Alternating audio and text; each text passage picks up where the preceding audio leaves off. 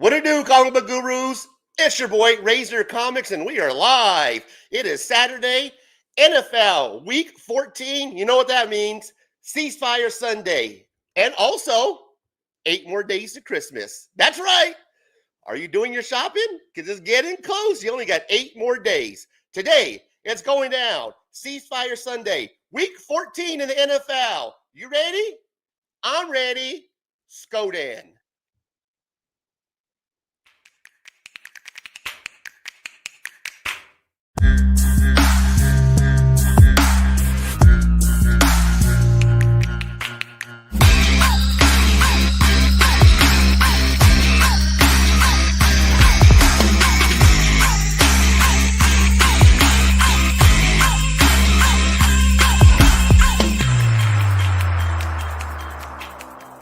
Who's ready for some football? Football!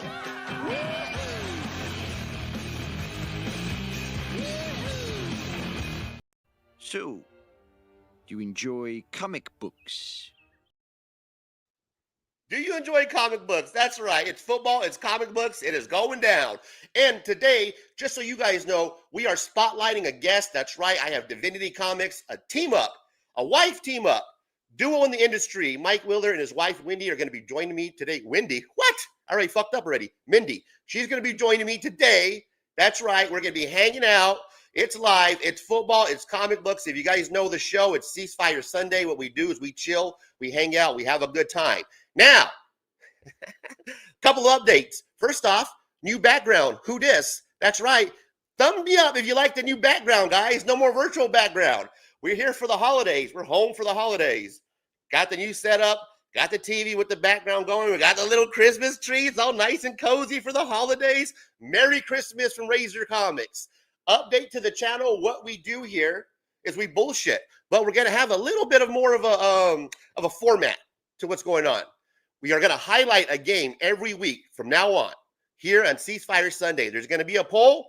You vote on it. I'm going to put it up usually Thursday or Friday, somewhere around there. Just look for the poll. Vote on the game that you want to watch for the afternoon game. Today, what we're watching is what's not even on yet. God damn it, hasn't came on yet. But we're watching the Ravens. That's right. Watching the Ravens, the Seahawks. There's implications in that game. The Bills and the Seahawks. There's implications in the Bills and the Seahawks. First place is on the line for the Bills. 51% chance of them taking first place in the AFC. So that is the game that we're going to be highlighting. That's the game that you voted on. You had some opportunities to vote on some games. If you don't like what we're going to be watching on the Gamecast, it's your fault because you didn't vote. So Bills versus Seahawks, that's the game that's on the Gamecast. So that's the game that I'm going to be watching. That's the game that I'm going to be breaking down. I'm going to be bringing the football to this whole thing. You guys are going to be bringing the comic books. That's the whole deal of the show. So I'm going to sit here, I'm going to hang out, and I'm going to talk football. If there's nobody around that wants to jump on, I'm going to talk football. If there's anybody that wants to jump on, the link is in the chat. This is a community hangout. Please keep it positive and drama-free, and we'll have a good time. You can jump on, you can show off your books, you can promote your channel while I sit here and bullshit about football. How's that sound? Like a good time? Great. So let's get to it. Today, my spotlight guest that we have on, going to bring them to the stage. Their names are Divinity Comics. They are a team up. Team up, I tell you. Wife, husband, duo. Bring them on. We have, first off, Mindy Wheeler. Thank you, Mindy, for joining us. Thanks for having me. The better half? Big Mike Wheeler. Thank you, sir. I appreciate you guys joining us today. Definitely, man. Thanks for having us. Yeah. Now, we do got some people here that's in the chat, so let's say hi, guys. We got GT Key Comics. He's always first. Thank you for stopping by, my guy. Les Crucius. Hello from New Mexico. Of course, Ben Jamhouse, who I thought was Mike Wheeler for some weird reason. Ben, I thought you were friggin' Mike Wheeler. I apologize, man. totally had you mixed up. We're having a Divinity Comics on, Ben. I will reach out to you. We'll get you on the show. I'm going to put the link in the chat, Ben. So you are welcome to join us, but I completely mixed you up with Divinity Comics. It was hilarious, but Ben, you are more than welcome. The link is in the chat. Please join us. I'll bring you on as soon as we add a couple questions for our spotlight guest today. Here's for Hire Comic Club. What up, my guy? Appreciate you stopping by. We got Derek. Hey guys, Eagles just survived a close one. I know. I got to check the updates right now to see if my parlay paid off. We'll find out. We got Darth, who voted. I think he maybe even voted more than once for the Bills game because that's what we're watching today. And we got Ben Jamhouse, who I thought was Mike Wheeler. Ben, I'm going to put the link in the chat, my guy. You are more than welcome to stop by. Heroes for Hire Comic Club. Of course, you're more than happy to stop by. Anybody's welcome to stop by, guys. This is a community hangout, okay? So this is for everybody. All are welcome. Everybody here is welcome. So welcome to the show. Welcome to the show, people. Welcome to the show. First off, thank you, Divinity Comics. Thank you, Mindy. Thank you, Mike, for joining us. I appreciate you guys. Thank you for stopping by today. Yeah, man. First off, you guys are a husband team up, wife, husband. You guys do comics together. I know that. The people know that. What I want to know is, and we were kind of discussing this backstage, Mindy, since you guys work together in comic books, is there a time, because Mike is the writer, right? And you do the artwork, correct? Correct. Okay. Is there a time that Mike comes to you with a story where he's like, check this out, babe. I got this sick ass story. You're not going to believe it. Let me show you what I got. You're going to love this. And then you look at it and you're like, yeah. Is there ever that, that uneasiness working with your husband? And sometimes maybe his ideas, I'm not saying, Mike, your ideas are not great. I'm just saying that maybe Mindy sometimes, do you hold back, Mindy, sometimes? Oh, we don't hold back at all. And that goes both ways. I think we've been each other's editors for years. And yeah, sometimes I'm like, I don't like the script at all. And then he's a professional writer, though. I mean, he's been writing since college. That was his major for a time. So he is very adaptable. And he's like, oh, okay, let me fix that. And he'll have a whole new version in 5 minutes. And I'm like, okay, well, I don't like that still, but that's coming along. And he's like, I'll fix that. And then I'm like, hell yeah, this script is fucking gold. So that's sometimes how that goes down. I'd say that's most of the time where, and sometimes he'll hit it right off the bat where I'm like, yeah, this is the best you've ever done. This is fantastic. And then other times I'm like, man, and we've come to understand about each other that we each have our own personal tastes.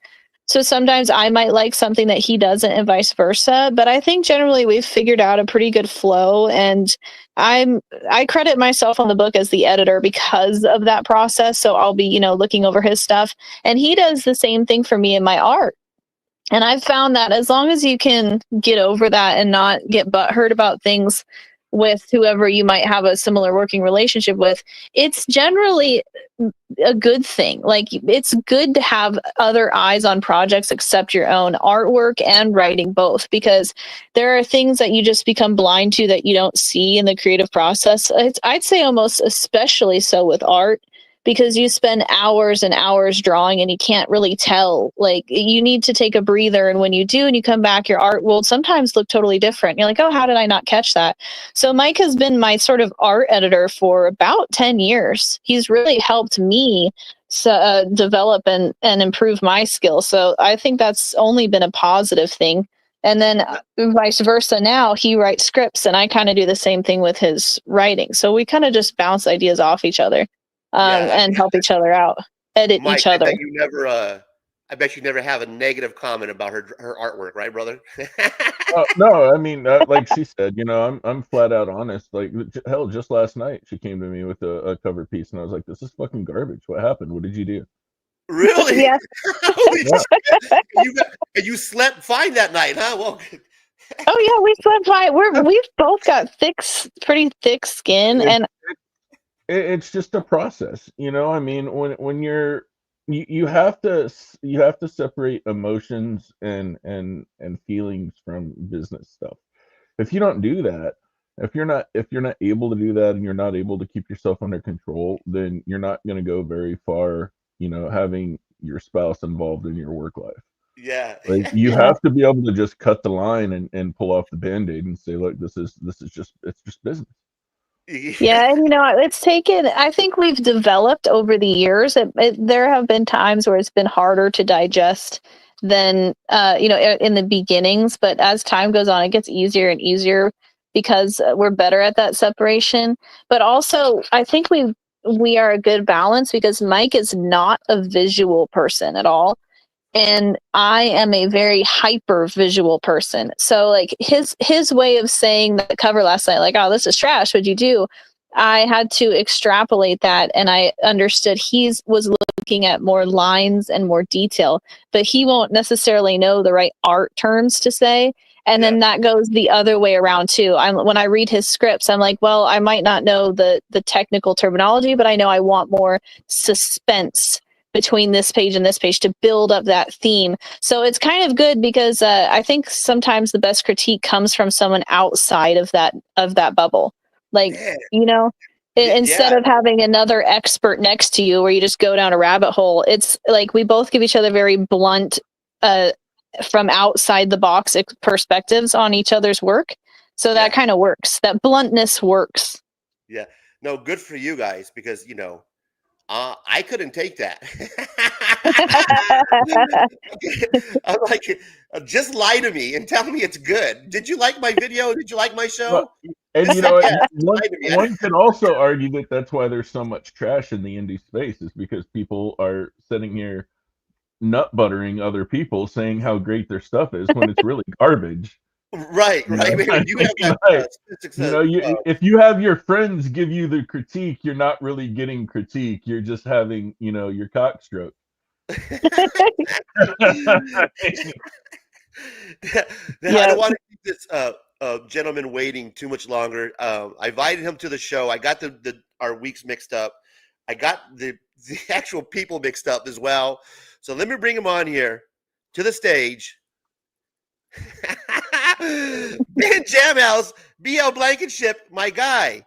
How's I it going, apologize, man? and there was just miscommunication, and I'm glad that we have you here on the show. And I got somebody else on the panel who's on camera who looks just as good as me. So thank you for stopping by today. Welcome to the Dude, show. thank you so much. It's a privilege to be on here. Man, these guys have been keeping pretty busy. I like looked them up and everything. And y'all, how long have y'all been putting out comics? April 1st of 2023 was our first book that we put out on Kickstarter. That's Mhm. awesome. Yeah, I just had Filippo Kersey do a cover for my Star Creep #2, which right now I'm pitching to like a handful of people. He did several covers for Penthouse Magazine. Does a good job. Y'all would be interested in getting him as a cover artist. Sometimes does a good job. He has Faye. It's on my LinkedIn and Twitter. He has one of Faye Valentine fighting Marvin the Martian on it. They all kind of look like girly book covers. It's like a parody satirical thing. So I said keep it like PG, but again, he's did a bit more of like PG-13 Penthouse covers and all that. Nice. Yeah, well, a lot of our stuff is rated M for mature. Yeah. But we're always go to the looking for extreme talent. stuff. I But think yeah, we always look for talent. But I mean, a lot of our stuff is focused on new up and coming talent. I don't really like using people with a lot of credits to their name. I find that I can get more quality and better performance out of people that are unheard of, believe it or not. No, you're the writer. Yes. Yeah. I do both. Yeah. So how do you write scripts for her? Because I've seen people do it different ways, and the way that I do mine, because I think like an artist, because I am one. I work like professionally as a graphic artist, Photoshop, Illustrator, that kind of thing, screen print, signs, and everything. Even though I've did comic strips and what have you, but I write it like an Excel document, mine, and so it'll be like the first line will be a page, and I'll have frame 1, 2, 3, 4. Because I've seen a lot that are kind of like puzzles to figure out, which artists hate that. That's like when a customer walks in and says, come up with something, and they don't mean that. They mean that they're indecisive and that they're going to hate everything that you show them. So we all want to spit when somebody says, come up with something, because they never really mean that. They're not that easygoing. How do you write yours? I'll show you. Just curious. I will show you. Okay. Oh, you're going to show us. Mike, while you're doing that, what was the name of the comic book that you guys created that came out back in April? Boobs Boobs. number 1. Boobs #1. Yeah. And ironically, I saw that there's 2 of them. Yes, Yeah, and we're about to come out with a third. third one in just a couple of weeks. But yeah, if you Boobs share my number screen, 1. Razor, I can show him Yeah, perfect. I'm exactly trying how I to write find my it. script. Sorry, bro. I heard boobs number 1, and I immediately went to Google, and you know I'm down that rabbit hole. It's on their website. All the If stuff you go is I to thought, let me if you check go out to this the one. private chat, you can pull up the Kickstarter for it later. But Oh, yeah, okay. this is how I do my scripts. Okay. Yeah, I think that's pretty standard. I think that most people do them that way, and so I'm sure like my way is doing it like weird. But I thought what would make this less complicated for the artist, and we have some that like English isn't their first language, but they're like the colorists or whatever, so it's not that big of a deal. You know, we have somebody that makes storyboards for I Shook, who I was hired on as the head writer for. And then like the stuff that I do independently, I just like kind of find an artist here or there. It's real bare bones, the stuff that I do. I keep the ceiling low. Do you That's do you cool, man. write anything down, Mike, or is it just you pull up your laptop and you start going to work, basically? Well, I start off with a summary, all right, and the summary is usually about a story arc. So I will do, you know, issue 1 summary, issue 2 summary, issue 3 summary, all in one Word document. And or if it's, you know, however many issues are in that story arc. Could be 1, could be 2, could be 3, could be 5. And then I will take those into a new Word document and I will expand on that summary. And once I have a good page and a half of a summary for that, then I will take that and I will go into script and I will start writing the script and the scenes. I'm trying to find boobs number 1, man. It's in the private chat. If you look at the Kickstarter links, if they're right there, boobs issue 1 is what it says right there. It's like the third link down from the very top. Boobs number 1, a lighthearted 38-page parody. Is that the right one? Yep, Yep. probably. Oh wow! Let me make Sounds sure this is like the right it. one. I think I So found how it. did y'all do on Kickstarter? How well did the campaigns do? I've always paid out of pocket. Oh, is this the one? We did good. Yeah, That's the that one. one made 28,000. That was my first Kickstarter book there. Wow, And this is then the awesome. yeah, it did well. It really launched the whole company. It was the success of Boobs, and um, you know, Boobs is a double entendre, which is funny, just that it's a double entendre. But Boobs also means foolish person. So it's this cosplayer who obviously has a nice rack, but it follows her around and it tells the stories of all of the stupid people she runs into in the industry. So it's sort of like a South Park way of describing indie comics where we make fun of everybody and everything, which was awesome because the comics industry kind of sucked when we were in it. We had a lot of bad experiences. So we took all those bad experiences and made them funny. And that's what Boobs is. And then it was a huge success. And so then that launched every other book that we have now. Yeah, this Yeah, is you open that thing up, you can see Rob Liefeld snorting coke off his table, fucking all kinds of cool stuff in there, man. Like issue 2, we made EVS fuck a frog. It's fucking hilarious. wow. Yep. These covers. Who did all the covers? On Boobs It's 1, I did. Yeah. You did Boobs 1. Yeah, I did the interiors. I've done all the interiors for Boobs, and then Boobs 1, I did all the covers for. Boobs 2, we started hiring out, and then Boobs 3, we've been working on launching that over the next couple weeks, and we have 2 or 3 covers ready, and those have been all me so far. Now So I'm not. she's Supergirl on number 1. She's Scarlet Witch on number 2. Who's she cosplaying as on number 3, or does it vary? Lady Death.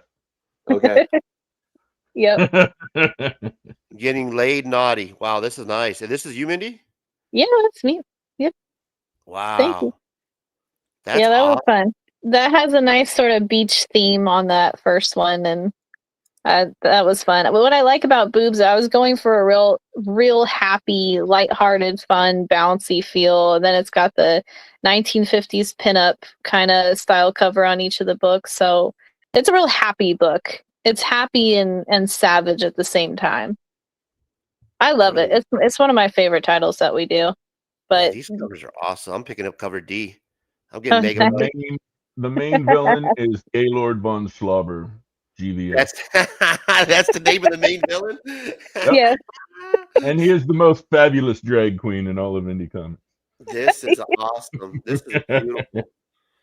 This is a Thank cool you. story too, man. I like the premise of the story. You know, the cosplay, her pervy beach love sidekick. How do you say it? Sometimes. Sunshine. And that's actually a real person. That was the name of my tool pusher when I worked in the oil field. And he talks just like Sunshine did. Like, I Oh, the mean, pinup that is a is real guy. sweet. Look at the pinup. Wow. Yeah, that was super fun. That's This nice. book was so much fun. Like the way Mike and I work, we just came out with our serious title, Dead Sexy, about a month or two ago. It's a zombie book, but everything up until that point has been comedy or action and comedy. And basically, what we decided to do was everything that made us laugh goes in the book. And we were very attracted to each other initially by laughing together. Like Sumchai, when we first met a long time ago, was one of the people we used to joke about. So it was really weird because it came full circle in like our marriage to include that character because that was such a fun thing. We had so many laughs about all that stuff. And so everything that makes us laugh, all of our inside jokes are basically our comic books. And there's the Kickstarter, guys. Take a look at it. I mean, if you guys know me, you guys know I love a good titty book. Going to be doing a show with my guy Scotty Vaughn, and I'm telling you guys what, I'm doing a show called Sharing Smut with my guy Scotty Vaughn, S Vaughn 82, and I'm Nice. hoping that I can get one of these covers in time for the show next week.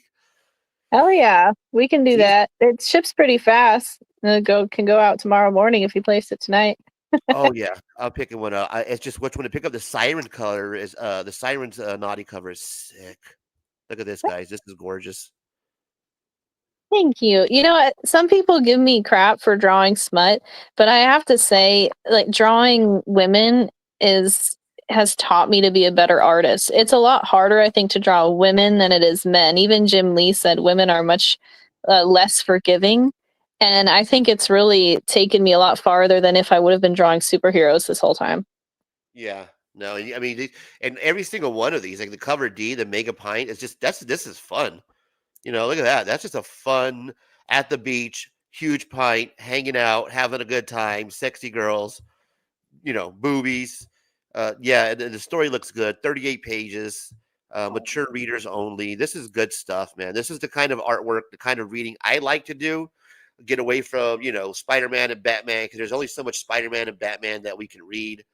So this stuff is amazing, guys. Take a look at it, pick it up. Yeah, awesome stuff, Thank guys. you. Now you all know that that's how Okay. Art Germ got his start, is that he was drawing like the sexy girl comic characters and all Yep. that. You get a bunch of that with Adam Hughes and everything as well.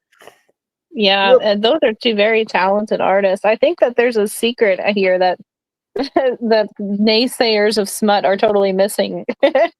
Oh And yeah. if you like that title, you'd really like G Busters. That one it's a tie for me of which one I like better. They're both so good and so much fun, and I think my art improved as well. If you go to our titles and drop down to G Busters, Here, I'll do a run through real quick. Share my screen real quick, Razor. You got it, buddy. You got it. that was a I'll fun do book. I'm fast. All right, this is the cover for Boobs 3 that's coming out. That's fantastic.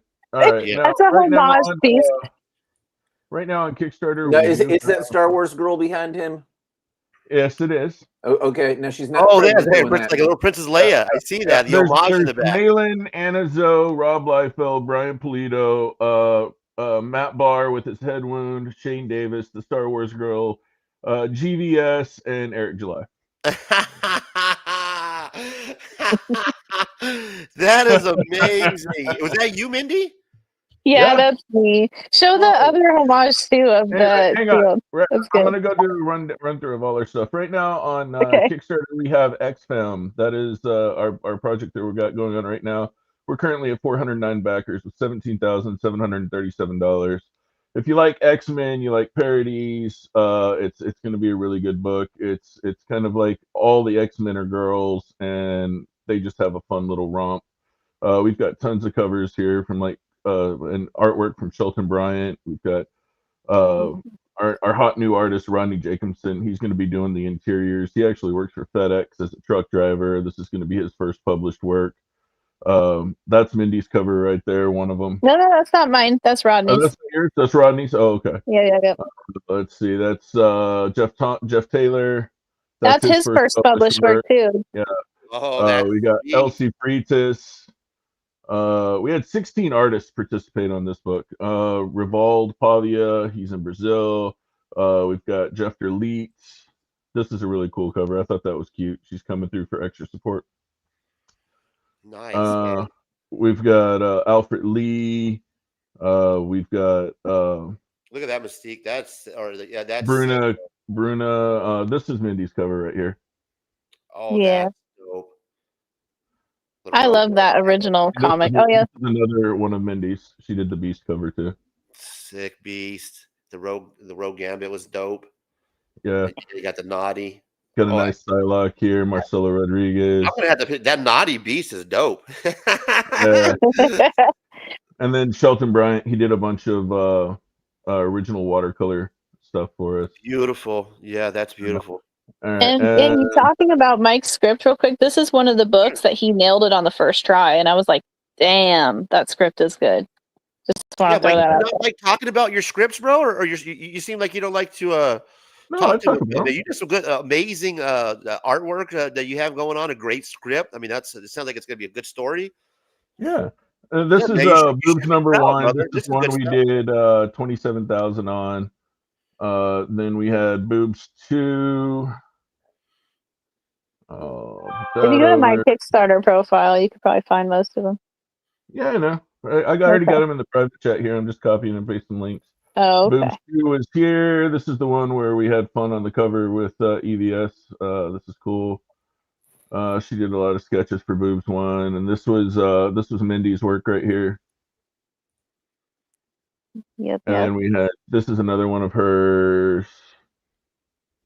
This is more of her stuff. That's Mike Chrome.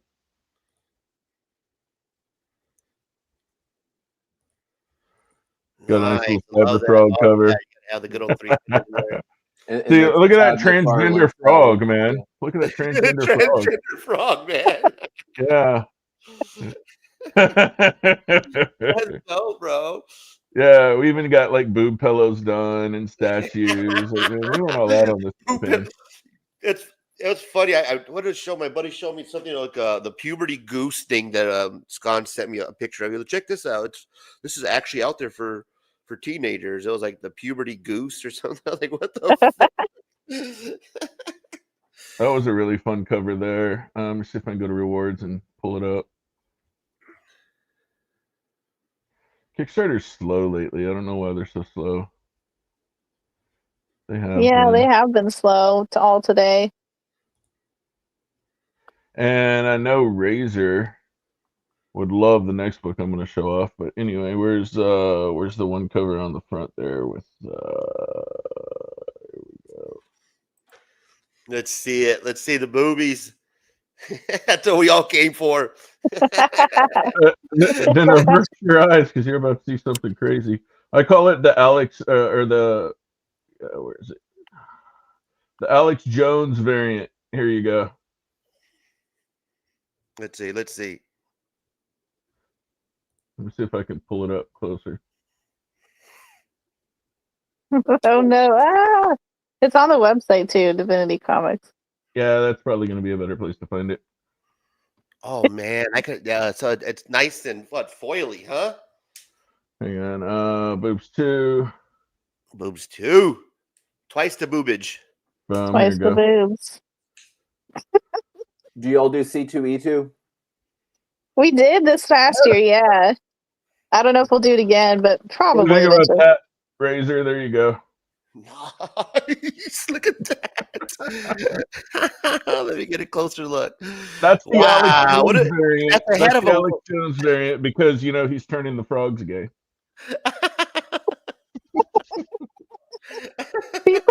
People were so flipping out over this cover, offended. They would stream about it. I think for like 7 months. They kept on streaming about that cover, all That mad. cover could be a top 10 You're cover. gonna love this book. This is called Trip Story, right? Now, this is a Toy Story parody, but all the Oh, toys are Trip high on on Trip weed. Story. Holy shit. They're all high on weed. Look at that. Bro, these are top 10 covers. I don't know what the fuck people are buying, but I mean, it's, they're not buying good stuff. They're scented. We fucking made all of these weed scented. Don't ask how. Straight out of Gary.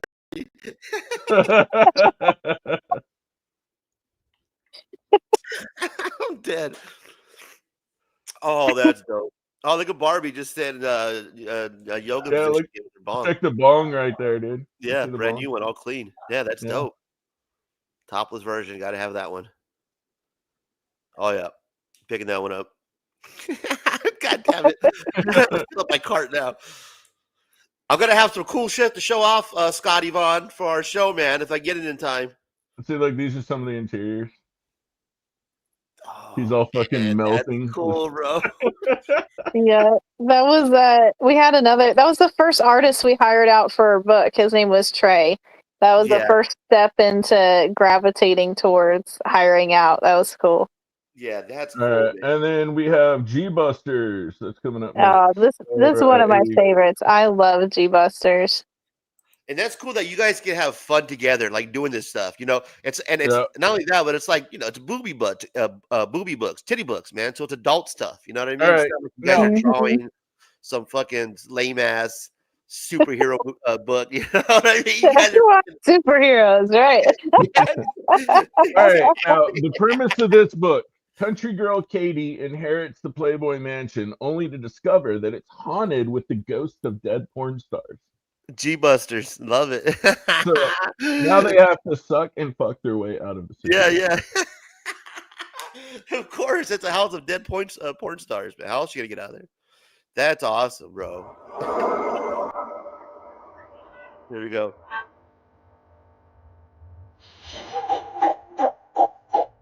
G Busters. You got this song.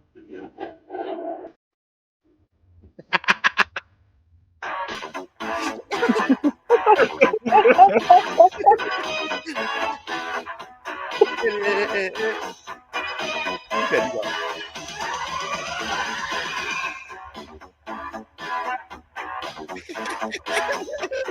Oh, that's dope. That's nice.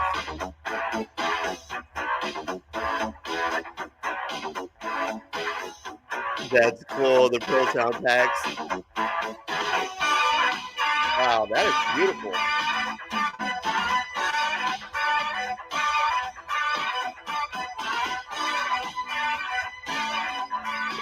Oh, they got trading cards. Yeah, metal trading cards, all kinds of stuff. We do it all. I love the trading cards. 11 by 7.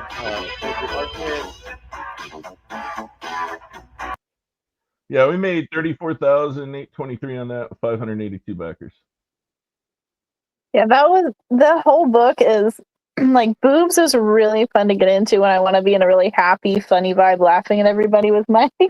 But G Busters was super cool because of all like the glow in the dark and the action. It has everything a comic book should, right? It's got the sex appeal, it's got action, it's got the fighting ghost. It was really cool to draw.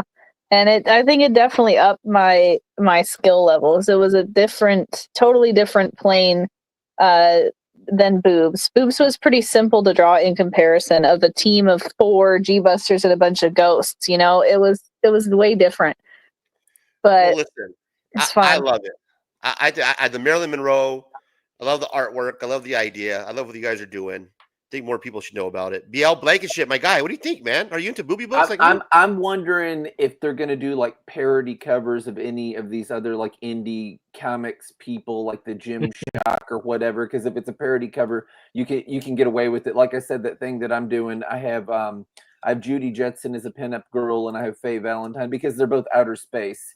So for like Star Creep or whatever, Had you thought about doing any like Gym Shock or anything like that? Because this is like better Not really. drawn than the Mandy summer stuff, but I didn't know if you all had thought about that or not. The stuff we do, we try to keep it as broad of an appeal as possible. You know, like we pick properties that we know that are going to move books.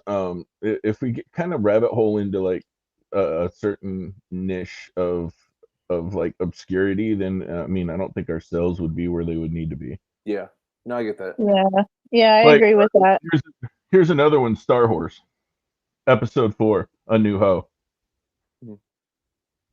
And this one we actually got in trouble for. Brian Polito ended up sending us a cease and desist because he thinks he's an 1860s plantation owner that can own skin color. And we stopped that with slavery.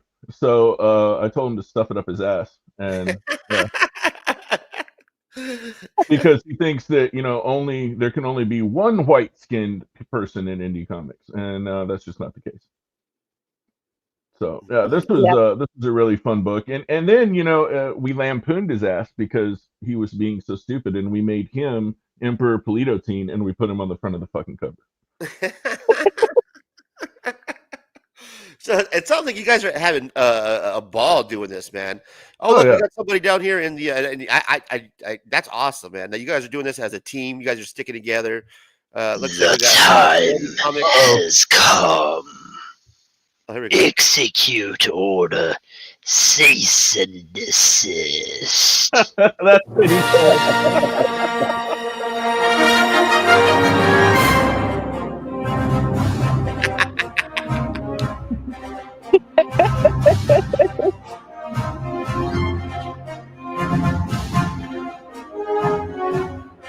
A new hoe. A new hoe. I thought it was going to say execute order. A long time ago, in a galaxy far, far away, the entire cosmos is under the rule of Emperor Polito Teen, a powerful sovereign who commands legions of fierce warrior women. Rebel spaceships, piloted by daring beauty, wage a relentless war against the Emperor's formidable forces. They fight for freedom, hoping to topple the Emperor's iron-fisted regime. During a daring mission, the rebels have obtained secret plans detailing the Emperor's ultimate weapon, the Dick Star, a colossal space station powered to annihilate the entire planet.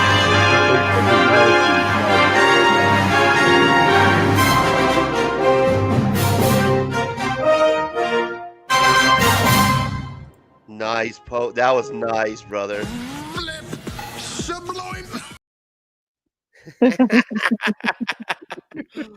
That was awesome, bro. Good stuff, man. Good stuff. We got Heroes for Hire Comic Club here with us. Thanks for stopping by, my guy. Appreciate you. Not sure if you met DL Blankenship. We got Mindy Wheeler, Mike Wheeler. It's nice to meet you guys. It's always nice to meet an artist and writer or something. I'm an amateur writer. My mom's an artist. I'm not the artist, but I don't got Niobe in the chat. What's up, Larry? How you been, buddy? But it's good to meet you too. I think creativity runs in the family, whether it's art or writing. It's all creative, right? Yeah. When I started this, I'm a fan of art and all kinds of art. I don't care if it's boobs or or not boobs. You know, it's cool with me. If you're a man, you're probably afraid of boobs unless you're, you know. But it don't matter. And I just got on. I got a show at like 6, but I just want to jump on. And Razor's been good to me. I helped him out when he got his 200 subs, and I got him 4 away. But I like that one, the George Perez homage. I might have to get that one. I saw earlier. That one's cool because I'm a big George Perez fan. But yeah, my guy's 4 subs away. He helped me out with a giveaway for my 200 subs, so I'm putting together a couple books. I'll grab them here in a little while that I'll show off a little bit later on the show that I'll be giving away. That he's going to be giving away for his 200 subscriber show tonight. So sub up my guy Matt, Heroes for Hire Comic Club. He's a cool cat, really cool dude. He didn't have to give any books to my giveaway. He just reached out to me and said, "Hey man, you know, I see you're doing a giveaway. Here's some books that you can provide, do your giveaway. So just me giving back. I help those that help me, support those that support Razor Comics. So yes, I will be putting together a cool little giveaway, about 5 books total. Please, U.S. domestic only, guys. All right, let's not. Oh yeah, we got you. I tell everybody on my giveaway, if you live outside of the U.S., you can pay the shipping, but I will. That's the only way I can send it. I'm on a budget, y'all. I collectible budget, but here's what I'm giving away tonight. If you want to see it, Razor. Yeah, let's take a look, man. The audience. Show the audience. Show everybody. Since I was the reason I got into watching YouTube videos about comic books in the first place was because of people like Lunch Bunny Comics and Cartoonist Kayfabe. And so in honor of Ed Piscor, who's not with us anymore, we're going to be giving away Red Room issue 1 and issue 2. And this one right here is kind of hard to find. And it is. I've got 5 of those. Yeah, I got both those. I love it. Now this is more of the superhero stuff. We got a Cable number 5 Tyler Kirkham variant will be in that giveaway, and I don't know who the artist is on this one. It looks almost like Delato, but I don't see a signature. It's Daredevil 5. Oh, nice. And put a little old school flavor in there. We got Web of Spider-Man issue 27. Okay. And we got Spider-Man Deadpool number 18. So that'll be my. And also, I don't have it near me, but I'll get it in a minute. Since it's the holidays, I thought I'd give away a copy of Rudolph, the DVD of Rudolph the Red-Nosed Reindeer on the Island of Misfit Toys. So maybe you can give it to your kids or your nephews or something like that. Nice. Hell yeah. I'll keep it tonight. Even if I don't get the 200 tonight, we're going to do it. We're just going to go ahead and give it away. No, you'll get the 200. He's 4 away, guys. So Matt, what all do you do on your show typically? I was just curious. Oh, on the show tonight? Oh, we usually, if not just a giveaway night, but we're also going to we do every week, we do like the previews for the new comic book day and show all the variants. And I go on the Key Collector app and show the trending 20 back issues. And we talk about a new movie or series coming out. And this week, we're going to be talking about that new Nosferatu movie. Dude, I'm so down with seeing that. There's so many things coming out on Christmas. I don't even remember what they all are. I just know the Lord of the Rings thing off the top of my head and the Nosferatu. But I saw something else that's coming out then that it's just like I'm thinking I'm just going to hit them on Christmas. Squid Game. And there's a movie. We might be talking about that movie, The Substance, with Demi Moore, a horror movie. It looks really interesting. And I thought we'd discuss that's what it. I'm thinking of. The Smile 2 one, I think that came out recently. That's been good. Yeah, it's good. I'm halfway through it. It's badass so far. They kicked it up more than the first one in the second movie. They sure did. I don't want to like spoil the end, but they'll have to do something dramatically different because of how it ends. It could be all like Bird Boxy or something because of how the movie ends. But I'm not going to say. Yeah, I think it's better than the first one so far. It is better than the first one. I watched a documentary last night that I'm just not gonna lie, it legit made me cry. It was about the documentary about Christopher Reeves. That's a good documentary then. It was really good. And I watched a documentary series. I just got HBO Max because they had like a Black Friday deal. And they had a documentary. It was like a documentary series about the history of DC Comics. Mm-hmm. And, you look at the comics, though, like we were talking about earlier, like today, I'm like, you know what? They just don't hit different than they used to back in the day. You know what I mean? Did you watch Penguin? Yeah. Oh, I love it. That blew me away. You can't even tell, like, it's just the same with the movie. You can't even tell that it's Colin Farrell. If I didn't know it was Colin Farrell, I would have not known it was him. Yeah, no, Penguin is definitely the series, hand down the series. I don't care what anybody else says. Like, there's a lot of there's I think like Lois and Lane. What is it, Superman and Lois? It ended well. It ended way better than a lot of the series do. Yeah, and the one thing I'll give credit for Superman and Lois is they didn't have the budget like some of these Netflix or somebody has to do that show, and they still seem to pull it off pretty good. It's way better than Supergirl ever was. So, but yeah, a lot of those CW shows like that. What was that one? The I can't remember. Was the one they had all those heroes together? They travel through time. That show was a clusterfuck. The new Alien show on FX looks good, man. It was Alien Worlds, some shit like Oh, that. oh, I cool. watched the first episode. That's good. I That's read pretty Alien Worlds by date with Dave Stevens. I have a couple of those covers somewhere. I know that, but I might be getting the name of the title wrong, but it's on FX. It's one of those new Disney projects, but it's pretty good. The first episode came out did pretty any of good. you guys see Alien Romulus? That was pretty cool. Speaking of what you do on your shows, Mr. Blankenship, do you want to let us know what you do on your show? Oh, sure can. By the way, I was going to tell you the other movie because I was like looking it up. I can't stand it to know something and not remember. A Complete Unknown. It's about Bob Dylan. It's like a movie about the Oh young Bob yeah. Dylan. I like Bob Dylan anyway. Yeah. So I'm the head writer for I Shook Comics, and we have the I Shook Comics podcast, and we just talk about the whole creative end and all of that.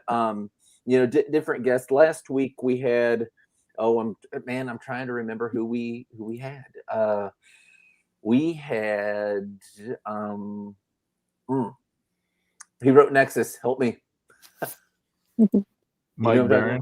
Yeah. Yeah. We had Barron on there, and then we had Al Nickerson as well.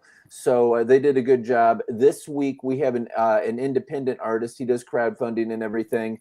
Von Claus. I don't know if any of y'all know Von. The book that I read of his was Terror in the Trenches, and I thought that it was a really good rendition of the Black Terror. So we'll have him on there talking about crowdfunding and what have you. And the week after that, we actually have. I feel like he's really a big wig, and I haven't publicly announced this, so it's happening right now on Razor's show. We have Steven Silver coming on. He's the man who hires for Disney and the animation department, has his own art school and everything. A bunch of like nice creators coming on. Chuck Dixon's going to be on in January, but I mean we've got a number of them lined up. Probably a handful the week of Christmas, but that's going to be a Monday show instead of a Thursday. They're usually on Thursday at 6:30 p.m. Eastern Standard Time. I always say like NYC to people too, because it's like the time it is in New York. So yeah, it should be a good show. Hey, also this Friday, never been on the show, never watched the show. He's going to be doing some interviewing me, talking with me and stuff. I sent him a Dropbox where he could read 3 of my comics for free. I will be on Tony the Frog's show, here on YouTube. So that'll happen on Friday at, I think it's like 8:30 my time, Eastern Standard Time. So it'll be earlier for you, Razor. You're in Mountain Time, ain't you? Yeah, you know it, bro. Now you got quite a setup behind you, and now that's a virtual setup, right? That's not your. It's totally a virtual setup. I was gonna say, man, that is a fucking wall.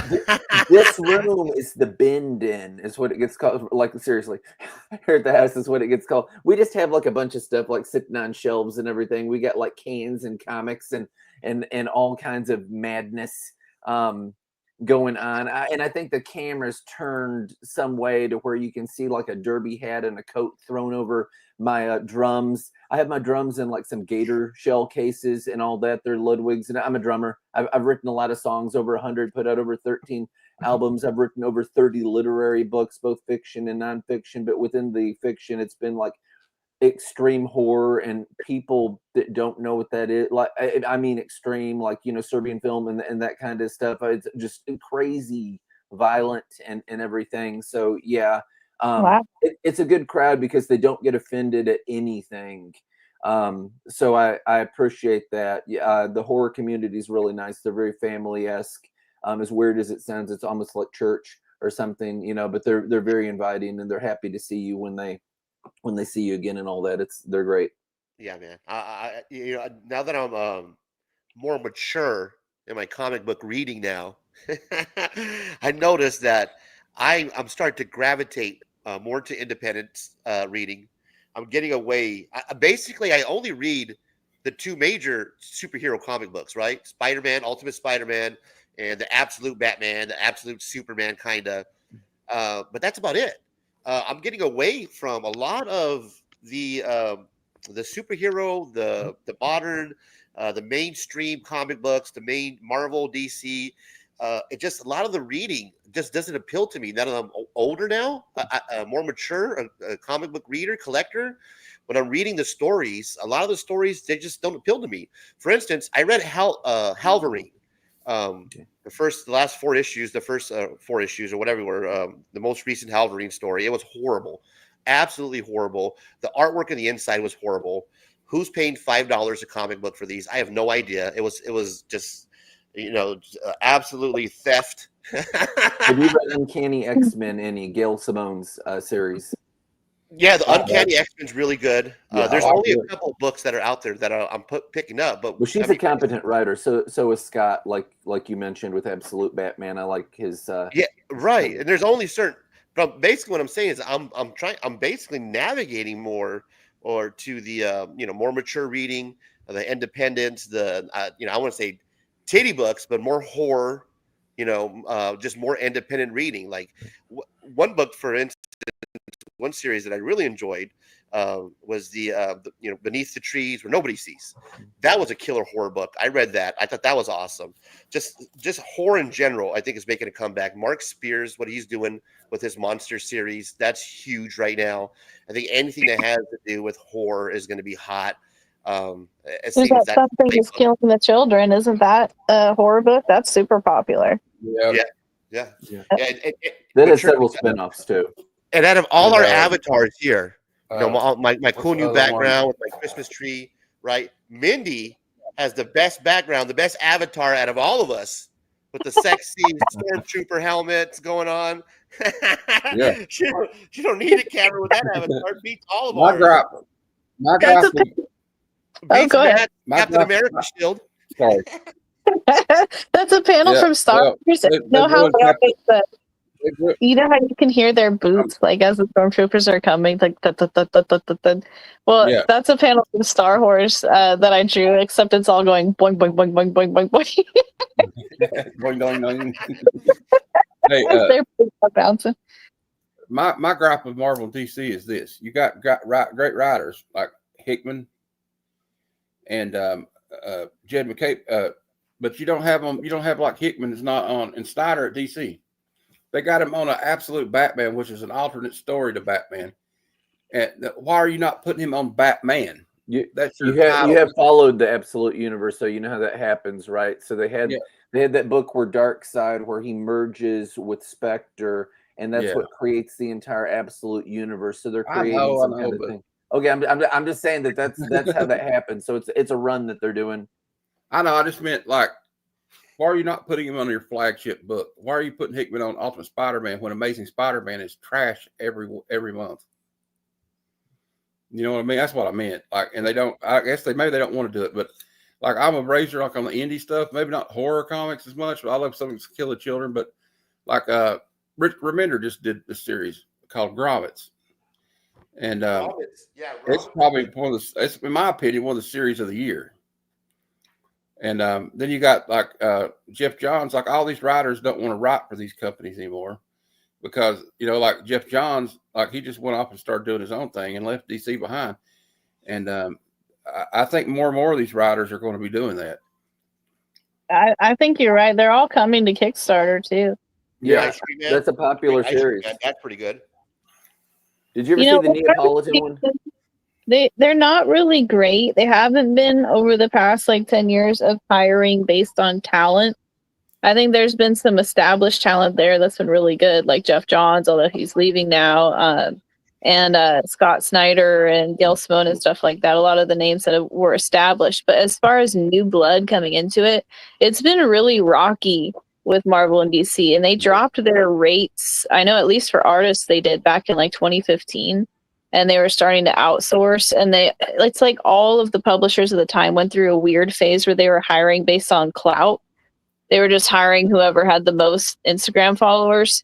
And I think that backfired on them. So, because that's not really the way that you should do it if you want a lot of quality product. I think they're just still going through that. They made some mistakes. No, Derek, it doesn't smell of mahogany. It smells of weed and old comic books, of golden age comic books. And of sweet, sticky, that sweet, smelly, sticky weed. But that is a sick reference, bro. I like that reference right there. Sick reference, though, bro. Oh, thanks, bud. Have you already I know that Snyder did write for the original Batman, but I guess just call me old fashioned. I wish he could just go back to writing the Batman. Although I like what I can't say his name. Zdarsky did. Sorry, I get tongue tied sometimes. I didn't get much sleep last night. What he was doing, but he's leaving Batman. I don't know who's going to take over that series now, but like a lot of the things that are like to me, I like, and I heard BL sitting down here talking about like the horror community. The one thing the horror community, you wouldn't believe it, but most of those people are some of the nicest people you'll ever meet. They are. You know. And, have you read Ain't No Grave at all? It's a supernatural western. Have you read that? What is it? Ain't No Grave. Yes, Scotty Young. Scotty Young's name is money right now in comics. Whether he's done the cover, Razor knows that he bought a whole bunch of Scotty Young covers. I saw that, but Scotty Young, yeah, that's money. I hate Fairyland and all that stuff. Ain't No Graves wrote well. It's very competent supernatural western. I've been reading this one. Have you ever heard of a company called Black Box Comics? Yes. This one right here is really cool. It's called Deadly Trails. Hang on. Let me make you big. And it's like High Plains Drifter meets Spawn. You know. Okay. It's kind of cool. But I recommend that one. And I like some of that stuff. Like I'll never fully quit the. And I want to show you guys what I got the other day for $1 in a flat. Well, I mean, it came out to that in a flat rate box. It's signed by Dan Panosian. Nice. But anyway, Dan is such a good artist. I love his work. But you take me off the big screen. I just wanted to like show you that. But like, so I try to read out everything. But I guess the part of me will always have a soft spot for heroes. But I agree with Razor that a lot of that stuff, a lot of people our age are moving away from that stuff. And I think the best thing in indie, well, not indie comics, they're in the mainstream, but I think the best thing going in the mainstream right now is Ghost Machine. Oh, I agree. A lot of the titles that they're putting out are just fucking phenomenal, and to see what happens when you just let these guys go and create, that's something special. They're doing a lot of good work over there. Let me show you what I'm reading. I heard somebody. So I started reading this because, again, you guys know me. I'm a rookie, right? I don't know shit about comic books. So I picked this up on Amazon during the Black Friday special, whatever, cyber deal. $6. It's the compact version. Let me make myself big. But this is the Grant Morrison, Frank Quietly. Fuck, man. I can't make myself big. What's going on? Here we go. All-Star Superman. Killer story, man. Just started reading it. Superman, spoiler, just circle the moon, circle the sun, excuse me, right? So he just came back from circling the sun, and so his cells are bursting with solar radio, radio action, radio. His cancer, right? Yeah, so I'm at that part where he just got back, and they went and arrested Luther, so. Yeah, it's pretty cool, man. So Superman's Forbidden Room. It's an excellent read. Grant Morrison and Frank Quietly. It's one of those little compact books. I picked it for like $6, but I started reading it this morning, and it's amazing. Great Grant read. Morrison's one of those writers that if I see his name on something, I usually try to check it out. Did you ever read Batman First Night? Yeah. I love Batman First Night. It's like it was made for me. I like it that much. The artwork is super old school, like realistic looking artwork, and it's set in the 1940s. They've got somebody flying in a biplane shooting machine guns at them on the bridge and all that. It's awesome. I liked it a lot. It's the big-eared, purple-gloved Batman too. It's real old school. I think they even have him in the red car, which was the first Batmobile. He just drove a big red car with a huge engine. My favorite stories of Batman are still Shadow of the Bat. That whole fucking run, I love that. The entire run was phenomenal. Is your favorite movie though The Batman? Because that's where I stand at. The Batman and the Penguin. When somebody said it's like 7, that just pulled me in. I love it. Well, my favorite Batman movie is still the original Batman from 1989. I think that one was. Now the original Batman movie was with Adam West before that. I don't know if you know that, but yeah, I know well, what I'm you talking mean. about major motion picture. Yeah, no, I get you. Some days a man just can't get rid of a bomb. I love that part. Derek says that Zdarsky is wonderful. Him and Daniel Warren Johnson are probably my faves right now. Oh yeah, Daniel Warren Johnson's killing it. I like Jonathan Hickman doing a good job on Ultimate Spider-Man, man. I'm so in love with Ultimate Spider-Man. Has anybody read Aliens versus Avengers that Hickman's writing? It's pretty cool. Now, as into Keaton as you are as Batman, which again, that's the Batman that I grew up seeing too. I was born in '81. What did you think about the Flash when they came back and they had him reprise his role as Batman? Because I liked that movie. There's people that give it a lot of hate. Movie. I thought it was fine. I don't know what the whole critics uproar about. Huge fanfare. Movie was. I thought it was all right. It had all the fanfare. I just didn't like the actress playing Supergirl, but I think she's just supposed to be an alternate universe Supergirl, so that's cool. She was. It was great seeing Michael Keaton in that costume again. Oh, he was fantastic. Yeah. He made the movie. It looks like the Bills just scored a touchdown. It's 14-7 now. Now they're coming back, man. Looks like a good game. Well, I had to quit watching ball this year because I'm a Bengals fan and they stinking it up this year. So, yeah, Mike, Wendy, who's your Mike, Mindy? I keep calling you Wendy. Who's your favorite football team? Huh? Who's your guys' team that you guys rep? I like the Broncos, but they haven't won in years. I don't follow football. I'm a loser. No, you're bringing the comic book portion to the football and comic books. Trust me, you're definitely not a loser the way you draw. Yeah, Mindy's too busy drawing to watch a football game. Yeah, my problem that I'm going to have this week with Mindy is trying to figure out which cover of hers am I going to buy. Ooh, I can't wait to see either. That's fun. It's fun for me to see what people like. I'm going to be checking the card to see which one you got. I shared. Oh yeah, guys, I shared your Kickstarter on my Facebook group page. So. Oh, thank you. Yeah, you guys are awesome. Let me see which link do you want me to share? The Dead and Sexy. X-Fem. That's the one that's going now. Did you share the X-Men one? Yeah. Okay, let's see. I got boobs. That one too. I shared the boobs one. I'll share that one too. I don't think you dropped the X-Men. You dropped Dead Sexy. It was the very first link I dropped in the private chat, right underneath your StreamYard link. All right, this is the first link you dropped. So if it's not the right one, it says X-Fem at the end of it. Then it's your fault. Guys, I got to get ready for my show, but thanks for having me on. It's nice meeting you guys. It was awesome meeting you. Yeah, man. Yeah, good luck, brother. Take care. You one right there, Mike. You can come on. You can come on my show anytime you want. I do an interview show sometimes. So yes, please sub up. Matt, Heroes for Hire Comic Club. He's what, 4 away? Where are you at right now? You should be at 200, man. There's only 4 away, guys. Let's please click on his link. Let me check it. Where are you at? Let us know. Let me check it before I leave. Heroes for Hire Comic Club. We got to get him there. Like, come on. We're doing the giveaway regardless of whether we're there or not, because we'll get there. But I had 201, and then I woke up in the morning and it was down to 108.89 the other day. Yeah. And where are you at now? YouTube kind of messes with you, I think.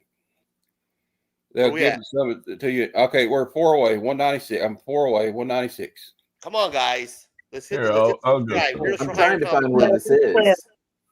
I'm looking for his page. I'll drop the link in the chat if you want me to, Razor. Yeah, drop the link, bro. Drop the link. While you're doing that, let's bring this guy to the stage. Guess what? We're talking independent comics. I got a guy who knows independent comics. I got a guy who creates independent comics. Niobe, welcome to the stage. Hang on, Niobe. Before you get started, let me welcome you properly. And I messed this up earlier. I missed this. Let me welcome you properly to the show. Welcome to the fucking show. Well, I'm fucking be here. Welcome to the fucking show, my guy. Niobe, please introduce yourself. This is Heroes for Hires Comic Club. Not sure if you know him. My guy Matt. We got BL Blankenship, Mike, and Mindy Wheeler. Oh, I know the Wheelers. We go back long time, GI. Yep. Is that a good thing or is that a bad thing? Now, this is Ceasefire Sunday, Niobe. You know the rules, he's our Canadian friend from beyond the ice wall. I live up in the igloos, the Canadas of your souls. I love your I like avatar. Niobe's a cool cat, man. So Niobe, what do you think of their of the comic books that they have? Boobs. Look, I watched it from the beginning. You know, I like I said, I've known the Wheelers for years. We fought, we got along, we fought, we got along. Look, they've been through a lot. They've earned their success. I mean, they've done phenomenally well on Kickstarter, and they took a lot of shit to do it. Thanks, Larry. There's Matt's link, guys, for Heroes for Hire Comic Club. I'm going to click on it, make sure that I'm subbed up. Congratulations. I just subscribed. It says you got 200 subscribers, man. Awesome. Yeah. Thanks, guys. As far as an introduction, I do comic books as well, Niobe and Savage Sin. Niobe, which is published through Antarctic and available at comic book shops everywhere. There you go. Yes, let's congratulate Heroes for Hire, Matt, because I know that was one of your goals, man. You hit it. You're at 200. Let's stop 500. Once you get 500, you get monetized. Uh-oh. Yeah. I'll be like that. I'll be like that. They should have never gave me money. Congratulations, man. Have fun at your giveaway, brother. That you're a good guy. You deserve it. All right, we got the 2 giveaways coming on. It should be a fun show. And one more thing before I go. Comic Conversations and Razor. Hit me up on Instagram. I'm trying to get guests for February, but I got a very special guest coming in February that just agreed to come on my show for the interviews, and it's going to be comic tropes. That's a big guest. Yeah, that's a big guest. Comics Bueller, he's tentatively agreed. We have to work out what time and day that he can come on. But Rob's Fat Stacks of Comics will be my guest Tuesday at 8:30 p.m. Eastern. So, and whoever wins the giveaway tonight, just hit me up on Instagram, Razor Comics 602. I'm going to get some books together. I'll probably have it together by the end of the show. I'm going to take a break at some point within the next 3 hours and get up, and I'll grab and show off the book. But U.S. domestic only, and then hit me up on Instagram, and whoever wins, I'll get the books out to you within the next couple weeks. And we'll just call it your mystery giveaway since we don't know just yet what it'll be, but it'll be something fire because Razor has some cool books. He may have just started out collecting, but he's got some good books. So, yep. All right, guys. Excelsior, Stan Lee would say. Excelsior. Congratulations. Thanks, Matt. Hey, LP, we have a situation with Boobs 3, and I want your opinion on it. This cover could be very problematic. What do you think about it? Oh, hey, I want to see it, so I know. Share my screen real quick. I can't comment until I see. Is that problematic? Oh, Mike, what are you doing?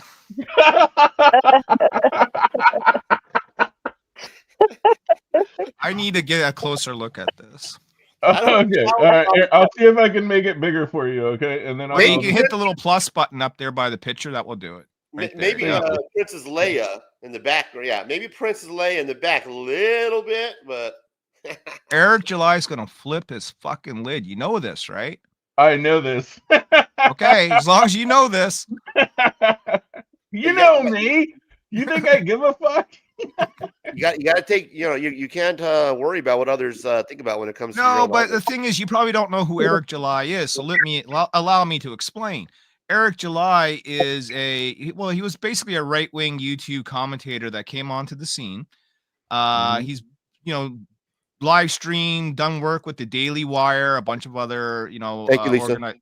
Organizations. He started making a comic book a few years ago called Isom. Broke the mold with independent comic books in a sense where he raised over $3 million for his books. Okay, we're talking on his own website. Yeah, on his own website. We're talking about trumping Polito, trumping Common America, just dominating, destroying Comicsgate and Ethan Van Sciver to the point now where Ethan Van Sciver and Eric July are in a full-blown 2-year chicken war. Okay.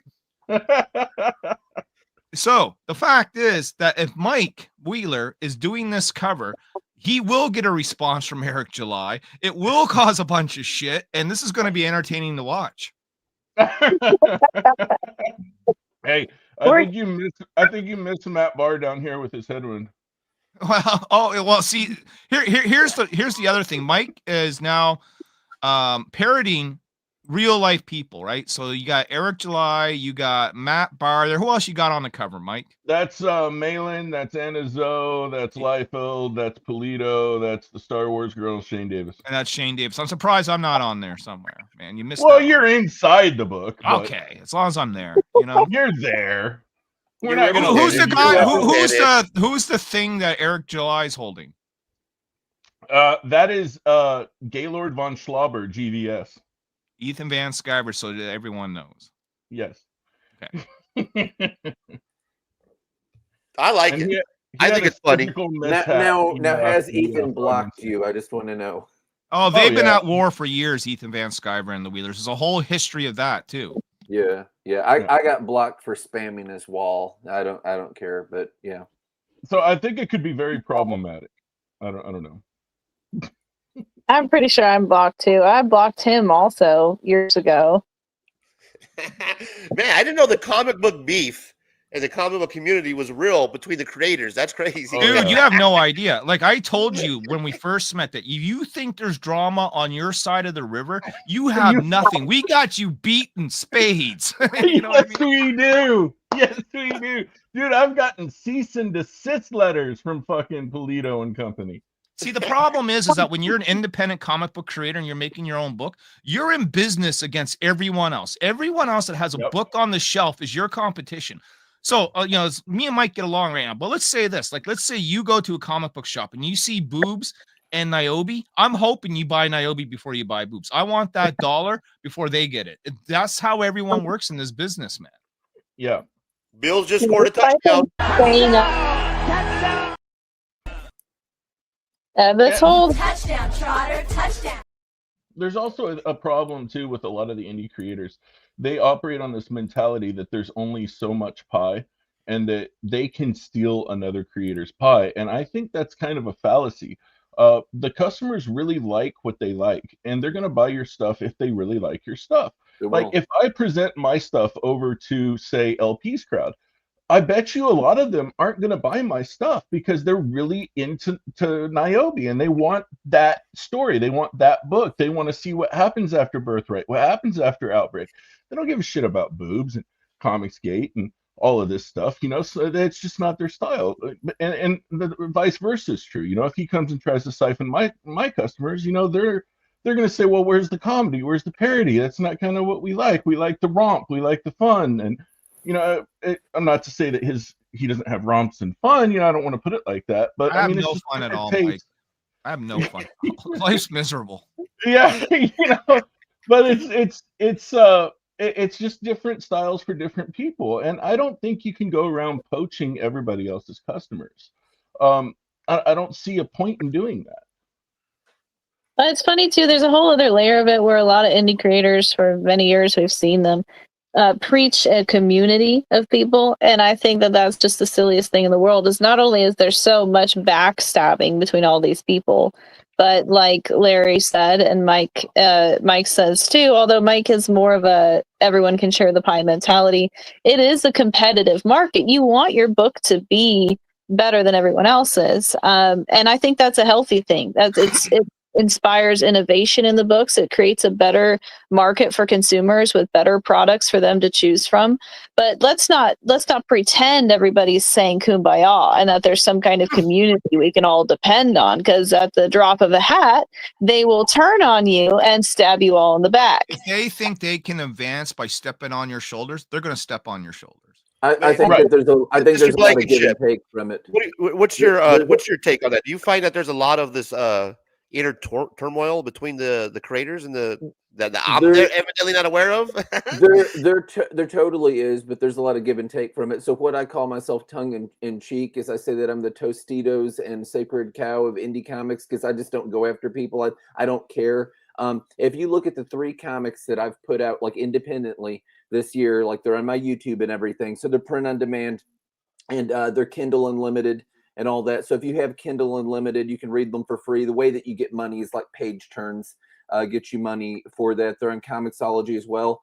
They're the prices that like Marvel or DC is, which means that unless I sell like a crap ton of them, I'm not really making any money. I'm making like $1 per sell. on any of those. And the reason why is because this year I'm just trying to get my foot in the door.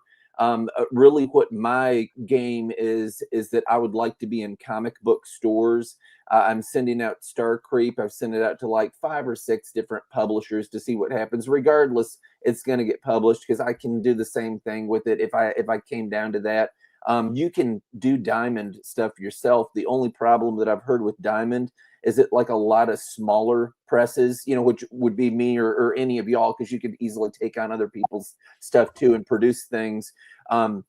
Is that they have 90 days to pay you the money, and I've heard that sometimes they stiff people beyond that. So if you're Marvel or DC and you just have money coming out your nose, you're fine. But anybody else, it's going to devastate you financially because you're paying that. You're buying comics in bulk, and that's how you're making your money, because you're paying less than $1 per thing, way less depending on how many you get. But if you're buying like less of them, they're more expensive. Or if you're doing print on demand, they're less expensive. You just don't have the overhead if they're print on demand. So I mean, there's a lot to it. But I mean, I would like to get in stores. There's a new thing, by the way, and I don't know if it'll happen or not, but it's hard.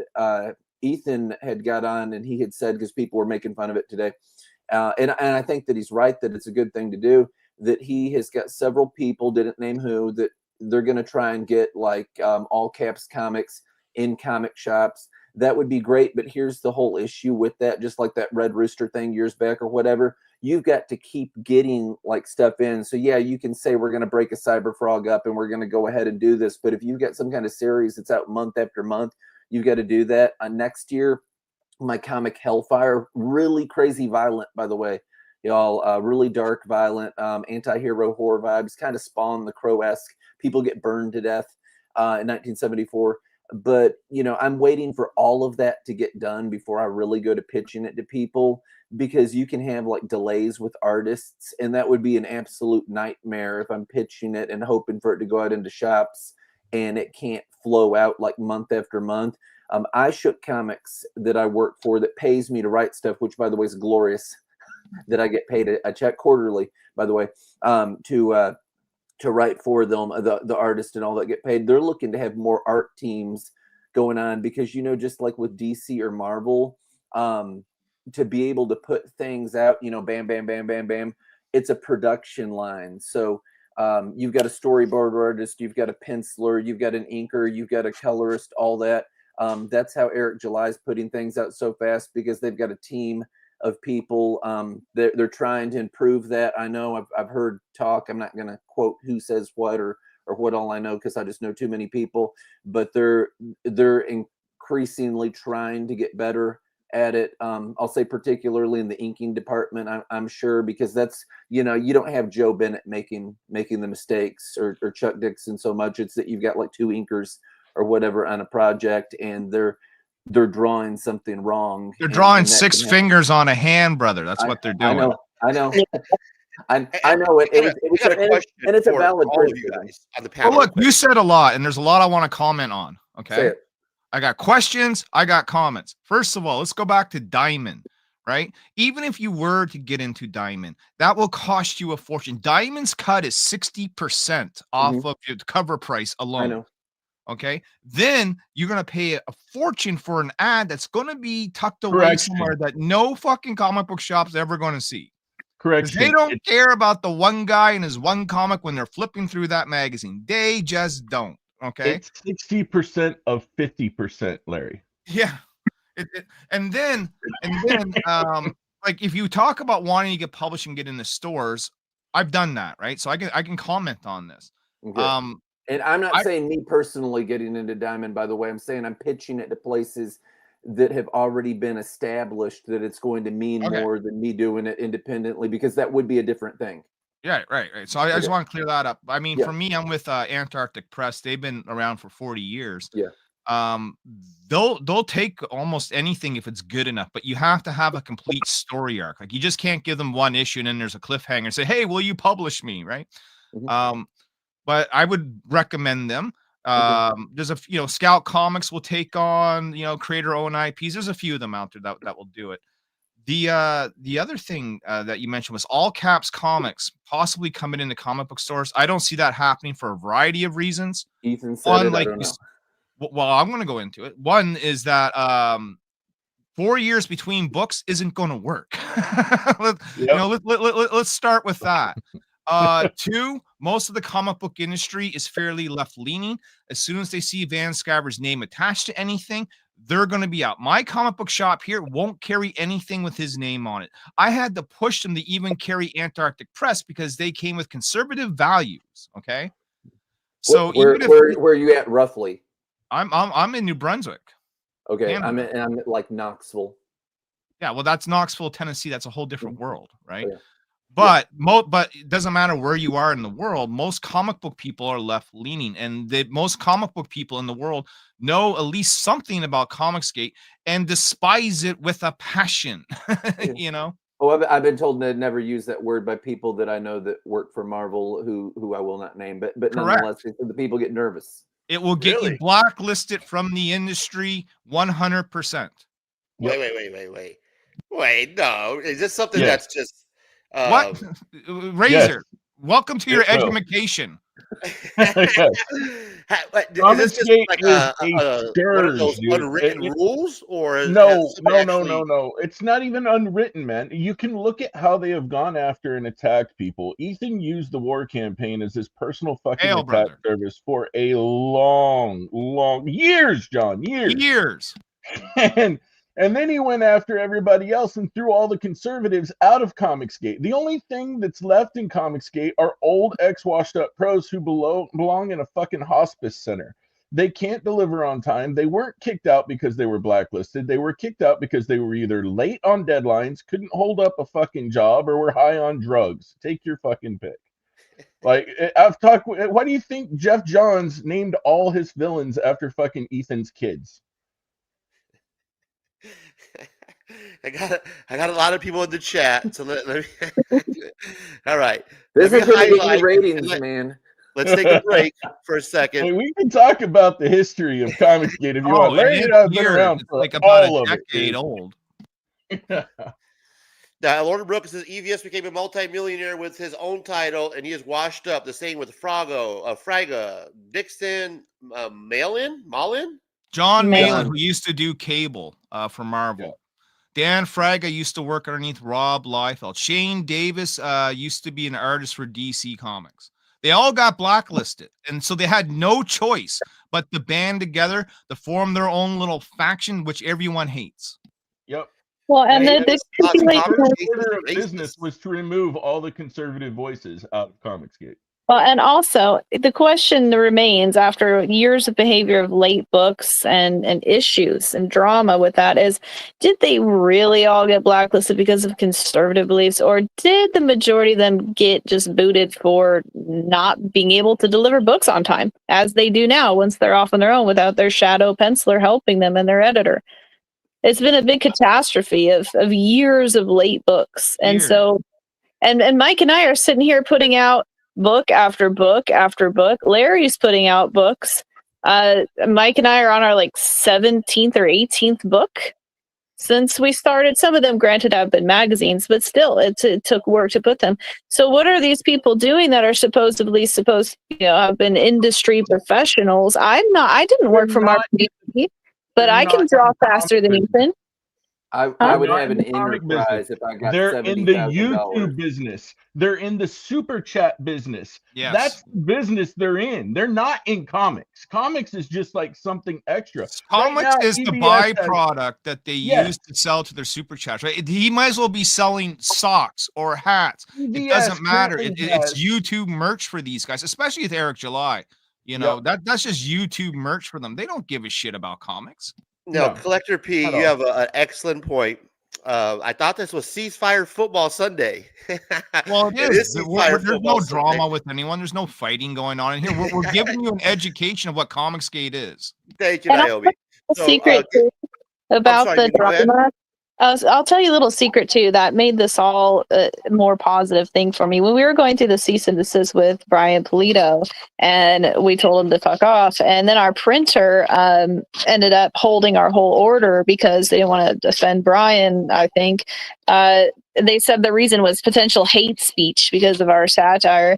That would cause a whole mess. We were going through all this, and we went to a show. It was Fan Expo here in Chicago, and one of our backers, who's been with us since Boobs One, we were talking, and he was telling me how this is good entertainment for them. He said, what you're going through reminds me of Image back in the day, and how they broke off and they were rebels, and that his conversation really illuminated it for me. The fans, even though there is drama and it gets taxing being a creator going through it, a lot of the fans, I think, enjoy it.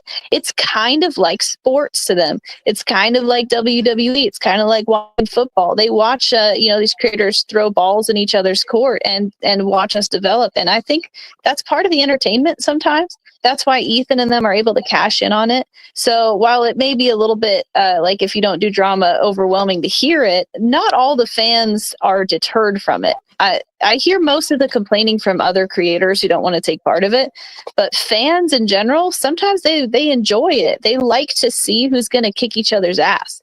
They like to see who's going to, take a challenge and do something positive with it and grow bigger and stronger. So I'll just throw that out there.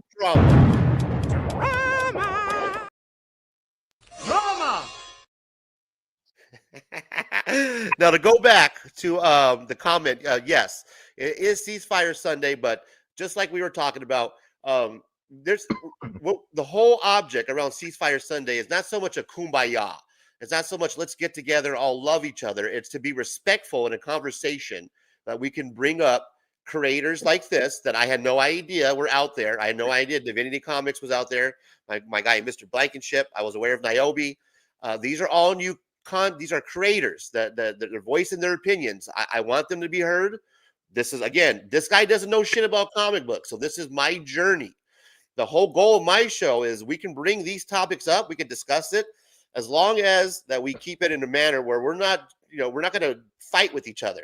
So we're bringing up these topics, and they are giving their own opinions. They're not my opinions. I don't know Comicsgate. I'm not sure if they're racist. I have no idea. I'm listening to what they have to say. They're giving me their opinions on their background, on what's happening in their world that I was not aware of. So, guys, I understand that you have concerns about the show, but that's what the show is about. The link is in the comment. If you want to join, you're more than welcome to. Let me run through some of these comments because I want to stay up with the chat. I want to show love to the chat because everybody's stopping by. So let me get through these comics real quick, guys. Back up. I apologize, but yeah, I just wanted to clarify a couple things. I know there was a comment here. Be careful with Niobe figure drawing. Yes, Niobe had a situation where there was a live stream that was with Marcus Circumcision from FOC and Chill. That's a whole different situation. That's been resolved. They've talked about it. Niobe has apologized. Marcus has already accepted his apology. So that's already we moved on from that, my guy. These idiots need to really research before they speak in the chat. Dude, hey, you know what? That is just a big nothing burger. I use the fucking word monkey all the time. So I mean, I don't care who it is on the other end. I'll be like, man, that fucking monkey can't get shit right. It's just a turn of phrase. It's not anything racist. That's ridiculous. You can draw faster than Bunchiver. In no way can you draw better, says Lord of Brooklyn BK for life. My guy, thank you for stopping by. Yeah, okay. Let's see. A+ losses as of now. I'm fucking with Lifeline Comics, a queer comics creator. Their YouTube channel is at Comic Uno. Okay. Luis Mendoza is giving us an update. San Fran 24 to Chicago 0. Holy shit, bro. That is a blowout. Thank you for bringing the football and comic books. More comic book talk today than we'd have football. Boo! I just gave him a shout out, Derek, for bringing some football into the conversation. You gonna boo the guy? Come on, bro. That's not right.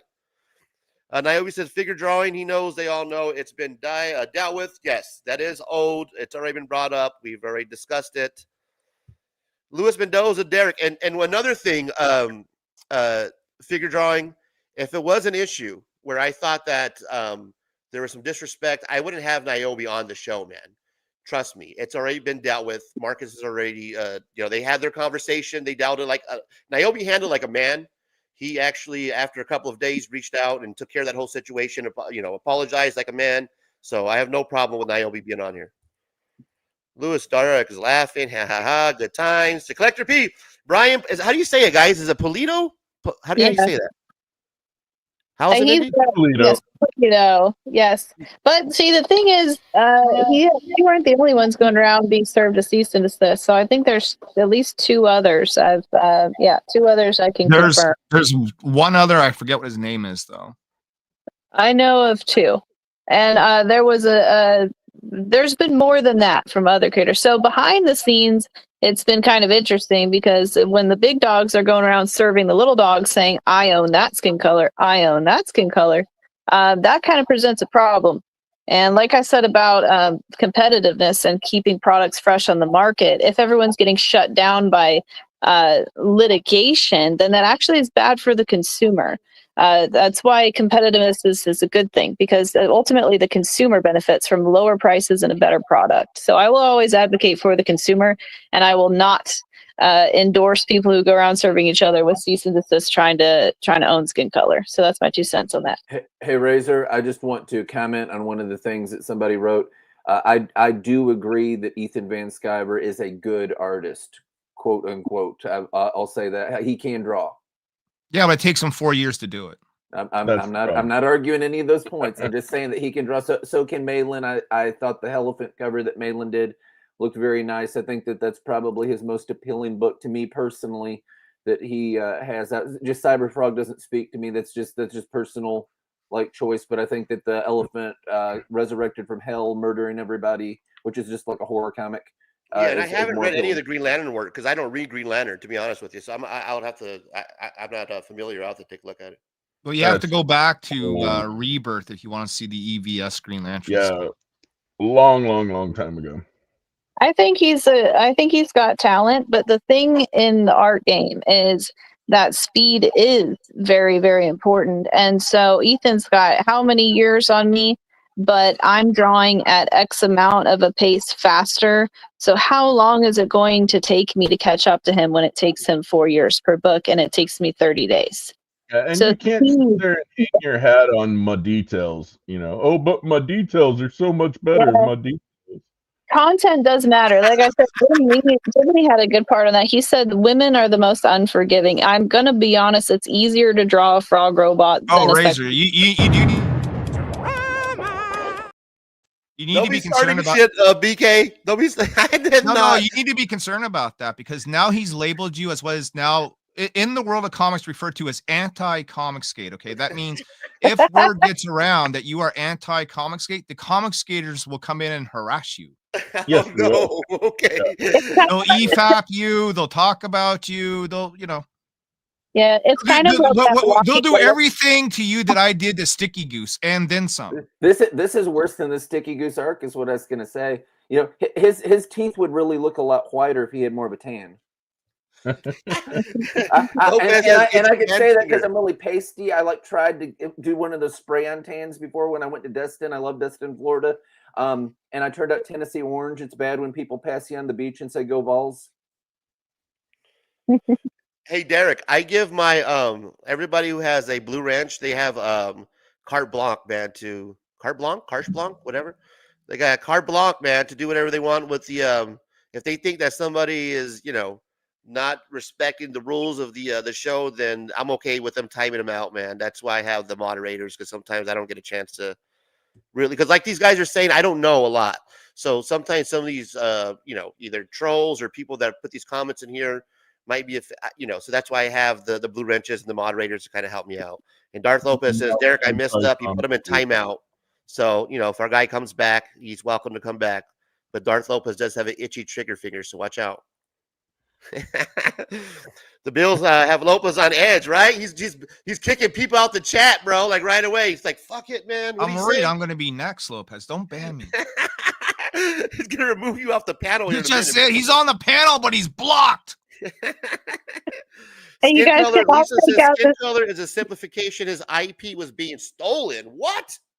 Well, take that up with Tarna Heavy Metal because Lady Death is a damn near exact copy of Tarna. So what you That's gotta a valid understand is point. that That's a- Brian Polito is very protective, maybe overly protective of his properties. And if he sees any what he considers infractions at all, or plagiarism, as he would call it, he will send you cease and desist letters. He'll walk around con floors handing these papers out to people who have Lady Death prints on their walls that he did not authorize. Like he Hey, will Razor, have you want to know something funny?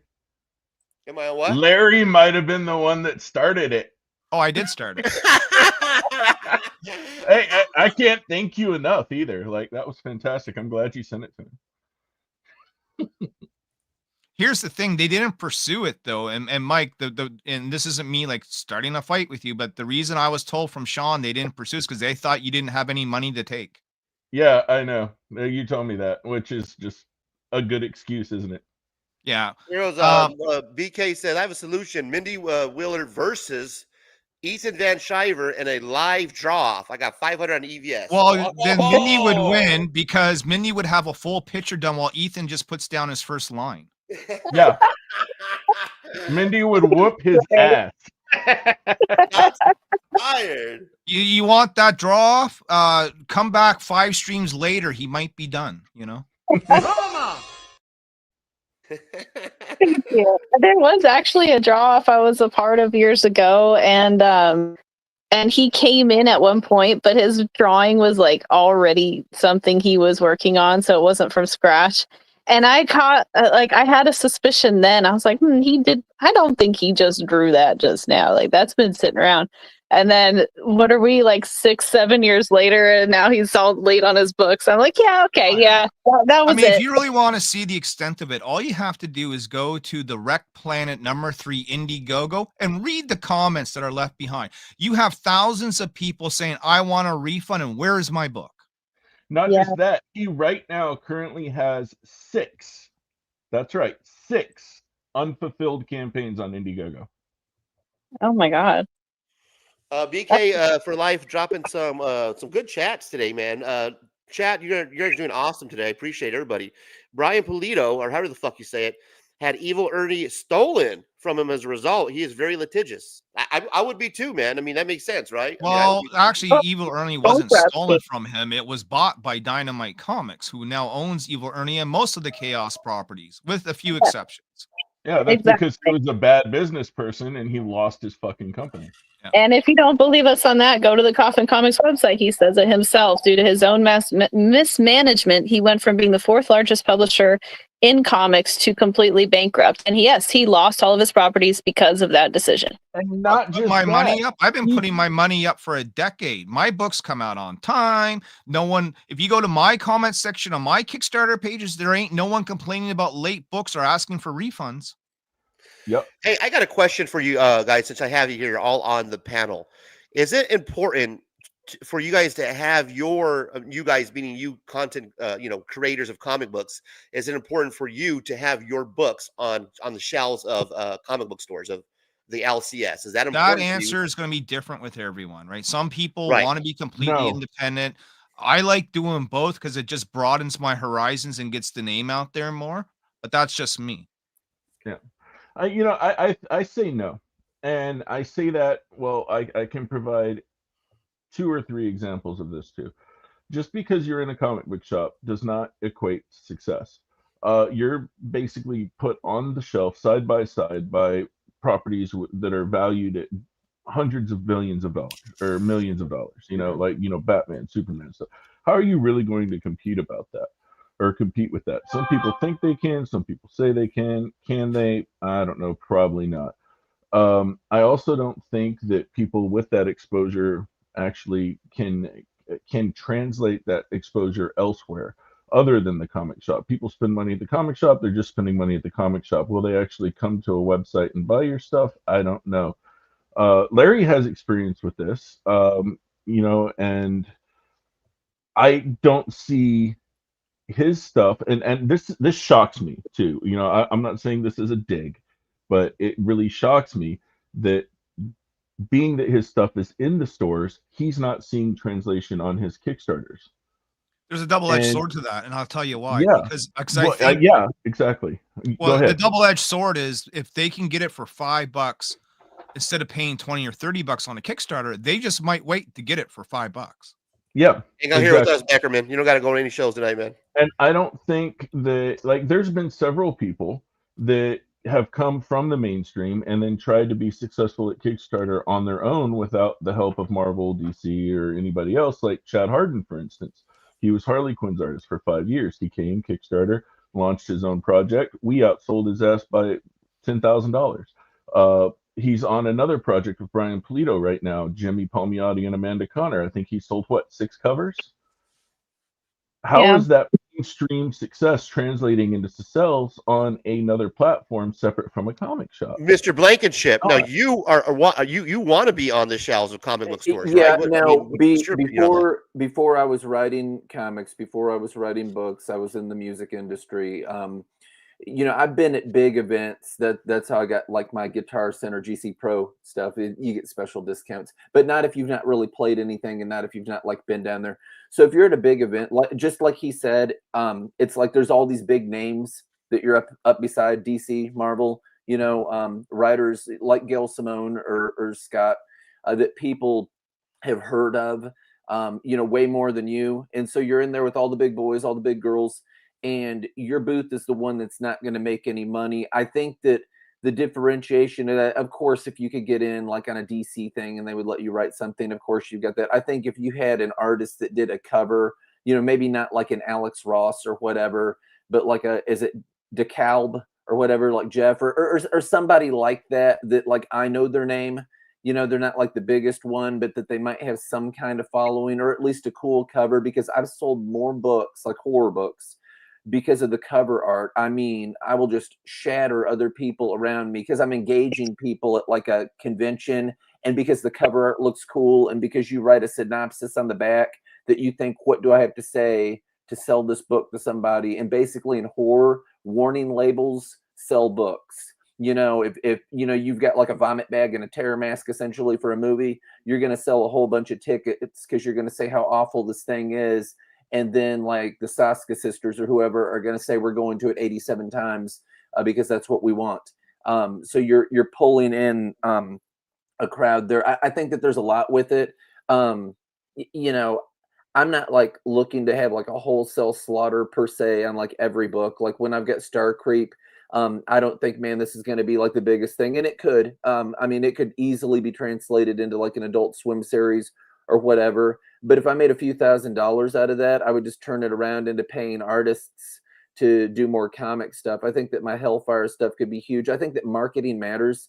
If any one of us wrote the best book, had the best art and everything, but the marketing wasn't what it otherwise could be, we wouldn't have that. All 3 comics that I have available right now are all humor. They're all different kinds of humor. Cat and Mouse is like my only kid-friendly one, which heard somebody criticizing Rippaverse for that. You know, they were laughing, Dick and Vito.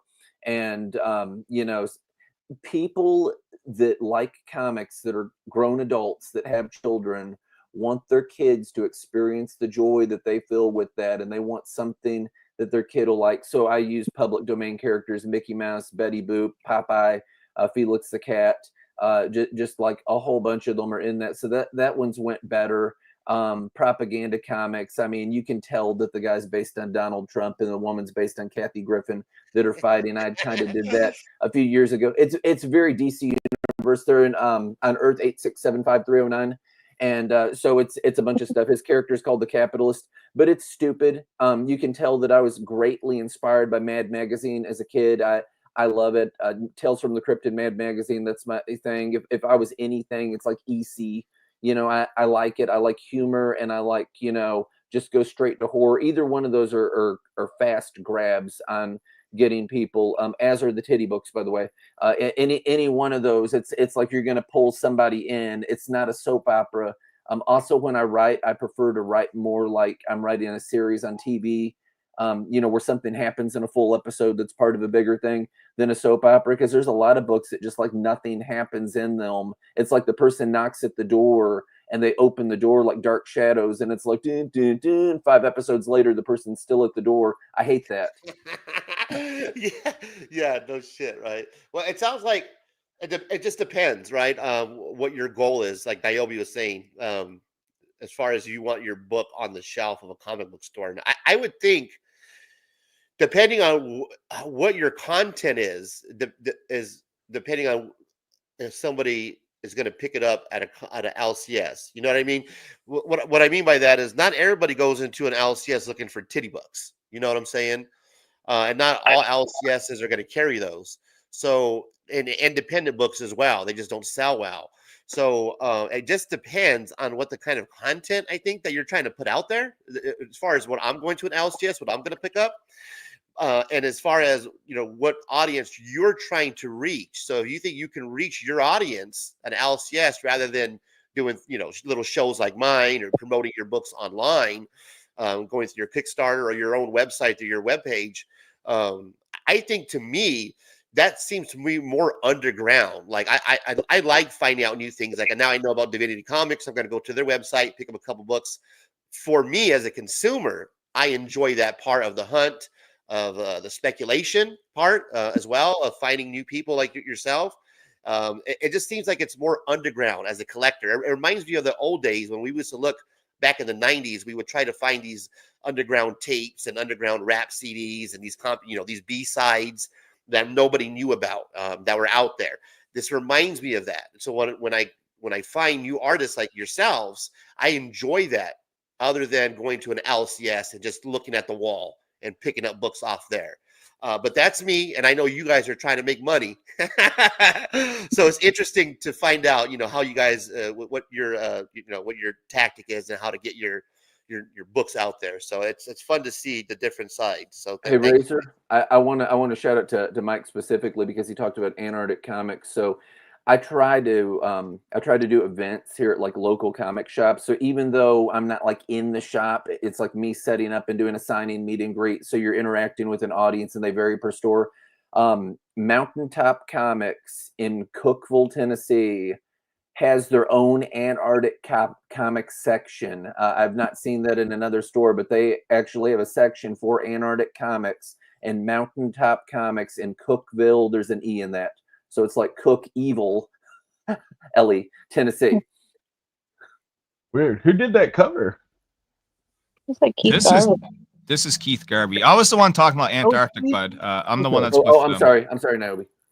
Yeah. So I'm just showing off some. What are you showing us? Well, these are the newest covers for our next Kickstarter in February. We're still getting them done, but this is Keith Garvey right here. I don't know why it keeps wonking out on me. Then we got Ali Garza right here. So we love this piece from Ali Garza. He was a bucket list star, so that should be a name that people should be. Ali is a really good artist. He is. And from the legend, Mr. Ben Dunn, we've done our X-Men homage cover for I like that. That's nice. I'm digging that. That's real. Well, cool. wait till this is colored. This is in the hands of my colorist right now, and he's going to get this all colored up, and it's going to look really sweet. So those are the first 3 covers we got. Well, I'm having 3 more done. One from John Stinsman, one from Elsie Freitas, and one from Narcilio Souza. And that will be our lineup for our next Kickstarter for Outbreak 4. Cool. You guys are making me laugh in the chat about this whole contest. That it's never going to happen. First of all, EBS will never do it. Let's just call a spade. Let's just say that it's not going to happen. Let's just say let's say that it happened, but it's not going to happen. You know what I mean? Yeah. Let's just say that it did happen. Let's do it with an hour time limit on it and find out. The Rams just. I don't think I said I was a better artist word for word. Did those words come out of my mouth? I don't think they did. I mean, I do have EVS on the line. EVS, what do you got to say? The Yogi said, this one is Larry saying, I love you to me. It's crazy. Thanks, Larry. Oh, you're good, EVS. What else you got to say, EVS? What? That's the wrong guy. Yeah, we'd be fighting. Niobe, you'd be there too, though. We'd be fighting with you. God damn right.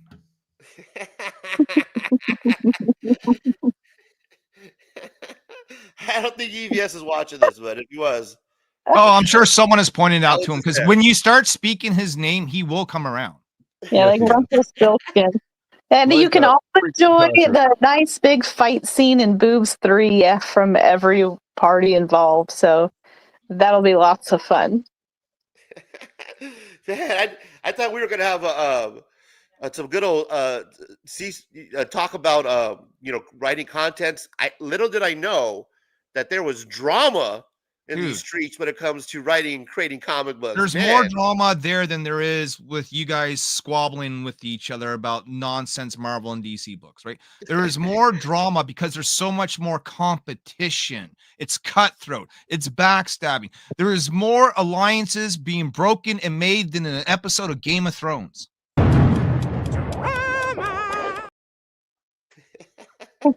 And if you don't believe me, just subscribe to Eric July. Just subscribe to EVS. Just those two alone will make your head spin. Frog Tony, he's another guy, right? He does drama all the time. He attacks Eric July every episode he's on. You know. My guy, Mr. Blankenship, doesn't want to be involved in the drama. He just wants. Well, to he's going right into the heart of it. He's going right to Frog Tony. You know. Like. Yeah. I know, Frog Tony. So I had asked him. I said, "What are we going to talk about?" And he said, "Well, I'm just going to talk. It's your first interview. I'm just going to talk to you about created books and all that." Generally speaking, everybody kind of gets along with me. I've had to block two people. I'm just going to say that one of them puts on puppet shows. And that is the rip-offers. Yeah, you know. They're hilarious. I want my puppet, goddammit. Can you imagine a little I need a Nairobi puppet, dude. I need to have a puppet. I would use that puppet on live streams all the time. If he were to make me and send me a puppet, it'd be great. With pigtails. With pigtails. So that's the first thing. Well, what's your second thing, sir? Well, that's what I've got coming up this week. Yeah, you said there was two people you had to block. One was the rip-off guy. I don't even remember who the other one was, honestly. And most of them I don't block. It's just, I think Eric or I think that Ethan's the only one that's blocked me. Why would he block you? So I made a comic strip, all right, and I did this to gain viewership, and it worked. And it was called what was it? It was Comicsgate something or other, and I did it like Stargate. So I had Cyber Toad versus ICUM. It wasn't ICUM, it was ICUM. I seem to remember something about this. Yeah, and so I had the different characters from the Rippaverse versus Cyber Toad. And I've never read a Cyber Frog thing, by the way, and it wasn't meant to like stick a knife in anybody. It was meant to farm their audiences. And essentially, the Toad becomes the Wile E. Coyote of this comic.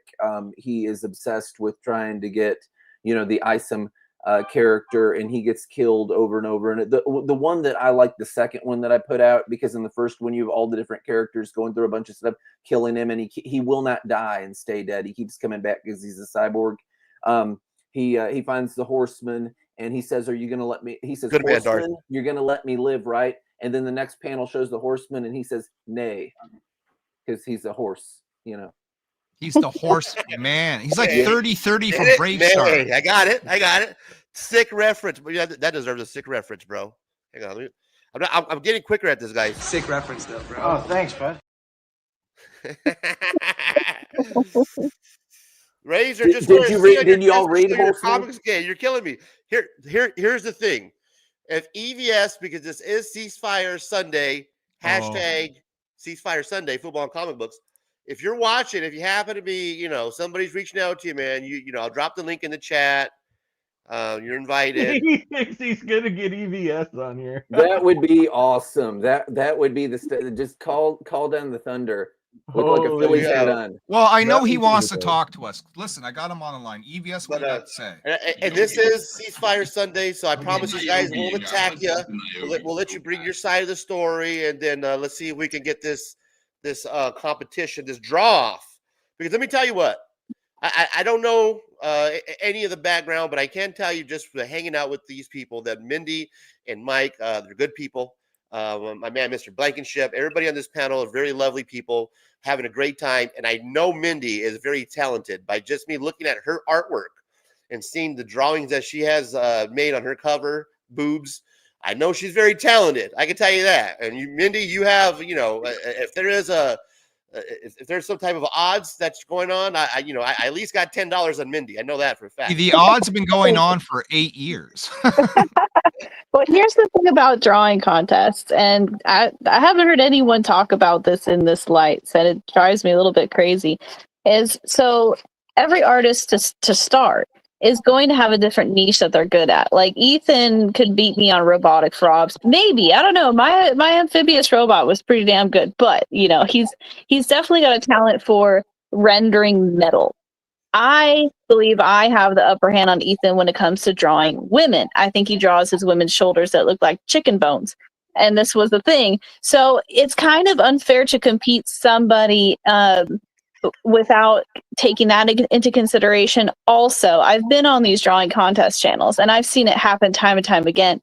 Right. If the chat doesn't like you, you're not going to win. And that doesn't mean that the contest was fair. So it would be great to see, like an outside neutral sort of platform. But when I say neutral, the CG Slums neutral ground isn't very fucking neutral. CG doesn't like me. So of course, whenever I go into their territory, they're going to vote against me. So I don't know, that sort of neutrality doesn't exist yet. Also, people on contests, they can trick IPs and they can vote multiple times. There was a small comic book channel. community award show that I know about. That let me talk to you about award shows. There was a small channel that was doing Comic Skate award show. It was ran by a girl by Vanessa.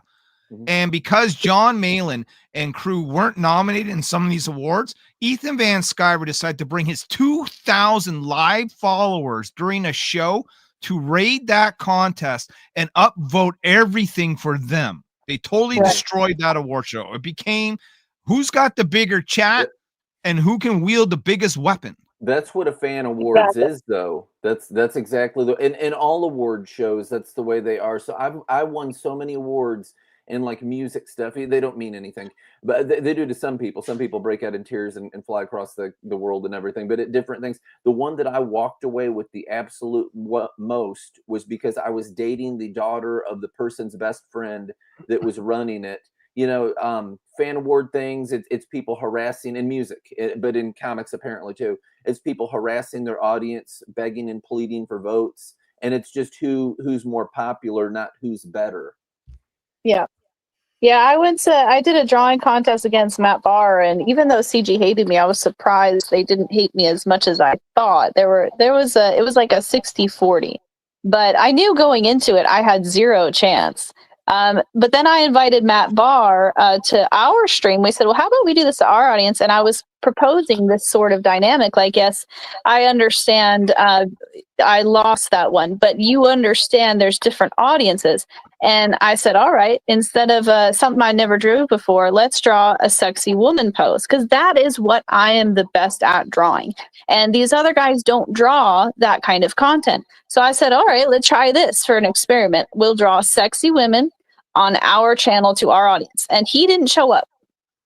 So he got cold feet and just disappeared. So yes, I would love to see a contest, and I would love to participate in a contest somewhere someday where there's different categories: robots, frogs, women, etc., etc. And the fans enjoy it. Either way, it works out. Even though if the contest is not very legitimate, I still think the fans enjoy seeing people perform under pressure. And sketching live is fun. I've been doing it for a long, long time. So Mindy, you are hitting on all points. You are making some excellent points. You're hitting on all topics here. I agree totally. And not only that, when it comes to these online contests that we try to put together, you're absolutely right. It is a popularity contest, like CJ was saying. Not only just in these live drawing contests, but my guy Darth Lopez, he knows about these contests. He was showing off some books, and one of the, I think it was Biggie Shaq's show where they're doing these kind of wrestling battles. And my guy, because of the chat, just didn't get no votes, despite him having some sick books, some sick covers. He was getting no love, and it just has to be whoever's, it's just a popularity contest, man. Whoever people is in that chat, that's who they're going to gravitate to. You know what I mean? So you're right, and I think you made a great point. It would be cool to see different categories. Now that's something I didn't even think about. Yeah. Me being a famous YouTube creator, I'm thinking about, let's have a drama, a comedy section of the comic book community awards, something that I can make an award, I can have an award for. I think But a great you guys that make comic books that do, that have actual cool artwork, that would be a category that I would love to see in an actual real award show. Would be an actual a category for the artists like yourself. Well, they Not have that. It's the called the new, and no, not Eisners. the new independent or bullshit, but actual different categories for different artists, like Mindy was saying. That's a great point. Link is in the chat. CJ, if you want to join, jump on in because I know you have some interesting feedback. Anybody could join in, guys. It's a great time to tell you guys that everybody is welcome. We this is an open community. This is a community hangout. Please, welcome to the show. Hang out. Everybody's welcome. I would appreciate you to stop by and give your opinion on what's going on. All are welcome. All are welcome. Hey, Naomi, now I wanted to ask you about the Eisners, and I don't know if you know one way or the other, but I know how the Grammys work. I know people that have won Grammys and how it is. So the way to get into the Grammys, which makes it clicky, is you have to be nominated basically by somebody that's won a Grammy, which means you're going to nominate your friends more than not. Right. So it elevates you in power. So if you had that in the comics, you understand that if EVS or Malin or whoever won, and they're going to nominate their crowd, and they're gonna uplift their friends, because that's what happens in a lot of communities. It was more than just uplifting the friends. This was a private little 500 channel award show that they decided they wanted to troll and ruin their night. And by sending over 2,000 people while they were live simultaneously to crash that chat marsupials and destroy the regular vote in a bias vote. I think excuse me. I think Mindy can draw a sexy marsupial. Is what I was trying to say. I would be up for that transgender frog. I think a great category would be a karaoke contest. Hey, share that video I got queued right there. Oh, hang on. I got let me add somebody else to the panel here. We're talking about artists. This is a great panel, and I'm loving. If you're an artist, please, guys, the link's in the chat. I'm going to add another artist, a friend of the show, who stops by, he hangs out with us. You might not know him. I know him. My guy, Locke. What's going on, Locke? Hey, guys.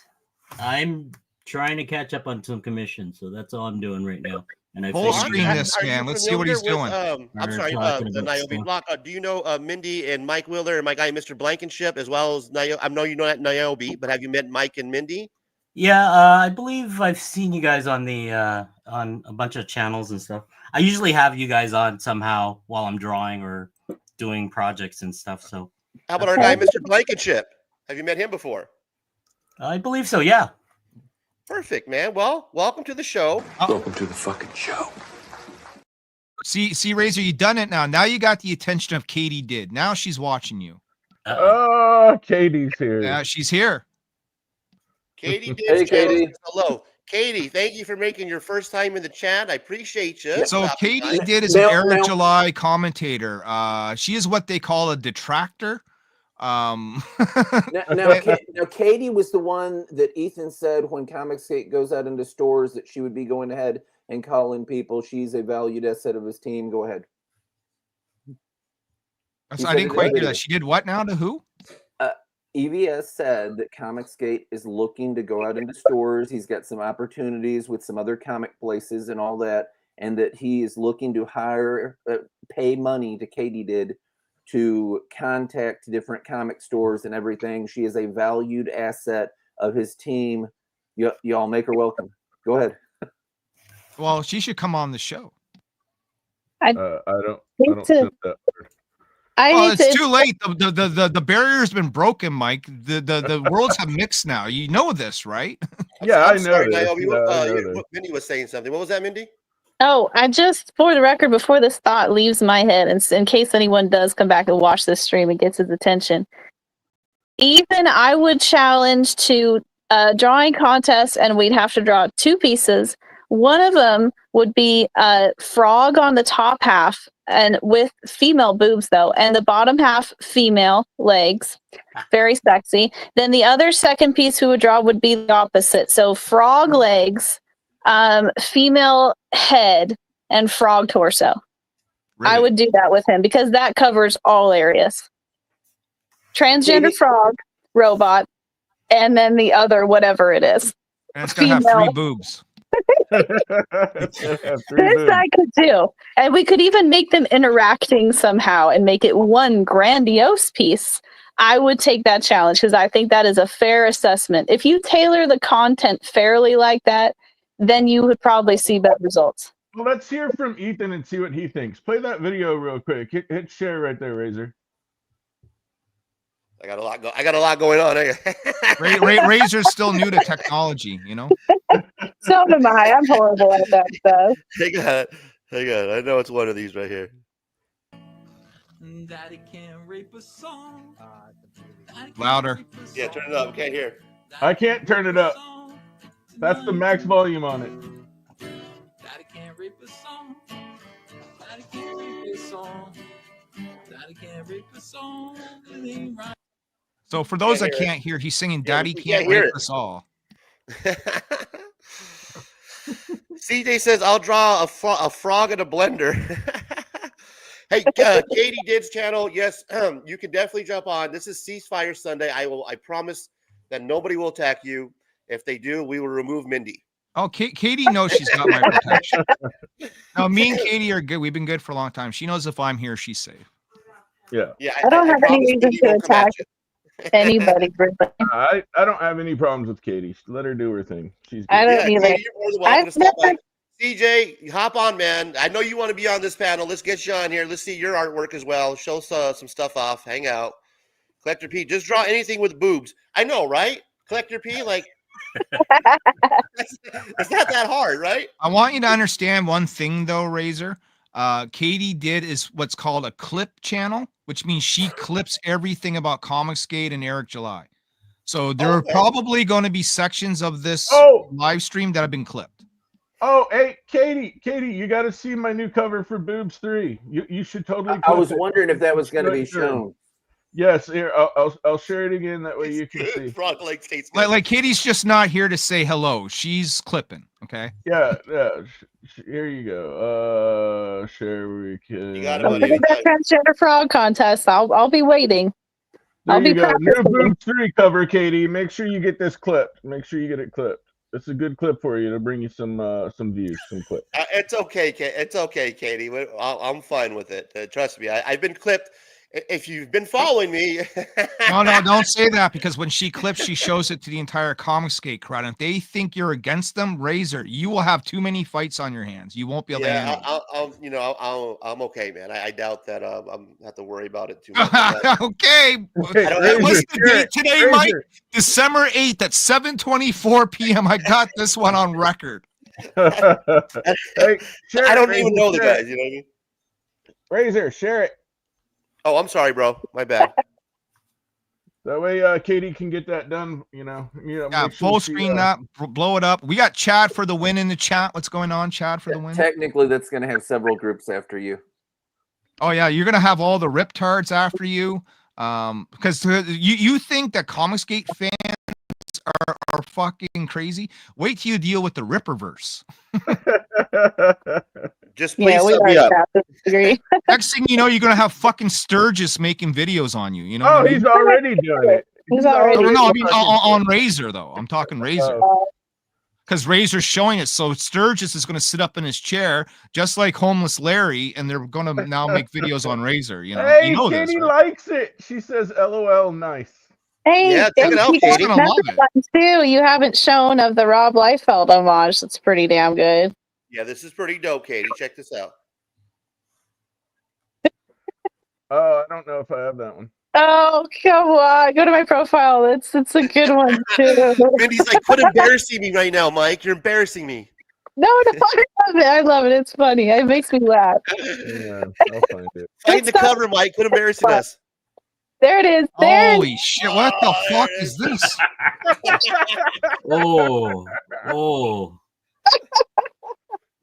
I'm telling you right now, Wheelers. I don't draw that way, okay? That was a good Rob Liefeld. I've been practicing it for many years. My goodness, Center. You got to be rubbing your lips while you talk. Yeah, you gotta be rubbing your lips like Mindy's they're numb killing when me, you're bro. not. Oh, No, Mindy, the I don't only know- lips that I rub on are Tom McFarlane's, okay, bud? hey, bud, don't bring me into this, okay, bud? I'm If good. you can't get through our book boobs without cracking a Yeah, smile, hey, Mindy's that's- listening. She knows Eric. She knows EVS. Yeah, dude. Hey, if EVS wants to have a draw off with Mindy, you know, we can do that. Hour time limit. You know, we're gonna find out who's better. transgender frog. They're making the frogs gay. Yeah, that's why it's the Alex Jones variant. If you can't make it through boobs 1, boobs 2, and boobs 3 without smiling at some point and laughing, then you're just psychotic and you don't Look, know we how to. just introduced Razor to a whole new world that what he the has fuck are we no doing idea here, what you know he's what I mean? in for. Yeah, I know. I can't wait till like I can't wait everybody, either. watches this channel and like goes after him. It's gonna be. Oh yeah, fucking hilarious. oh yeah. Like I'm 'Cause he's in. just a little guy. He's only got like 500. He has no They're idea, gonna Mike. kill It's this going guy. to be fucking great. Again, I love everybody, and I'll be on Tony the Frog Show this Friday. Tony the Frog Show. Spread the It's word. Frog Tony, not Tony the Frog. Let me correct you. Frog excuse Tony. me. Frog Tony. The chosen one. There you go. Okay. I like Tony. I think he's funny. Got you, brother. We got you covered. Make sure I got you covered, man. You know what I'm saying? Ceasefire Sunday. I gotta keep it. You know, gotta make sure everybody gets equal representation. Can you here, man. full That's all screen about. lock? I just want to see this drawing he's doing. Like, Yeah, close let's up. do that. Let's do full screen lock because I got to get me a bowl and I got to take a An piss. absolute Batman. The hell am I Let's full doing? screen lock. Being full Lock. screen? We're gonna put you full screen. Here you go. He's just gonna. Yeah, there you go. Take over, Lock. Well, I'm drawing cities, which sucks because. Well, Eric July would just pop in 3D assets for that. I don't know why you're doing all the hard work. Because I'm tired of using AI for this thing, man. AI is not working out for me. Hey, bud, while you're learning the hands and the anatomy, bud, I'm drawing extra bricks in the wall. That's an actual Tom McFarlane quote. Mm-hmm. Oh my god. I'm working on a commission. I'm trying to finish off this. I think I'm waiting for. Oh, that's why you can't use the AI, because this is actual traditional work. See that, Yeah, people? This is what we call real art, right? Is that what it is? Yeah. Is this That's for what the it is. third printing? This is the first sketch. I think this is the first printing of the book, the sketch cover. So what I do is I usually buy a bunch of sketch covers, Okay. and Oh, I I get put you. that up. And when I do a whatnot or a live stream, I take commissions for the pieces and stuff, right? That's cool. So I'm trying to finish a bunch of stuff off. So I was hoping to finish this sometime later on today. So what I do is I do all the line work first, then I go over with acrylic and, you know, paint and markers and all the other stuff. On top of that, I got the Star Wars series I got to finish off. I just finished off. The reason why I'm doing Batman is I just finished off the Upper Deck Batman series. So that It's hard is to done. believe that you left out all of the boners in this piece. Yeah.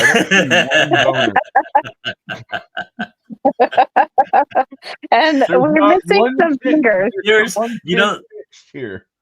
I was doing I was doing it was my first time I forget, like 5 years, 6 years ago. I was doing Niagara Falls Comic-Con for the first time, and a bunch of my friends were warning me about this guy in Hawaiian shirt that Mike S. Miller's harmless. Trust me. is he? Yeah, Miller's funny. Right? Oh, you mean a different Hawaiian? Okay. Well, no, I think that's him. I wasn't Oh, really? sure. I got it right. Holy fuck! It's he would approach and you know, would ask for a commission, and he like pay really well, and I'm like, I can't do this.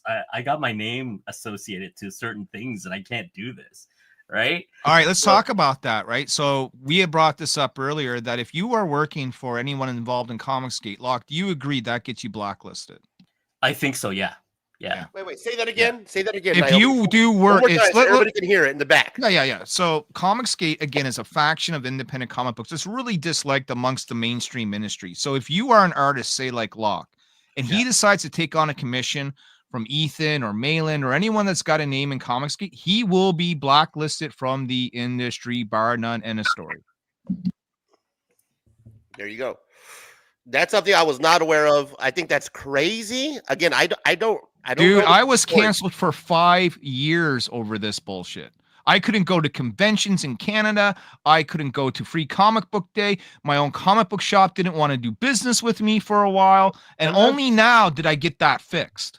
And that's only because he said, I think Vic deserved his day in court. Yeah. That's all he said. So, I mean, if I was all of a sudden to say hire Van Skyver, which I couldn't afford, but let's say I could. Let's say I had the $4,000 asking price that he has for a cover. The French rate. Asked? Oh, that's what he asked for Yellow Flash. Okay. Man, I know just exquisite artists that are crazy less than that. But well, go look, I know artists that are even more expensive than that, right? The most I've ever paid for a cover was from I think it was either Paul Green or Jamie Tindall, and it cost me upwards of $1,500, dude. Right? Like you talked about like putting a name on your book that people would recognize so that would help with sales. You can do that. I've done it, but it's going to cost you. You know what I mean? But yeah, if you work for comics, so if I put Ethan Van Skyver on my cover, all the hard work I did to get uncanceled from the last 5 years would be down the drain. I would be blackballed for life. I would never be able to do anything in comics again. Who do you like as cover artist? Antarctic would cancel his contract. Well, I don't know if they would cancel my contract, but I wouldn't be like locally. The shops won't allow me around. The conventions won't have me. I would, basically do what I had to do for the last 5 years, which is completely sell my shit online. Well, and see, here's the thing about that is of value if you want to be in the shops. But what about if you don't give a shit? Not that I'm advocating for anyone to go be a part of Comicsgate, which I've openly, dealt critique with over the past 6-7 years. But the comic industry is changing so much. Even the big two are coming over to Kickstarter. Even the other guys are coming over to Kickstarter. So it becomes a sort of personal value thing, just in general. Yeah, whether or not Comicsgate doesn't use Kickstarter. That was my big beef with Ethan. Oh, that's true. When they first tried to recruit me years ago, it was like, well, you guys don't like Kickstarter, and that's what I'm using. Well, switch to Indiegogo. I said, I ain't fucking switching to Indiegogo. Indiegogo is an indie no-no for independent comic book creators. They will shadow ban you. They'll withhold your money like they did with Common America. Look, Indiegogo is an indie no-no. I was wondering if you're going to say that about Common America. That's crazy. I was hearing all about that. Do you do Fundamon Comic? No, fuck Luke Stone. Fuck my comic. No, I don't. Because he's got too many problems on his site. A, it doesn't have any foot traffic. B, you can't do combined shipping. So let's say I have a couple of different books and you decide, hey, I want cover A. And then you decide to go for cover C. The way that Luke's system works is it's going to charge you full shipping twice. Yeah, for every book. For every book. Yeah, they need to fix that. That's horrible. No, I mean, there's a lot of stuff they need to fix. Like they still don't even have an algorithm like Kickstarter that drives traffic to your project. I mean, you can sit there and put a blank project up with no name on a brand new account. And I mean, fuck, Tyler did this and made $3,000 just sitting around doing absolutely nothing. Based on a dare I gave him. Yeah.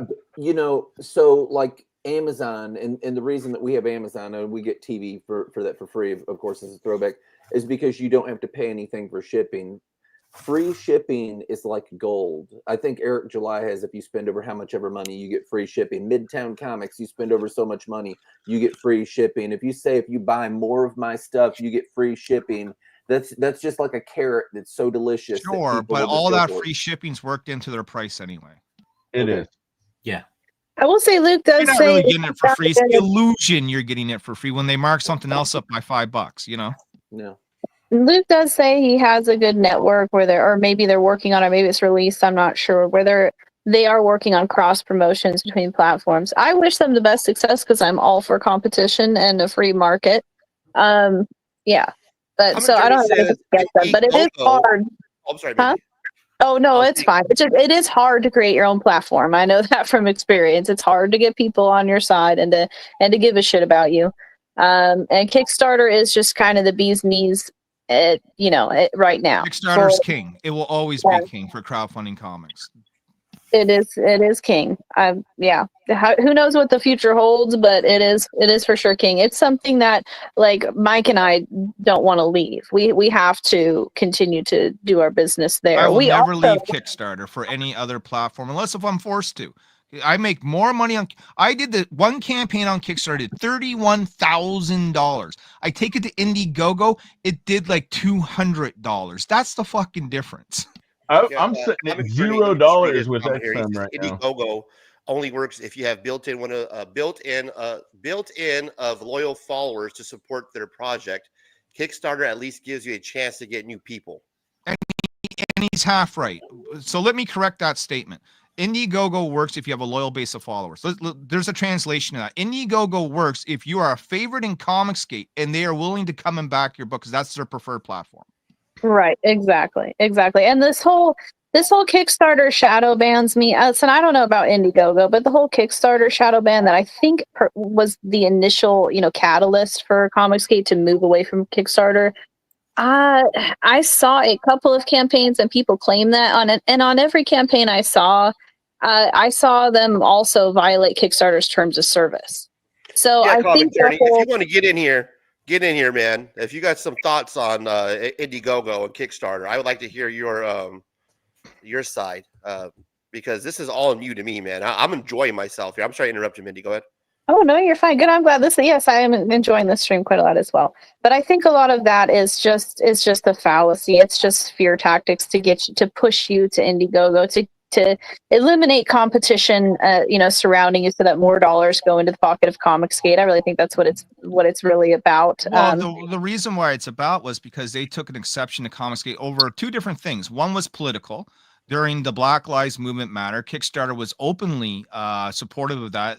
Comicsgate didn't like that. And the other thing that happened was the removal of your boy Zach and Mike S. Miller from the platform, being kicked off entirely for quote unquote insensitive content or racism. Here's the thing. If you're going to go on Kickstarter, you got to play by their rules. If you want to play in someone else's sandbox, that's not your yard, And the thing about their campaign, that was one of the ones I was particularly speaking of. They were talking about, I believe, punching SJWs, and that would violate their terms of service, in my opinion, because the whole thing is you can't target a marginalized group and incite violence against it. So it doesn't matter. And I was one of the first one on the scene talking about Kickstarter supporting BLM during 2020. And I personally didn't use it because of that, because I thought it was a woke platform. But as time went on, they also crowdfunded a lot of Trump documentaries. Like it really did seem to even out after the fact. And I see equal conservative and leftist stuff on there. Like, I think that they don't personally discriminate against a comic creator's beliefs. I really don't. They certainly kicked off JDA and banned them completely. That's true. That one is a bit tricky. Give me a second, guys. I have somebody else here I want to add to the panel that we have in backstage. Now, here's the thing. Unfortunately, I can only have 6 people, so I have to remove one of the guests. I want to add Comic Journey on the panel because I want to get his bounce. feedback. Niobe, stay in the chat because I want to bring you back on later on. So please don't. Well, I mean, I got my shit to do, Razor. I got my own show to run. I got videos to make. Fuck what you got to do. My show's stay here. I mean, I'll stick around for a while, but if I'm off the panel, I'm probably going to end up drifting on other things. You know what I mean? Why don't you take me off there, Razor? Why don't you take me off? I'll All right, thanks for having me on. No, you're good, man. No, Niobe jumped off Willany. It's all right. I wish you could have 20 people on here, man. Comic Journey, welcome to the show, man. Before you get going, let me get started. Let me welcome you properly because, I got this all set up now, and I want to be legit. I'm trying to be like you, a popular, you legit can't be like you. interview broadcaster. So let me make sure I welcome you to the show properly. So hang on, man. Welcome to the show, my guy, Comic Journey. Welcome to the fucking show. You gotta add him. There you go. Comic Journey, how you doing, my guy? What was proper about that? I don't think proper. When have I ever? You got a bad connection. Does he have headphones on? Yeah, you got headphones on. What's Can you going on over there? Comic Journey, get your shit together. I'm gonna log back in. I'll be back. Wait, no, that was better. Yeah. You got better towards the end. Man, we lost Larry for that. Hey, real quick. I kicked Naomi off for that, for shitty audio from Comic Journey. Comic Journey, you better fix your audio and get back in here. We kicked Naomi off for that. What kind of shit was that, man? Real quick, can I share my screen? Thank you for providing the updates on the football, man, for bringing the football into comic books. We got San Fran kicking ass 31-6. Let's go. 8+ slots. My homegirl, Catherine, is Kickstarter consultant for $300. Okay, thanks for dropping that. We appreciate it. Lord of Brooklyn, BK Life says, I blame all future drama on Comic Journey. No shit. The guy comes in, shitty audio. There's only one CJ. Yeah, there is. And he has shitty audio. So we'll see if we get CJ back. What do you got here, Mike? What am I adding? Here we go. Oh, there was a message in the chat as what Mindy's best cover was, and I would say there was. This is a very good one right there. I think that's probably one of her top ones. Yeah, I think so. I think that's what I would pull out from my head. So this is Mindy's best cover. This is her. Is this your favorite cover, or this is what you say is your best cover? Kind of one in the same. It was fun. Yeah, I grew a lot. That whole speed thing that I was talking about, that's no shit. Like, getting better at drawing means practicing every day. And I sit and I draw for 10 hours a day. And check out this math. So I've been doing that since a little bit before Boobs 1 launched, and I counted the hours in my head the other night.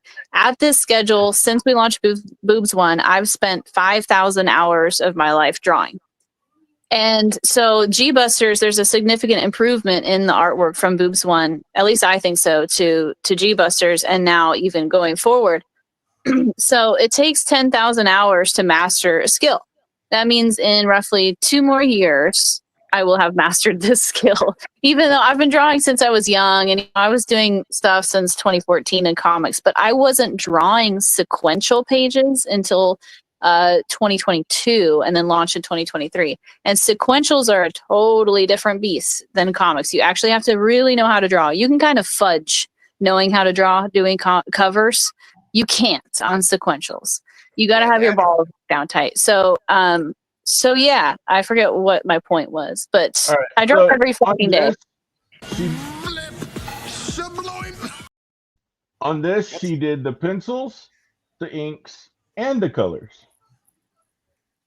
Yeah, that's pretty as usual. I usually do that on all my stuff.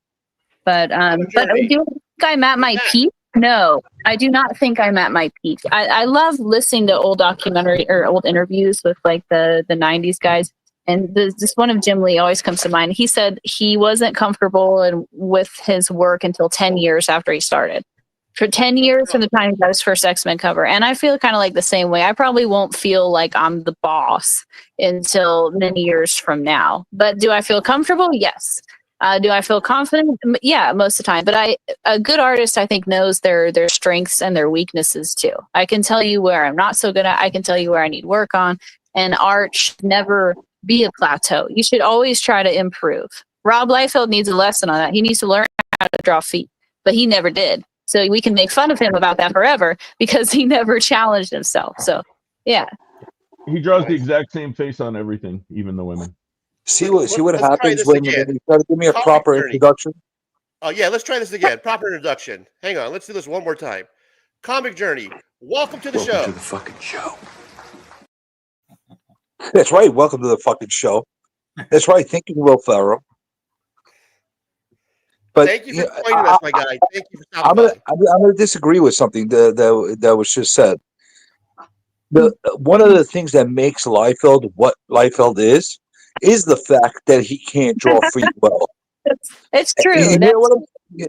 Like, listen, I on a personal level, I'm no friend of Liefeld. I really don't like the guy, dude, or whatever the case is. But I'm not going to take away anything that he's done as far as making an impact on the industry, doing his dynamic, crazy ass renderings of pouches and boobs and feetless people. You know, that was all a thing that he brought in, and there's so many people that he inspired by doing that. So I'm not going to take anything away from it. As far as a That is human being, I don't like the dude. true. I won't argue with that at all. I won't argue with that at all. But what I do, I think you like certain artists for different things, right? Like Rob Liefeld, you can appreciate that for. Frank Miller, you can appreciate for his own style. I tend to like artists that keep pushing. I think Jim Lee is one of those. Jim Lee always seems to experiment and try. So everyone has their own taste, and I don't Well, disagree Jim with you. Lee is a true technician. That's the difference. Jim Lee's a true technician. He actually understands the craft. He understands the basics of doing any kind of art, whether it's penciling, inking, etc., etc. He understands the fundamentals. Liefeld never learned the fundamentals. He just draws whatever comes to his mind. And Yeah. McFarlane, for some to some degree, does the same thing. But what happens is he has much better of an imagination, and it translates better to his illustrations better than Liefeld does. And you know, if you have Didn't Rob have a fight with you guys $42,000 about a laying Comic around, Con? Are you talking about the Divinity comics, Beckerman? Didn't Rob have a fight with you guys about a Comic Con back in the day? Yes, he did. Yes, and I would go as far as to say that he committed libel against us. Yes, and it hurt us for a long, long time. What? Yeah, he's a douchebag. If you didn't know, if you just go on Facebook and search, "I got banned by Rob Liefeld" or "I got." Liefeld's a dick. He's banned me twice. Huh? Liefeld's banned me twice for asking him questions about his art. Not like in a trollish way, in like a really like, oh, how is it? Like he's sitting and showing of his initial pencils, and I'm asking him questions of like, did he learn that shit from somebody else, or did he come up with that? That's it's stuff like that, like basic, true, art questions. And the guy fucking lost his shit on me, like completely lost his shit on me. He will do that. He will do that. Rob, if you're watching, it's Ceasefire Sunday. the cocaine Feel free makes to you drop by. moody. If more like you have Open Fire withdrawals Sunday. and you're like really, really, really on coke, it fucks you up emotionally, and you just have to lash out for no reason. That's the cocaine, dude. And he admitted to this cocaine habit too, just so everybody knows. Like we mentioned Rob Liefeld and cocaine, but that was that came out during the Deadpool movie where he actually admitted to a long-term cocaine habit. So yeah, he came out and said some shit about us that was really weird and out of the blue and very confusing for us and very erratic. And he did the same thing to me. I reached out and I was like, "What the fuck are you talking about, dude?" And Did he send this on where, on Facebook, or where did he say this at? yeah, he went to I Facebook. think he's bipolar. Honestly, I think he's bipolar. Drugs aside, I think he's like, I think he's got some kind of mental fucking illness. Like he'll be Well, by smiling, now, talking to after you nice. years of drug abuse, I wouldn't doubt it. Like, Yeah, well, your brain, it's like taking ice cream scoops out of your prefrontal cortex, man. Like, yeah, it made a lot of sense. Once we found out he was a coke addict, Mike and I went, "Oh, that's what happened." Boy, you couldn't tell? Come on, you couldn't tell? Just the way. No, he's dude. fucking Like, I roll. mean, we did business together, and like we went to a bunch of shows with him, and we've gotten tons of books signed by him. We used to run a comic shop too, and like, I mean, we gave this dude tons of money. He knew us, like we knew him. Like it was the thing, and then like out of nowhere, I guess because of that showrunner who really wanted the spot, he probably went to Liefeld and said, "Hey, blast these people," and he did. So I'm going to try to reconnect from a different spot. I'll be right back. Okay. Beckerman says, I remember that Outlaw Comic Con drama. I think I bought some art from y'all back in the day. Oh, right on. yeah, probably. Thank you, man." Yeah, we are coming full circle after 10 years because that was really fucking traumatizing. I'm not gonna lie, when that happened and everybody dropped us and canceled us, and this was before Comicsgate, before being canceled was a thing. I'd say that we were like the first to really be canceled without everybody knowing, and so it was really fucking shocking for everybody because it made us seem super fucking evil. Excuse my language, cussing a lot. But now we're here. We left comics. We had like 2 babies. We did trucking. We finally came back. We do our own thing now. We've got this really great history of fulfillment and all this. People like our stuff. And we decided we're going to throw our own show again. So that's coming full circle from all of that, because we didn't end up having that show back in the day because it was so trash and people were harassing the hell out of us. They were calling the venue. Somehow Black Lives Matter and these trans rights activist groups came onto the scene and started really harassing us and the venue and all that. This is like dark history. But anyways, we're going to have our own show now. We're going to take all that back and bring that full circle. We're excited. That's an infancy stage. That just tripped out to me, guys. I mean, this is comic books. You know what I mean? They're supposed to be parody. It's supposed to be funny. Like, we're supposed to push the envelope as artists. Like, that's just, that's a weird hill to die on. You know what I mean? Like, I'm going to die on this comic book. I'm going to go out to, like, what the fuck are we doing? You know what I mean? It's just weird to me. That's the mountain or the hill that they're going to die on. You know what I mean? I don't know.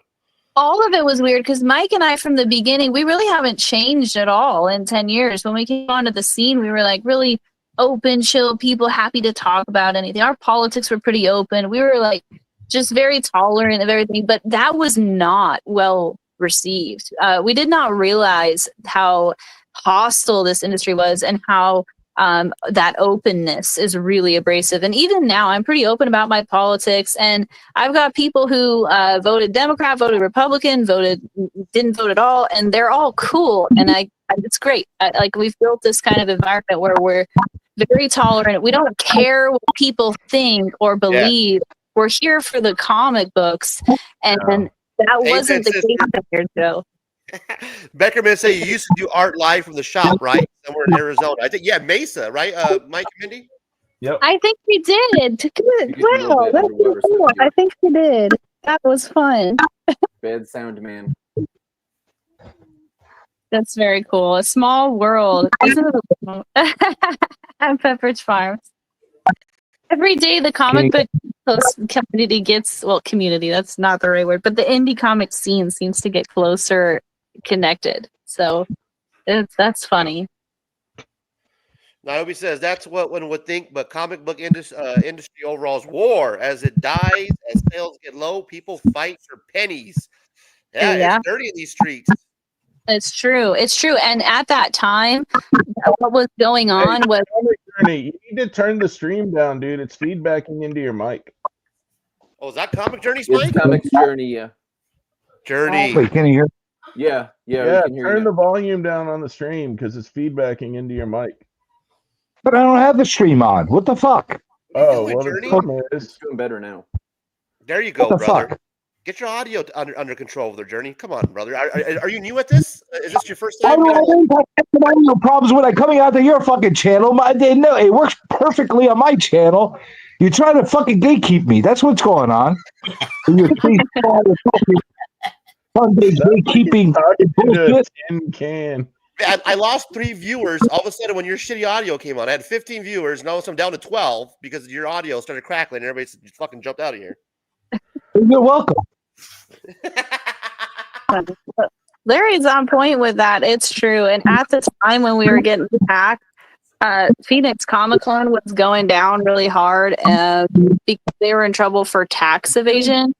And also they were having issues with their staff. I don't remember what it was, like volunteer staff. So they were having a huge blowout. And like the convention territory was up for grabs. So everyone was like trying to get the show spot. So I really think it was just like Mike said, Rob was buddies with the guys who now have a show in Arizona, the same dates that ours was going to be. I think it was just like hey, can you go kill off my competition real quick? And that's all that was.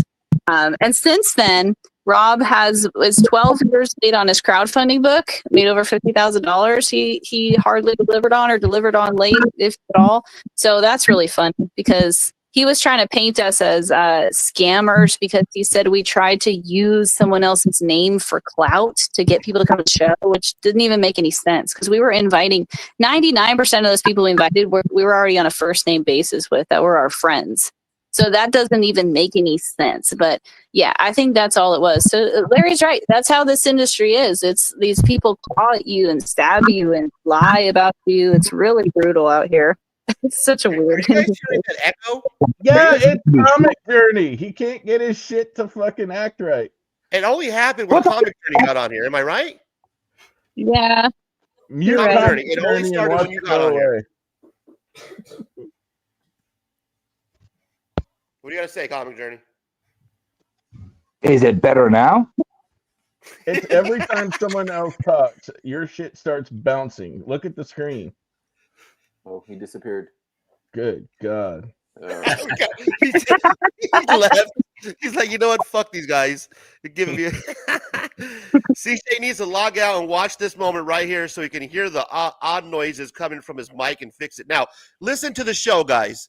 You tell me the crystal clear audio that you're hearing now compared to when CJ, right now, I'm not here. I'm talking on purpose, filling this dead air to see if there's any lag or any audio echo issues. My mic, I turned down a little bit. And I did not hear anything at all, right? It was CJ, right, guys? Yeah, it is. Yes. It totally was.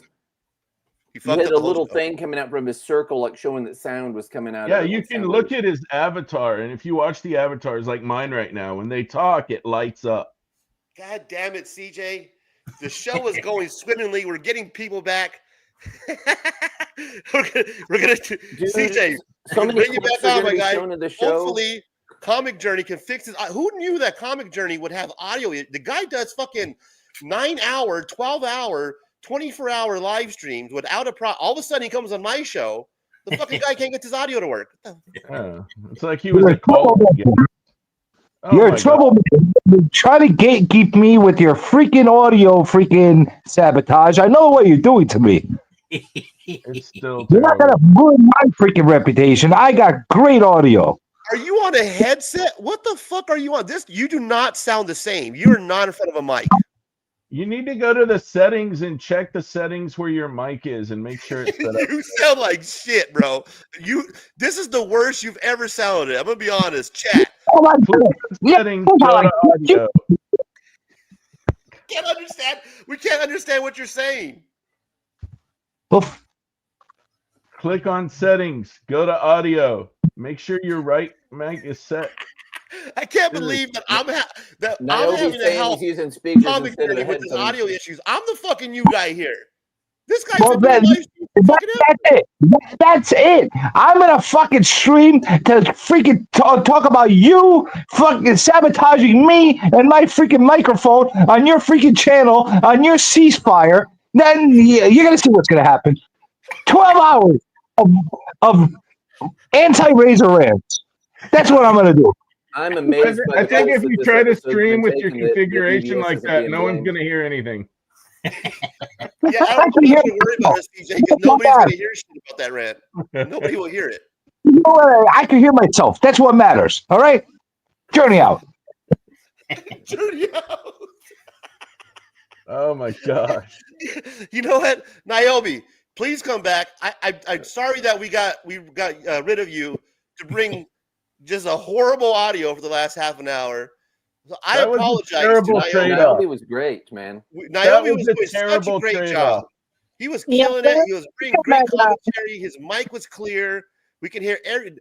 We removed Naomi in order to It get was like CJ's music. thoughts. Right, had to keep muting him. Yeah. Comic Journey. Beckerman says Comic Journey into feedback. Am I right? That was a terrible trade-off. That was a bad I trade-off. want my money back, Razor. I want my money back. Bring someone else in. Let the people have their say. You know, I like having Comic Journey on the guest. I like Comic Journey. Comic Journey, you know, he's a good guy. He does a great show. You know, he's a cool cat, man. I watch his show. I love Comic Journey. He never has audio issues. All of a sudden, he comes on my show and he has these fucking audio issues. I'm the new guy. You think that I would be I used to have my mic on mute when I started live streams. I would be talking for like 10 minutes. People would be laughing at me. I kind of learned a little bit. This guy comes in. I'm trying to get his information, his feedback, because I love the guy. And this is the participation that he gives me is this horrible audio. Sorry, Naomi, that I got rid of you for that audio, man. My bad. Please come back on. Razor, what circle of indie comics hell do you think that you'll be in after this episode airs because of things that have been said and shown? Well, it's airing now. We're live. Yeah, people already know. Well, no, I know I'm they gonna know, get into but boobs they can 1 and make the 2. What are you clips talking and- about? I'm gonna go read boobs 1 and 2 after this. I gotta see which color. I got $40 put off to the side. Okay, let me tell you guys what I do. I got a little budget that I put. Comic Journey, there we got room for one more person. You and Niobe could jump on, but please fix your audio. Anti-Journeys, what I do is I put some money off to the side every week, just like everybody else with their comic book money. I got like $40 this week. I'm literally going to get on the website after this is over. I'm going to see what cover I want. I'm going to get into Boobs 1, Boobies 2. Those are the books that I'm going to pick up. But yeah, man, I'm going to go down this independent hole that I love reading comic books. Right now, what I'm into that I've been reading for forever is the Love and Rockets. So I'm still getting through that. I'm still getting through the first volume. So I got a lot of reading that I'm doing, man. You saw I'm reading the Superman, All-Star Superman, reading the Love and Rockets. I'm reading 100 comic books that I bought off New Comic Book Day. So I'm doing a shit ton of reading. I'm trying to get through those New Comic Book Day books and then the Love and Rockets run to get that reading completed. But yeah, I'm going to be looking for boobies, man. That's basically what I'm going to be picking up this week. Razor, can I share my screen? Yeah, of course you can share your screen. I'm trying to share. It's not letting me click on share. It's not clicking on share. Oh wait. No. Well, cancel is only lit up. Okay, hang on. Okay. Hang on. All right, try to share now. It's not doing it. Will it not share the entire screen? It's not doing it. It's only saying cancel. Let me click on the present again and try to get in there. No, it's not doing it. Comic Journey. Yeah, No one sabotage you, man. We're you need unfortunately like everybody's video. having a little bit of issues right now. We can't even share a screen. So you need the Beastie Boys music video sabotage to like click in when stuff like that happens. Yeah, exactly. Teacher night. No, we were gonna give you we wanted to hear what you had to say about Kickstarter. I wanted to hear what you had to say. I wanted to hear your side. But you just had bad audio, brother. It wasn't once you were removed, everything was clear. Once you jumped on, like Mike was making a point, like you can see your avatar. It was just, it was moving when you weren't talking. Okay. It's not going to do it. Maybe it's because I'm not like logged in or something. I don't know. No worries, man. I don't see it down on the bottom of my screen either. I don't see anything but, the people that are on the panel. All right. Nonetheless, I was just going to show like my Amazon page and all that. So if you look at BL Blankenship on Amazon, you can find all of my books, the novels and all that. Anything I render under fiction is in there. You can see every novel. Super Black, that's BLAQ. That's what I Shook Comics had me write for them. I've actually written several more books. They're working on it. They look better than anything that I've put out myself, like Marvel-esque looking, but it's like 40 some odd pages. That first one is. You can see like the skeletal remains of Zorro Kills because that got decommissioned because it's under trademark by Zorro Inc. Super nice people. It's about him hunting down and killing child trafficking pedophiles in old California. He castrates a guy in the middle of the street and says, if you bleed out, you bleed out. Totally kid-friendly cat and mouse #1. It's got Bigfoot, Felix the cat, Mickey and Minnie Mouse, and Winnie the Pooh all in a car on the front of it. That's super cute, kid-friendly. Propaganda Comics, also called The Capitalist. It's Propaganda Comics 1, Capitalist #3, where Comic Relief, who you'll look at and you'll know it's Kathy Griffin, and The Capitalist, who you'll look at and know he's based on Trump. That's a total cash grab, by the way. It's very Mad Magazine-esque, where they fight. She travels back in time to defeat him on Earth 8675309. Do I have any other comics? I think I named off all of the other comics. I got it pulled up here. Capitalists, Propaganda Comics. Yeah. So I had worked on that like way back when I was trying to get like a Patreon thing going or whatever. Inside it's in black and white. The people are all drawn like caricatures, so very Mad Magazine style. That's what I told the dude that I was wanting it to look like for the Zorro stuff. I showed him like a bunch of old Vampirella things, and I was like, that style of art. It's not close to that, but it's still he did what he could do. But yeah, Larry Bogus is on there too. That's basically my mom and dad fighting, and it's like funny pages, sitcom-esque. Yeah. Okay, yeah, you can go through the first few pages. So there she is. She's Comic Relief.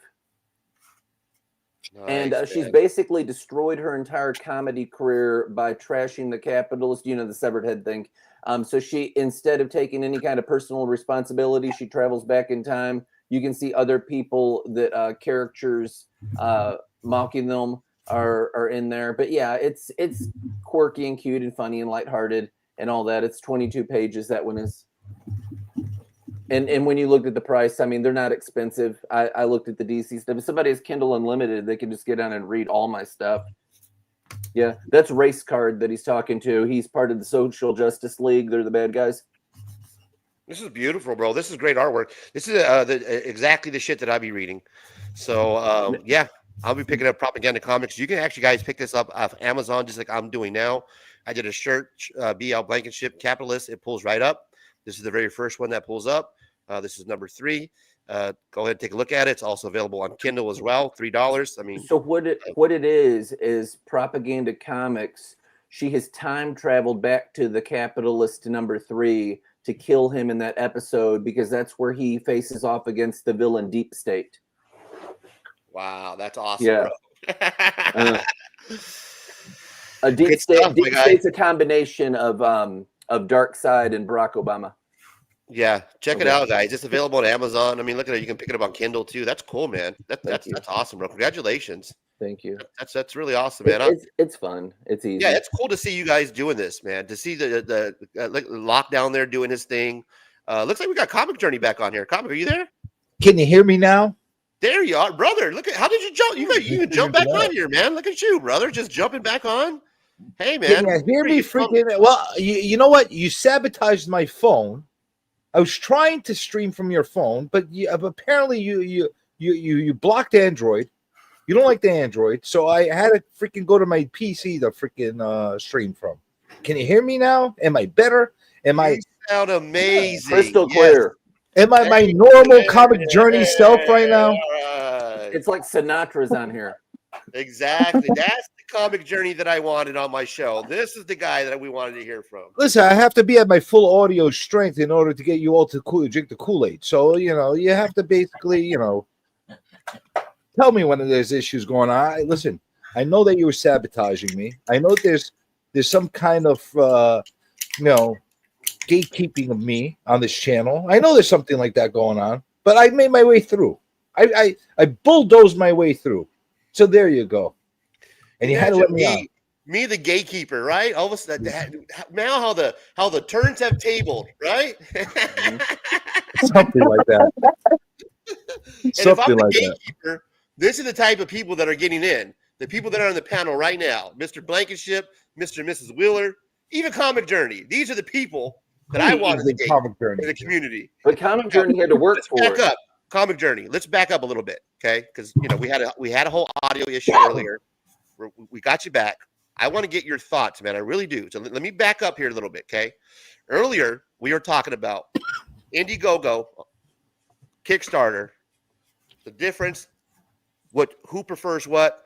You made a comment earlier that said Indiegogo only works if you have a built-in of loyal followers to support the channel, their project rather. Kickstarter at least gives you a chance to get new people. Yeah, and I stand by that 100%. I'll tell you why. Please. First of all, the more commonplace for crowdfunding that the general public knows of is Kickstarter. It's like comparing eBay to Mercari. Yeah, some people know Mercari, but most of the people you're going to ask are going to tell you, what the fuck is a Mercari? Am I wrong? No. So when you're asking people to support you and go to your crowdfunder and you tell them I'm on Indiegogo, 90% of the people that don't know and don't support these things on the regular are going to say, what the fuck is this?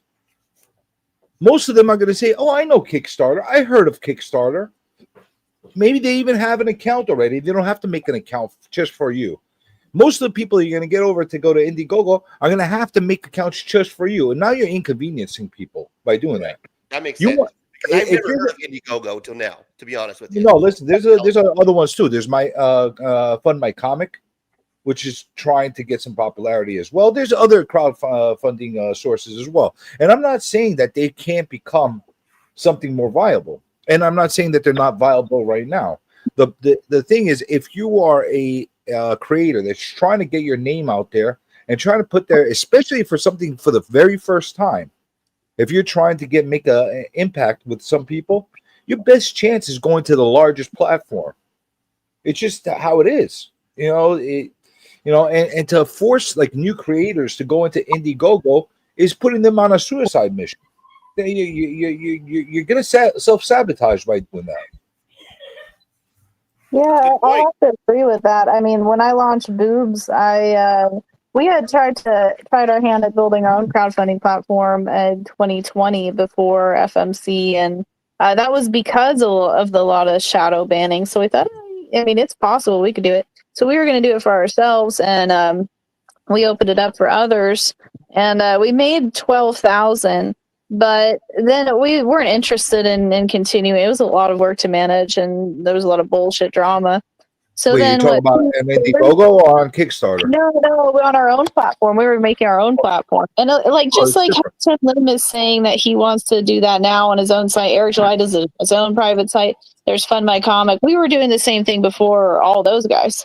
But you had a following in order to do that. We did, but it wasn't as big as it is now. So I was going to validate your point in that the people who were supporting me then were a lot of people that have been following me for a long time with my art. But when I went to Kickstarter 2 years later and launched there, we made almost 28,000, and I saw a whole bunch of new people there. So yeah, I mean, there was a lot of more success on Kickstarter than anywhere else we had seen. So yeah, I'm just backing up your point for absolutely. I'm so glad I launched on Kickstarter. That was my first book there, and it worked. So you won't see as much success going elsewhere. I really do believe that, unless like you said, you have your own following and you bring them over. And if it's Comicsgate, that's usually what they do. They go to Indiegogo.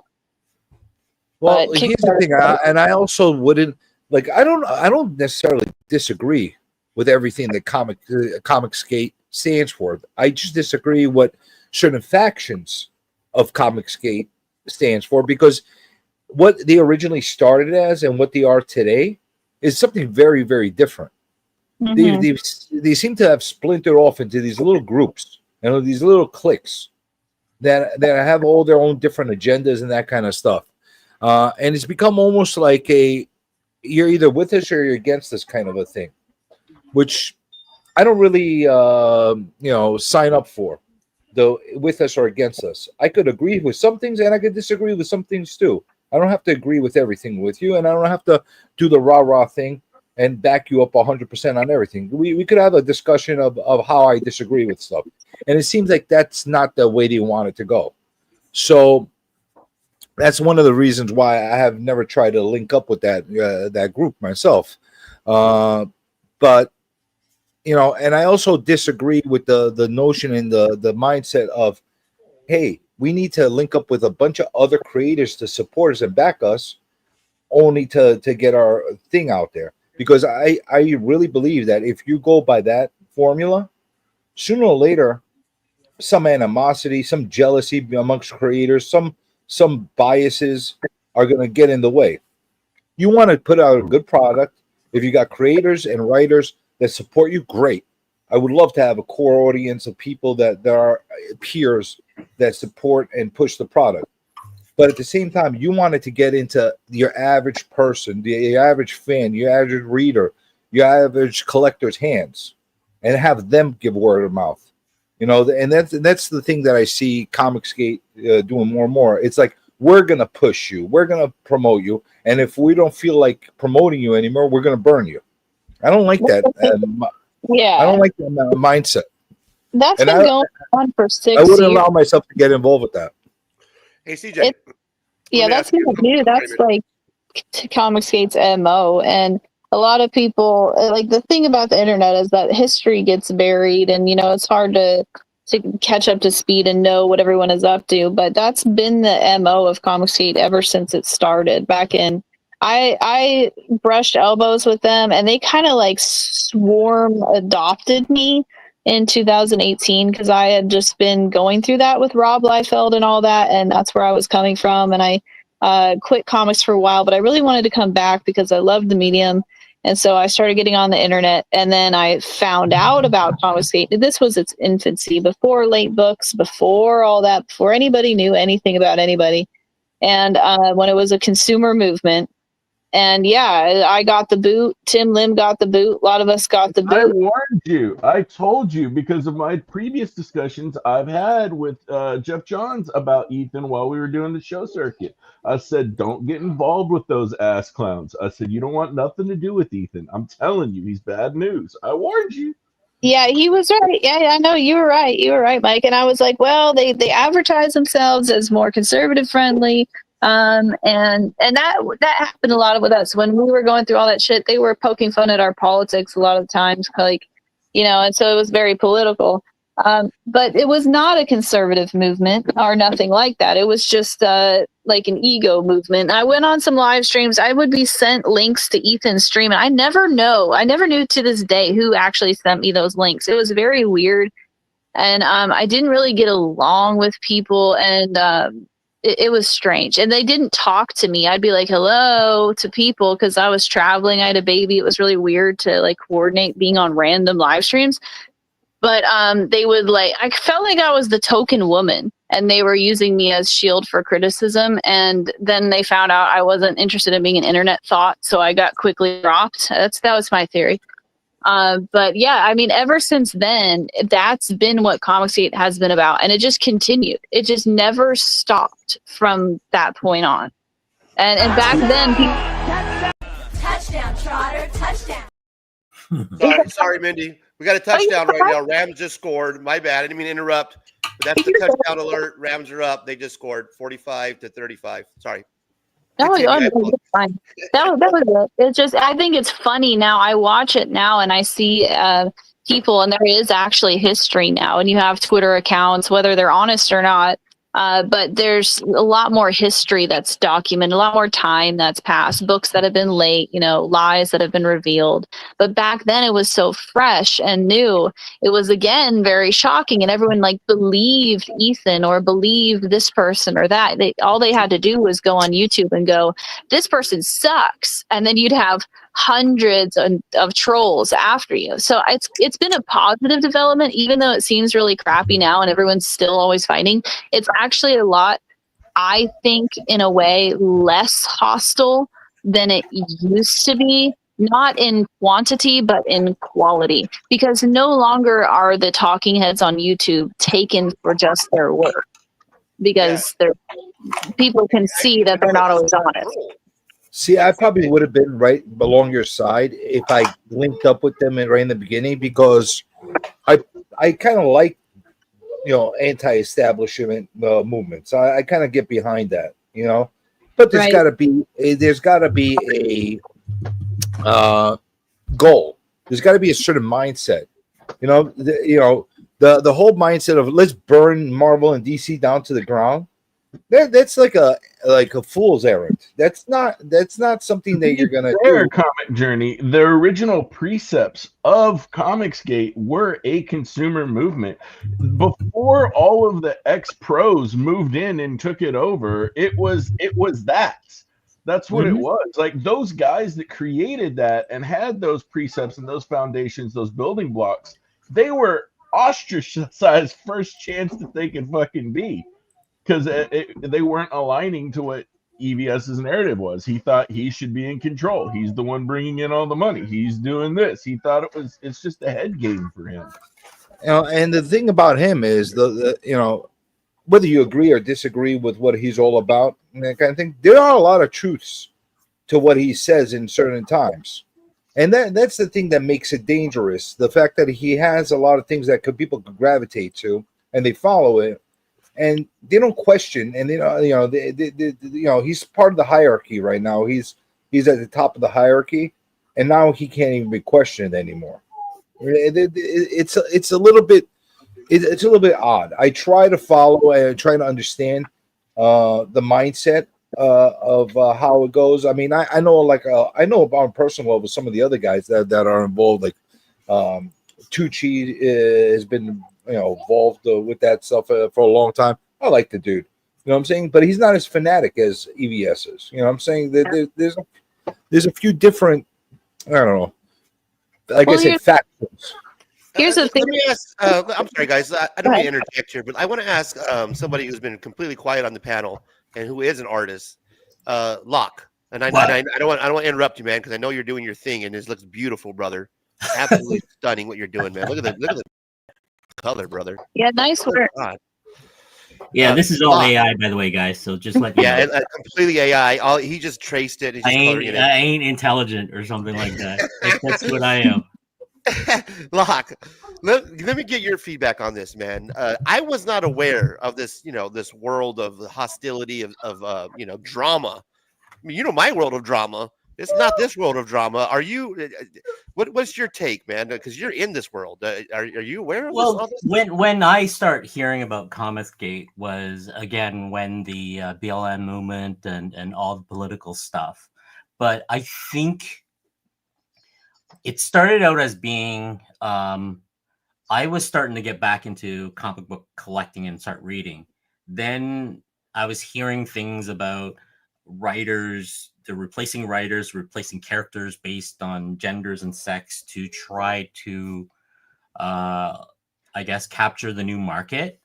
And I from where I came from like the game industry, the TV industries and stuff like that, I kind of understood that the audience that was collecting comics is getting older.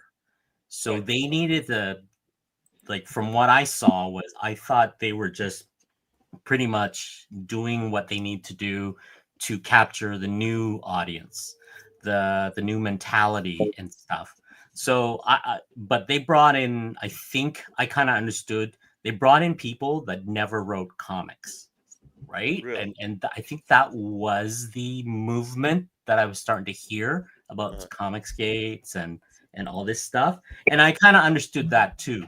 There was a hardcore group like us older generation of collectors. We're used to, I grew up with the Chris Claremont series, the X-Men and stuff. And it was based on a time when I guess Reagan was in power. And there was this, you know what I mean? It's comics has always, for me, has always been a representative of the time, right? As a writer or as a artist, like Stan's been doing it for a long time, right? In the 70s, he wrote these books and, and all this stuff. It was based on the time, but because of the internet, it's, people decided to start saying, like, you can't be this, you can't be that. They start taking sides and you can't do that. You can't, that kind of stuff. And then it kind of went weird for a while. Then as somebody who was trying to get back in the industry, I said, screw this. I don't want to get involved. I just want to buy books, draw books. I just want to, you know what I mean? And I felt kind of like left out of that. Then a group of my friends got pulled into that who are artists and they were like, but I know you for like 20 years. And all of a sudden I didn't know that happened. But, I think people, it's like us artists, we're cooped up in our basement. We're drawing all the time. Yeah. Then any community that will accept us, I think that's the thing we kind of gravitate to, even though sometimes, you know what I mean? Like we're not very, like, a lot of us aren't very that social kind of creature. We're just like everything. We're always trying to connect to with the community. That's my thinking involved. I think Big BL Blankenship, you're doing a good job with touching on, what's going on with capitalists. That's the ideal. What's going on with the environment? What's going on in the news? What's going on in today? So that's a kind of what Marvel used to be, right? Which you look out your window, that's what they're writing about. You look out the window, they're trying to trying to capture new audience, and that's.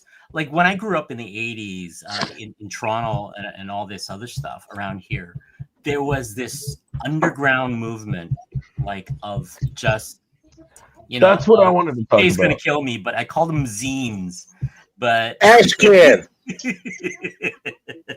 I'm sorry. What is this? I don't. This is not my world. Zines. Ashcan. What's the Ashcan, CJ? They're Oh my I know God. what it is. I know what the comic book is, but what are you referring to? Let me show you what an ash can is. Yeah. A way a traditional ash can is meant to look like. All right, This let is me make what you an big. ash can is. Let me make you big. Hang on. Now I'm gonna like show you one of my ash cans. But this is what a traditional ash can is supposed to look like. It's supposed to be Describe made it. on super shitty paper, Okay. like a Kinko style printing format. More than likely black and white on the inside. You know, that kind of stuff. Got it. And basically it's a preview to something that's supposed to be come out. It's in order to get people to get somewhat interested into a project that's coming out in the future. By the way, since you're all looking, go on this QR code and go in to my launch page and save it, because we're going to launch on January 21st. You heard it here. January 21st, Kickstarter, and we're going to it's going to be freaking fantastic. The Shift Project. No, but this is what we're talking about. Now a lot of people are confusing this, which is an ash can, with a zine. A zine is actually a full comic that's a bootleg comic that's printed. Like a full blown bootleg comic. Like the underground comics, like we you see from like Robert Crumb and Rip Off Press, that kind of stuff. Yeah. That's a zine. That itself is a zine. This is an ash can. So the stuff that Loke is talking about is kind of like ash can, because I grew up in that environment too. Here in New York, we had like a whole underground movement. Literally, you would go on the sidewalks on the corners, and there you go, Lisa. I love you, Lisa. You know Lisa's from the Bronx, right? Oh, you know, she supports me in New York. You know, we got to get each other's back. But like I grew up in that whole environment where you literally went on the corner on the sidewalk and somebody was peddling his freaking comic with a little box and basically trying to get themselves out there. That was a great time, like late 80s. Like this is how, I mean, I'm older than I was born in the 70s, but like as far as me remembering and like getting around, 80s into the 90s is where like I really like remember, and that was the movement. Going to the subways, somebody like standing outside of a busy subway station, just trying to get their name out there. That was the ash can movement. That Having was sex with your babysitter. Oh wait, that was me. Never mind. Hey, there's a very important comment there too that I saw from Lord of Brooklyn. It says Comic Gate Well, we is got to make sure that we that's the Kickstarter project. Please click on that, guys, and help my guy out, man. He's doing great artwork there. Support my guy CJ. He supports Razor.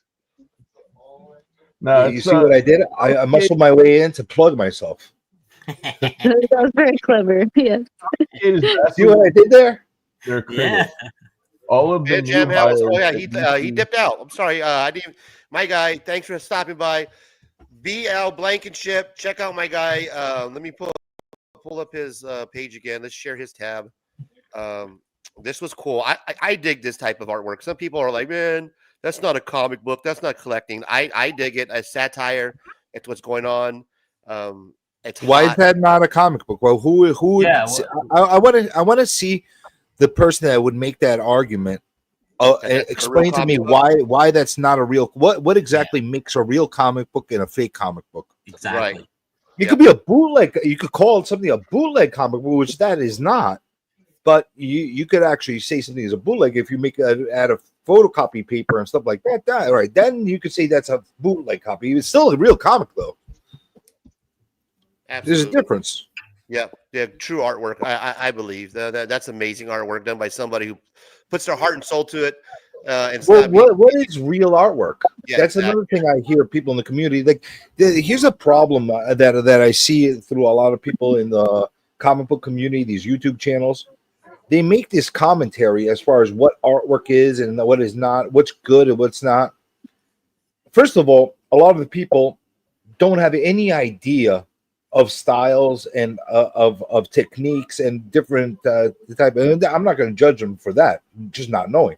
But when they go and critique certain artwork, they're like, "Oh, I hate this because it's watery or whatever the case is." Well, that's what the look is supposed to look like, right? You know what I'm saying? Or like when you hear people like shit all over Frank Miller, you know what I'm saying? and they're coming up with all this crazy thing. Listen, Frank Miller was never a guy that went by norms as far as in the comic community, comic art world. He always did wonky shit because he liked it. And that was always his way. He draw characters different, wonky, different stylizations, and people are shitting all over it. He's just reinventing himself all the time. That's what he does. Whether you like it or not, you gotta at least respect the he's willing to take some chances and do something a little different. Yeah, exactly. And that's the main thing, man. A lot of people get stuck in this lane, and you hit it right on the head, bro. People get stuck in the lane, and they don't want to look outside of their little, Batman, Spider-Man world. You know what I mean? There's other artwork out there. There's other comic books that are comic books. It is true comic book art. It's true parody. This is basically how Marvel kind of started, by looking outside the window and just saying, this is what's going on. I'm not a Trump guy. That's not, I'm not a Kamala guy. I'm neither. But I understand that that's what's in the news. I understand that's what's going on in pop culture. So why not make a comic book about it? You know what I mean? Listen, there's always been political stuff that have been done. Well, it's always been ever since the 60s, since the 50s. There's been political comics that have been made. Mad Magazine made their freaking magazine based on that stuff. Captain America punching Hitler in the face. Yeah, and I think everybody should be able to laugh at themselves and everybody else. Like, that's the kind of world I want to live in, so that's how I contribute. I got tired of the whole walk on eggshells if you vote one way or the other. I don't care which way you vote. Just if you can laugh, we can get along. I'm just not a fan of turning an established character into a political character. That's what I don't like. Like, if you have a mainstay, like evergreen kind of character, like a Spider-Man, a Batman, Superman, it doesn't matter. Like, I'm just like a character that's all established already, and all of a sudden you make them have an agenda or some kind of thing. That bugs me a little bit, because now you change the core of the character. Create a new character that has that agenda. Exactly. I agree with that exactly. And on that note, isn't that what Comicsgate comics would be? Our agenda-driven comics. Like, I know the chat's going crazy right now. If they were to come into the stores, my question is, for one, who owns it then? Is Ethan supposed to own all of Comicsgate's distribution? That's kind of market manipulation, towing that line. And two, so if that's the case, how many people do you think would come in and say, oh, let's buy Comicsgate comics because comics are great? Or how many people are going to go into that and see the Comicsgate label or whatever it is and say, oh, that's an agenda-driven comics? Because Comicsgate is a self-professed political activist group inside of comics. Those are word for word. That's what Ethan called it. So they have an agenda to terrorize everybody else. Like, what the hell is going on? Then isn't that agenda-driven comics? Brooklyn said earlier, Comicsgate is vastly more successful than their critics. He's wrong. This, yeah, he's absolutely wrong. But let me ask you this: outside of Ethan's circle, his close circle of friends, who has outsold us in Comicsgate? Name one person. Here's the thing, if you want to compete with Marvel and DC, you have to be sold where Marvel and DC are sold. You got to be on the shelf with them. And to my knowledge, none of these Comicsgaters have made it that far, and they never will. And a couple of reasons why. One, publishers won't touch them with a 10-foot pole. Two, stores won't touch them with a 10-foot pole. Three, they don't have the consistency to get books out on a regular schedule to make it worth a difference. This is true. And you got guys like Brooklyn in the chat who seem to be waving the CG flag pretty heavily, thinking just because Trump won 2025 that all of a sudden the world's going to get flipped upside down and it's going to be the CG domain time. Wrong. I don't think so.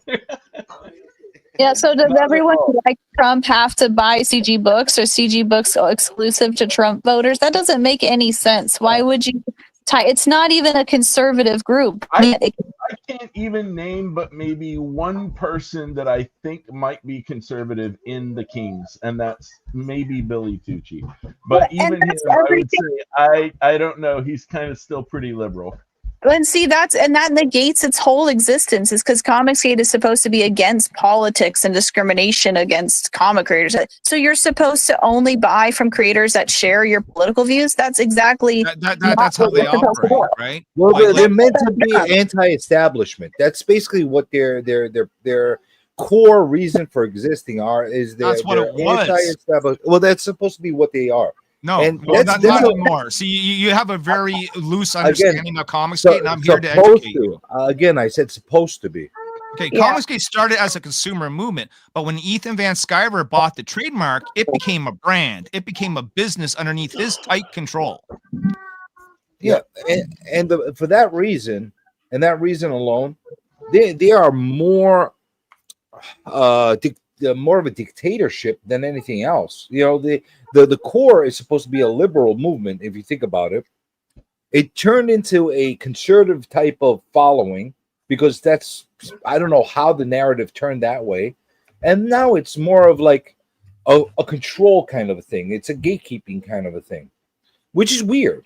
I want to read this comment that Brooklyn says. He says, how many comic shops closed in 2000 where you think one LCS wouldn't take a chance on carrying Comicsgate's books for the sales? Yes, I do think that they won't do it. And I'll tell you why.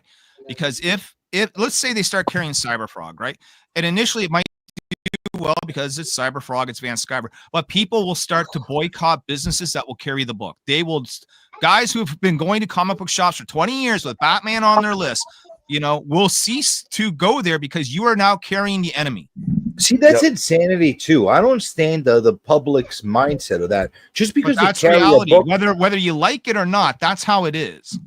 Well, I can't understand it. I didn't say that's how it is or is not. I just don't understand that mindset. It makes no sense to me whatsoever. Because people buy stuff from Midtown Comics, and Midtown Comics carry a lot of shit, a lot of fucking They weird look shit. at Comicsgate as a right-wing nationalist group that's against the LGBTQ. That's how they see it. And most comic book shops, when you walk in, they're waving that rainbow flag.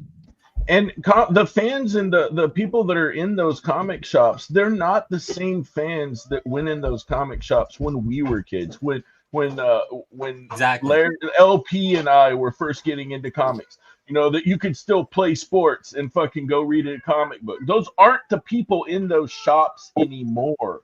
Yeah. They're blue-haired, crazy sycophants that only are politically driven in the majority of cases. I mean, it's a fact. It's become a hangout of rejects.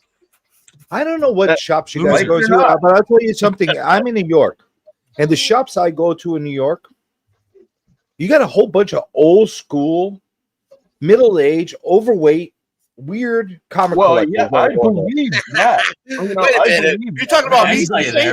You discriminate against me, goddammit. I would. I'm just saying that's the demographic I see.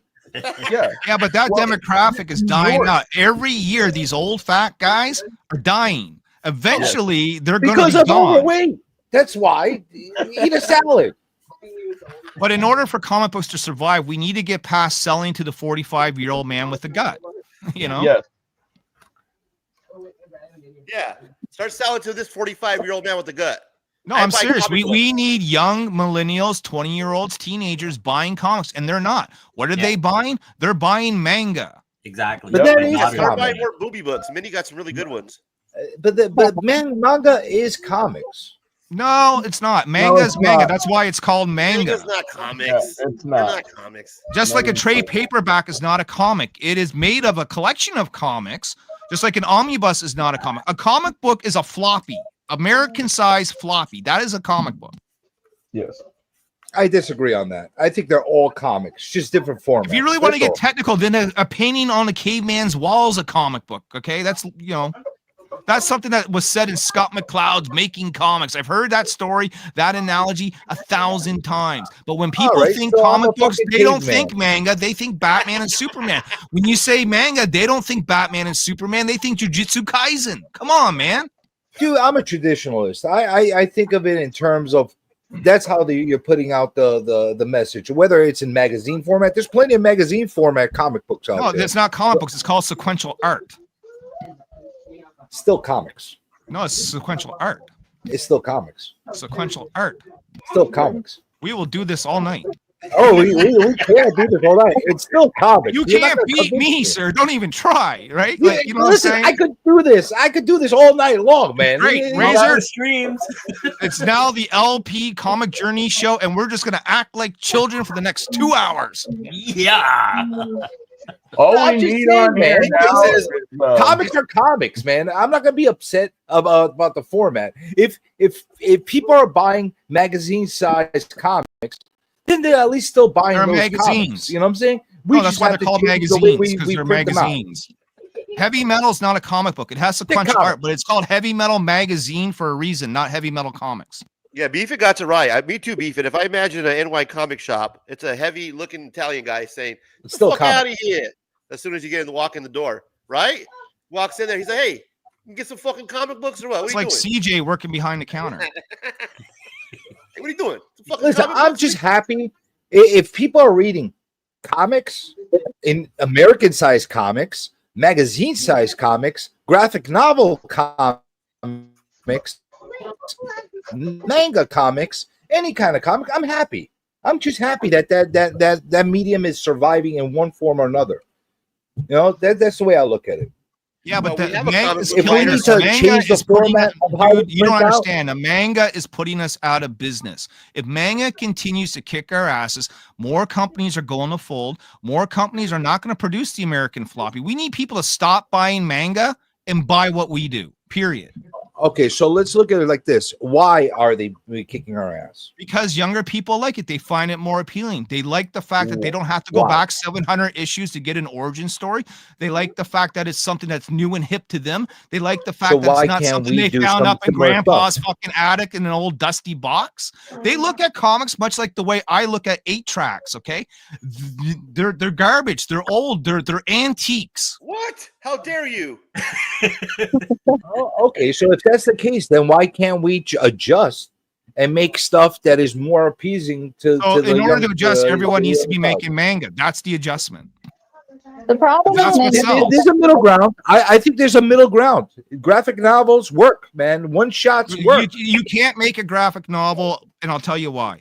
Because graphic novels and trade paperbacks and omnibuses and all the bigger books that people want in one shot are a collection of work, okay? And in order for those things to get made, that work has to be done on a monthly basis, and those works have to sell. Otherwise, it's not even worth it to put it as a compilation. Yeah, but one shots used to be much more commonplace than what they are right now in the comic book world.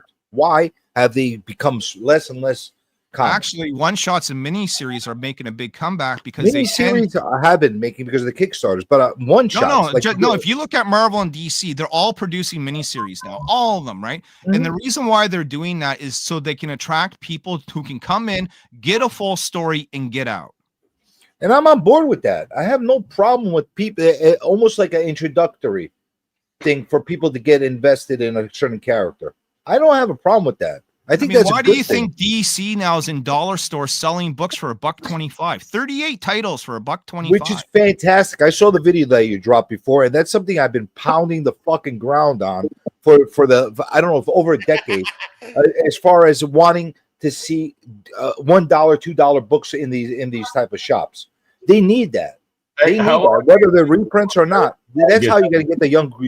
That's how you're going to get the young. Well, I mean, it's a great way to resell your reprints, right? You have 38 titles with most of your biggest characters. They're in polybags, so they're somewhat protected too, which is kind of a good thing.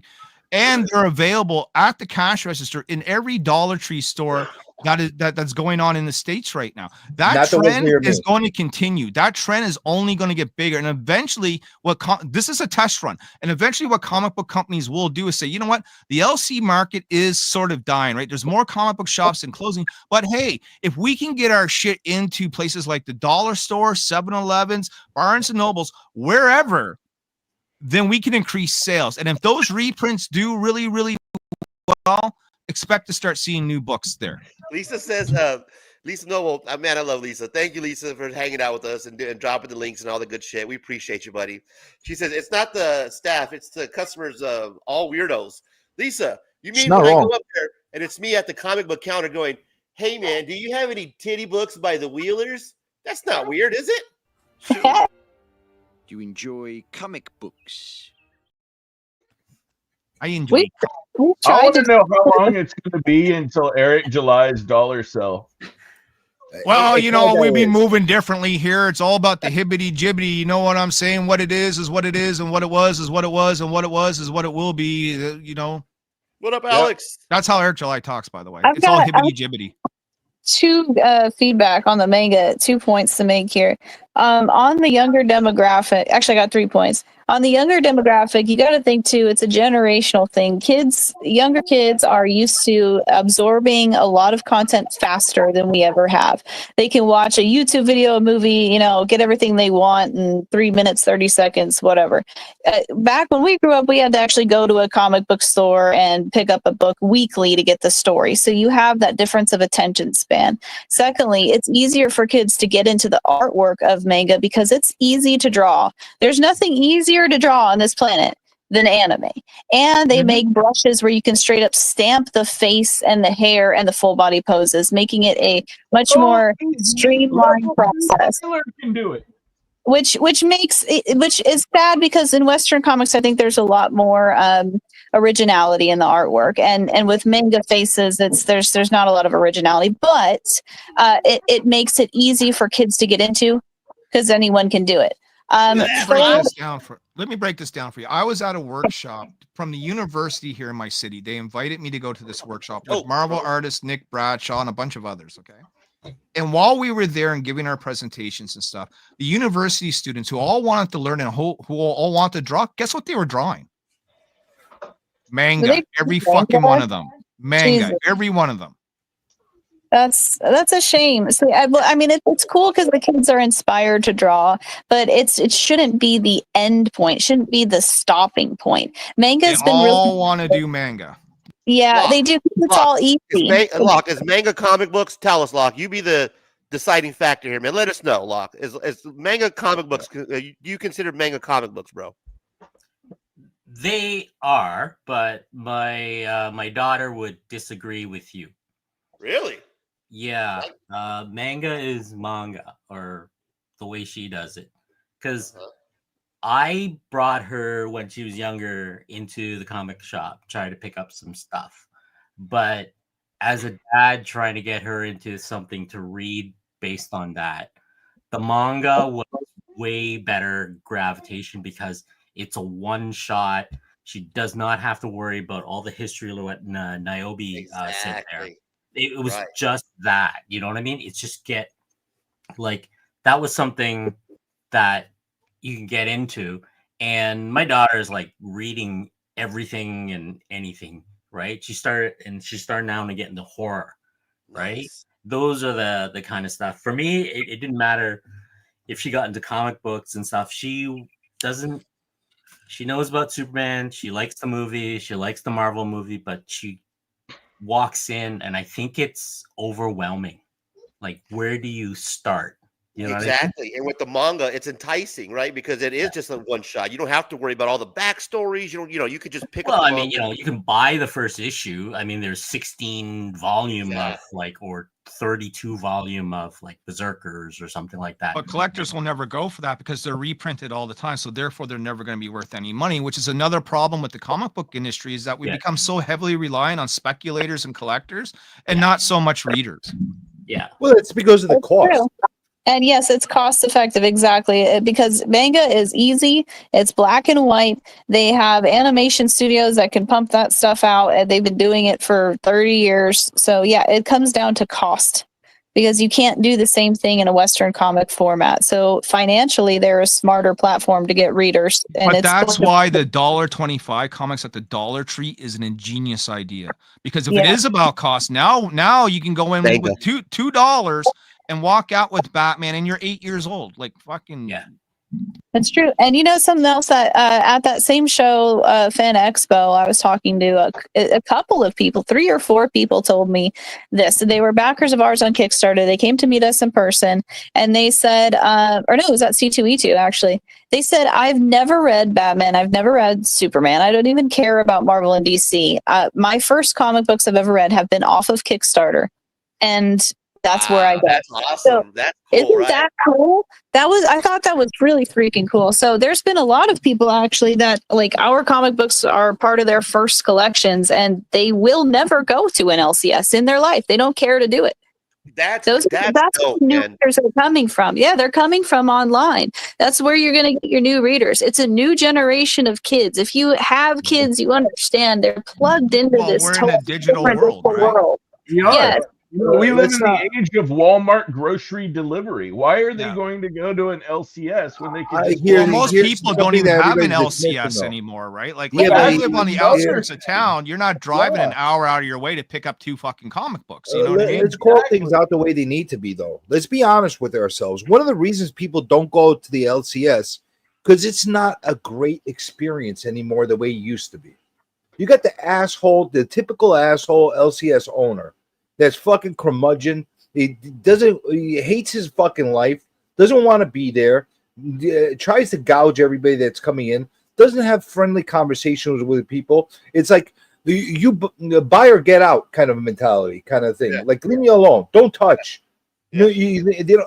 Sometimes they'll have everything in the bags and boards. That way you can't even look at the comic before you buy it. There's a whole different experience going to the LCS that it used to be in the 80s.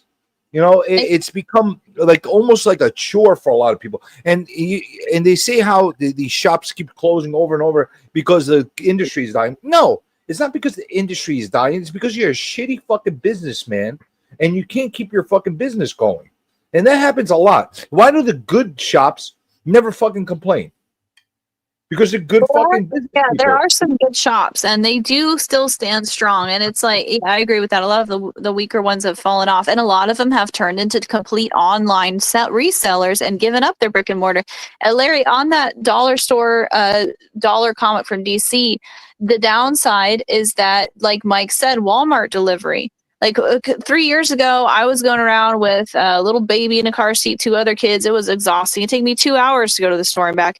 We got Walmart delivery in our area, and we hardly ever go to the store now. It comes to us, and it might go the same way. If Dollar Tree and all that might be in their traffic might start to go online, you might lose those sales. Here's Not the only difference, that, but though. spec. Well, Which here's is the important for difference. a lot of Let me guys get like this me. thought out first. Oh, I'm sorry. Go ahead, Noyobi. My bad. Almost every small town, even where I live, has a fucking dollar store, right? But not every small town or every little area has an LCS. So now when you're going to go in and buy your cheap goods at the dollar store, your kid is going to be with you and your kid's going to see all those flashy comics just like we would in a spinner rack back in the day. And they're going to be gravitated to that, right? So while some people do order their stuff online, the fact is we all go out and we all go to the dollar store and the dollar store is going to have these books. I agree. I just don't think the dollar store enough in my lifetime to make that sustainable for a business model to sustain DC. I grew up in a small town north of here. It was called Barrie, and back then it was just you're Canadian. Welcome, fellow Canadian. Yeah, and Barrie, Ontario, know it well. Yeah, it was the place at the time was called Mike's Mart. And it was literally a corner store. That's how I ran into comics. It was on a spinner rack. Yeah. Right? I would go in and buy bubblegum for a penny. You know those Hubba Bubba thing with the comics on them? Yeah. Right? Then I saw these comic book racks. That's why I like if it's in a dollar store now, because those variety stores has become like well, have you guys even seen the pictures of this? Like I've been seeing pictures of this dollar No, I stuff. haven't yet. Like everyone on Facebook's posting about, look what I found at the dollar store. Look what I found at the dollar store. It's fucking working. Yeah. That's good. I hope it does do well. I hope it takes off, but I think they need more places. I think they really need to get into convenience stores. Really 7-Elevens. Yeah. Because there's a lot of kids that go in there, hey Dad, I'm thirsty, let's go get a drink, hey, all right, I'll come buy you a Coke, and then they run into the comic books. I think that's that how I used to get my garbage cards, man. Gas station convenience stores. And don't forget all the broke teenagers that are hanging out at the 7-Elevens and the convenience stores. Hey, for a couple bucks, they'll pick up a comic and read it. I would like to address A+ Comics. He says, I have a Dollar Tree, but I don't want to own a lot of filler runs. Then why are you buying comics? If you're just buying comics for the speculation and the flip, I think you're buying comics for all the wrong reasons. And B, I think then you might as well just stop buying modern comics altogether and just buy your Keys, your Silver Age, and your Golden Age. You're not You know, wrong. if you're going into the dollar store to buy comics, you're not going in there to hopefully make a profit. Okay, you're going in there to get a Batman story on the cheap. Yeah. Well, I don't know. Maybe some of these dollar comics, maybe some of these first editions might be worth something one day if this They're shit not works. first editions. The only thing different about them is they got different ads in the book, which does set them apart. So speculators are going to go in there and rob kids of all these $1.25 books, then the thinking they're going to sell them for $5 or $10 and probably Exactly. be sorely disappointed when they try. Thank you, Beefit. Which you know I what? know it's coming. You know what? It's not going to be the worst thing in the world because it's going to keep the dollar stores keep ordering them if they keep selling them out. It's true. And Did you guys know that they'll keep DC having has, inventory. they have a manga Joker and a couple other titles. I was just in our local comic shop the other day, Screaming Monkey. We went there for an Manga event. Joker's pretty good. Yeah, is it? I was looking at the manga, and there were quite a few DC titles that they have adapted to that. So there you go. Yep, and it's in an anime style, and it's black and white, just like that, just like a manga. Yep, there you But go. is it better? Yeah, but you know what the problem is? What? You know, to make it anime style is one thing. Look at the Manga artwork. style is one thing. The artwork, but they're not necessarily formatting the books in the same way with a lot of because these kids stuff. don't want formats in the floppy format. They want this. No, I'm fucking talking format. about as far as the formatting them in the manga format. I've seen a lot of the anime style, like manga style books, but they're in floppy format in the LCSs. Yeah, You don't because have- that's what most All right, companies I'm sold. produce. I like manga. Manga's comic books now. You sold me. Thanks, Locke. Oh, no worries. Yeah. That's going to be really hard work, honestly, artistically, to take an old comic and adapt it if you're going to use the same artwork, because your word bubbles are all going to be in the wrong place. That's a headache. It'd be easier to redraw it like that one that you're holding now. It's kind of fun project, though. My daughter has grown up. She's 18 now, and she reads from literally left to right. It so boggles my mind that people can do that. I tried to read a manga. I could not wrap my head around starting from the back. I could not wrap my head around reading it backwards. Like my brain Now, just. who sounds like the old man here now, huh? Hey, I'm the at least same the old way. man gave it a shot. You know. I'm the same way. I can't do it. I don't want nothing to do with it. I hate it. I went to a really progressive liberal arts high school for a while, and anime was rampant in that high school, being ahead of the curve there. I've started reading anime when I was like 13, and it was all right. It was all right. But yeah, I can't say that I'm a big fan because there's a lot of weird anime. Like I saw a lot of things I shouldn't have seen. I'll just say that much. So I think Legend of the Overfiend. Huh? You know Legend of the Overfiend will warp minds forever. You know. Oh God, I don't know that one, but they're very weird. To A what I lot of would- tentacles. Yeah, What's that yes. Japanese term I saw on that guy's hat that one time when we were at the restaurant, Mindy. What is Yaoi. that? Yeah, Yaoi. YOI, I think. Yaoi. I looked that up and I got scarred. Oh my gosh, the high schools now, like the middle schools and high schools for our kids, they teach foreign language, they teach Japanese, and they teach classes on. It's not anime, it's anime, and the kids go around going, "Oh, that's so kawaii, ooh, ooh!" Like it's a huge trending thing with the kids. It's not stopping anytime soon. We're going to continue to see it grow over the next 20 or 30 years. It's not going away. Yeah. Well, it just, I don't know what to say. I think we all need to learn how to adapt to compete against the machine that is anime. Because, like I said, they have an edge with their faces being all the same. You don't need famous artists. No, I like the idea that you guys had about putting the comic books inside like 7-Elevens. You know what I mean? Like how they used to on the old spinner racks. You go in because kids hang out at 7-Elevens, right? A lot of high school kids hang out like a Circle K, all these convenience stores, and they're going their lunch period. Could you imagine, right, in the future, if that does happen, where you get these high school kids are like, "Hey, bro, so we're gonna go on lunch, man. Second period lunch. We're gonna go 7-Eleven, man. We're gonna go get a Slurpee. We're gonna cop one of them booby books, man, by the Wheelers, bro. So Yeah. can you imagine that? Just going to the 7-Eleven and they're at the counter. We're gonna get a Slurpee. Let me get issue number 2 of boobs, man. Here's the problem with the 7-Eleven theory, and even with the One of Dollar these Tree days, theory. I Right. And the can't wait for that to problem happen. is that we're trying to appeal to younger viewers, right? Younger readers. And people say, you know, the common things. We need more availability. We need them cheaper. But here's the problem with all that. Younger readers aren't usually reading a lot of physical media when it comes to this stuff. They're reading on their phones and tablets. So therefore it's all digital, right? So they're going to places like Webtoons or even Global Comics at this point to read their comic books, and mostly for free. And if you do sell digital, usually your digitals are a lot less than your physical copies. So you're making a whole lot less money, which is going to put a lot of small publishers out of business once we fully turn to that digital world. And people don't think that's going to happen. Look at what happened to music. When was the last time any of you guys went out and bought a CD or a DVD? Right? Thanks, You know what I Napster. mean? That's So- exactly right, man. Like I wrote an article about this for Comics Illustrated about how all the indie creators really need to take notice about the digital sphere and incorporate Mhm. some of these changes going forward, like using augmented reality and QR codes and stuff in your books to kind of make scenes come to life, or to play soundtracks while the book's going. Like there's a lot of different stuff out there that can be going. And like even right now on Kickstarter, at least a third, 33% or more of our sales are pure digital. I don't know what Larry's campaign's like, but Savage I Sam love was that. almost 50%. We did like 428 backers, and over 185 of them were digital.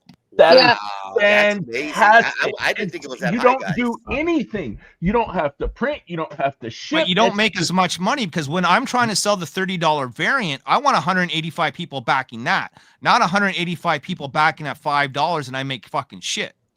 What up, Matt Barr? Thank you for stopping by, my guy. I'm a freaking dinosaur.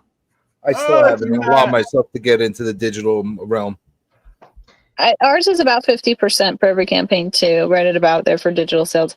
But like Mike said, Mike and I love digital. We love digital, seriously, because we don't have to overextend ourselves with the money tied up in print and fulfillment and labor. It's we like digital. We do. It's something I never thought about before. Don't you think that you're giving up? Don't you think you're giving up something from the original art market by doing it all digital? Because there's something to the purchasing of the original art that's associated to the book and stuff like that. That I don't know. It's stuff. It's clutter. Kids don't want stuff and clutter anymore, bro. They don't want a bunch of junk. Like I was talking to one guy. He says, "Why would I want 18 long boxes in my house when I can have everything on my tablet?" And most artists draw digitally Because now. it's fun anyway. to go through They those don't- long boxes, just sit there and smoke. Yeah, when you're old, you are, but when you're a kid, they look at that as like the thing dad does. That's archaic to them. Yeah. Yeah. And here's the other thing is comics is all about time and speed. I cannot stress this enough. So when you're sitting there drawing, because I used to draw traditional everything, and then when I did sequentials, I moved onto digital because of the speed. The speed, I could color and flat everything all at once. If I'm drawing everything in pencil and then making everything in ink and then scanning and then coloring, it's going to take me 3-4 times as long. So I can make more money as a publisher putting out books more frequently and having more products available by going digital and having more digital sale, 100% digital sales, because I can fulfill immediately and have that campaign over with. Then I'll make more money that way than I ever will sitting here drawing traditional pages 8 hours, 10 hours a day. 100% right. Look, come Christmas time, I'm going to be doing a campaign that's just going to have everything we've ever done digital, right? So I'm Fantastic running over idea. Christmas because right now Canada Post is on strike, so I can't fucking send out books anyway. So I'm going to do a digital campaign and see what happens. Fantastic Hey, idea. we were thinking of doing the same, actually, of 100% digital book. Yeah. Yeah. I tell you one thing though, that you'll never be able to go to digital, no matter what you try to do, no matter how you present it to people. One thing that'll always be physical that people are going to want to collect, that people are always going to buy, no matter what. Trading cards in general. The trading cards are not going digital, guys. Trading cards are still fun. I love trading cards. Like Locke, when he's doing his trading cards, I'm a trading card guy. I love the artwork. I love to hold the card. There's nothing like holding a trading card in your hand and enjoying that artwork. That's not going nowhere. Yeah, it's That's going away. They have It's gonna tried go away. that though with That's the a fad NFTs. like anything else. And here's the problem with that fad. The only reason why people are buying those cards in bulk, and I've seen them for sale like $20 a pack at my local comic book shop, is because of the gambling aspect that comes with it. That you might get this one card out of how many, you know? And, and they did that in comics, and that fucked up comics. Look at the 90s, what happened with the speculation boom in comics, and every gimmick was used until the bubble burst, you know. And I'm old enough to remember in the 80s where sports card collecting was a big thing, and I'm old enough to remember in the 90s when it completely flatlined and crashed and almost died. Topps almost filed for fucking bankruptcy. And then I'm old enough to remember them coming back and trying this new shit and trying to rope all these collectors in and all these grading companies. Bro, there were so many cards in the 90s, though. I mean, you're talking about Alf cards, Teenage Mutant Ninja Turtles, Back to the Yeah, Future. look at There's today. so many Everything cards. has a card now, man. Everything. Yeah, and everything's fucking foil and gold and holochrome and broken ice and, you know, this and that and tiger fur, you know, you name it, it's all fucking there. And eventually people are going to wake up and they're going to look at these things and go, you know what? I paid $1,000 for this Pokemon card. And all it is a piece of cardboard with ink on it. Doesn't matter, man. It's collectible. That has millions of copies of it. That's the other thing with the cards. There's so many of each card. Yeah. You know what's cool is that we've put out trading cards. There are people that bought just metal trading cards a couple times over in our campaign. Didn't even buy our comic book, got it digital, but just got physical little stretch goal things. So I think the collector's market. Think about if things go in more of that direction. You'll only be sort of doing print to order for the people who like physical medium and who want to collect, and that would only up the value for collectors markets because that means there's less of them in circulation. And the digitals are for the readers. That's where I see it going. Digitals are for readers, physicals are for more collectors, or for someone. And the art of collecting is dying out. I'm seeing more and more people just sell, and I'm not even just talking comics. I'm talking toys, statues, whatever. People are just going like, I'm 50 years old. I have a house full of this crap. What the hell am I going to do with it? I don't need any more. And they're starting to sell comic books and their shit on pennies on the dollar and claim sales like mad. Yeah, but that's cyclical. We went through that in the late 90s, mid 90s. You know, that's cyclical. That happens. You know, we go through ebbs and flows of. I think people are exchanging their physical goods in return for digital, right? Like for video games. If I'm to buy a physical video game, it used to be that you could resell it. You know, try reselling them now. You get like $2 from GameStop if you're lucky, right? Exactly. And I can save space by just getting it digitally, and sometimes even cheaper. Well, how many people got rid of their VHS and bought DVDs in the place? And how many people got rid of their DVDs and bought Blu-rays in their place? You get what I'm like? And you don't even need Blu-rays anymore because now we can just stream everything. You don't even need to have it in your house. You can just go to your computer and turn it on. Guess what? Look at the VHS market right now as far as collectible. It's fucking on fire. God, I remember selling all my VHS CJ for $1 at a yard sale back like fucking. Me too, man. I threw them away in the garbage. I got rid of shit, man. Like I gave it away. I threw away what nobody wanted because I got. What do I need this for? I got the DVD version. I got the Blu-ray version. It's better, you know. And now I got a ton of DVDs and Blu-rays that I don't know what the fuck to do with. People always want to go to the extremes. Like Lisa here says, people are still collecting. Yes, I get that. But what I'm saying is less people are collecting and more people are selling their collections. That doesn't mean everyone all of a sudden dropped and said, I'm not collecting anymore. But I'm telling you, in 20 years from now, most people won't even care about collecting. They're going to have everything on digital. It's going to be a digital world. We're going cyberpunk. Something else. There'll be something else. There's always weird trends that people follow.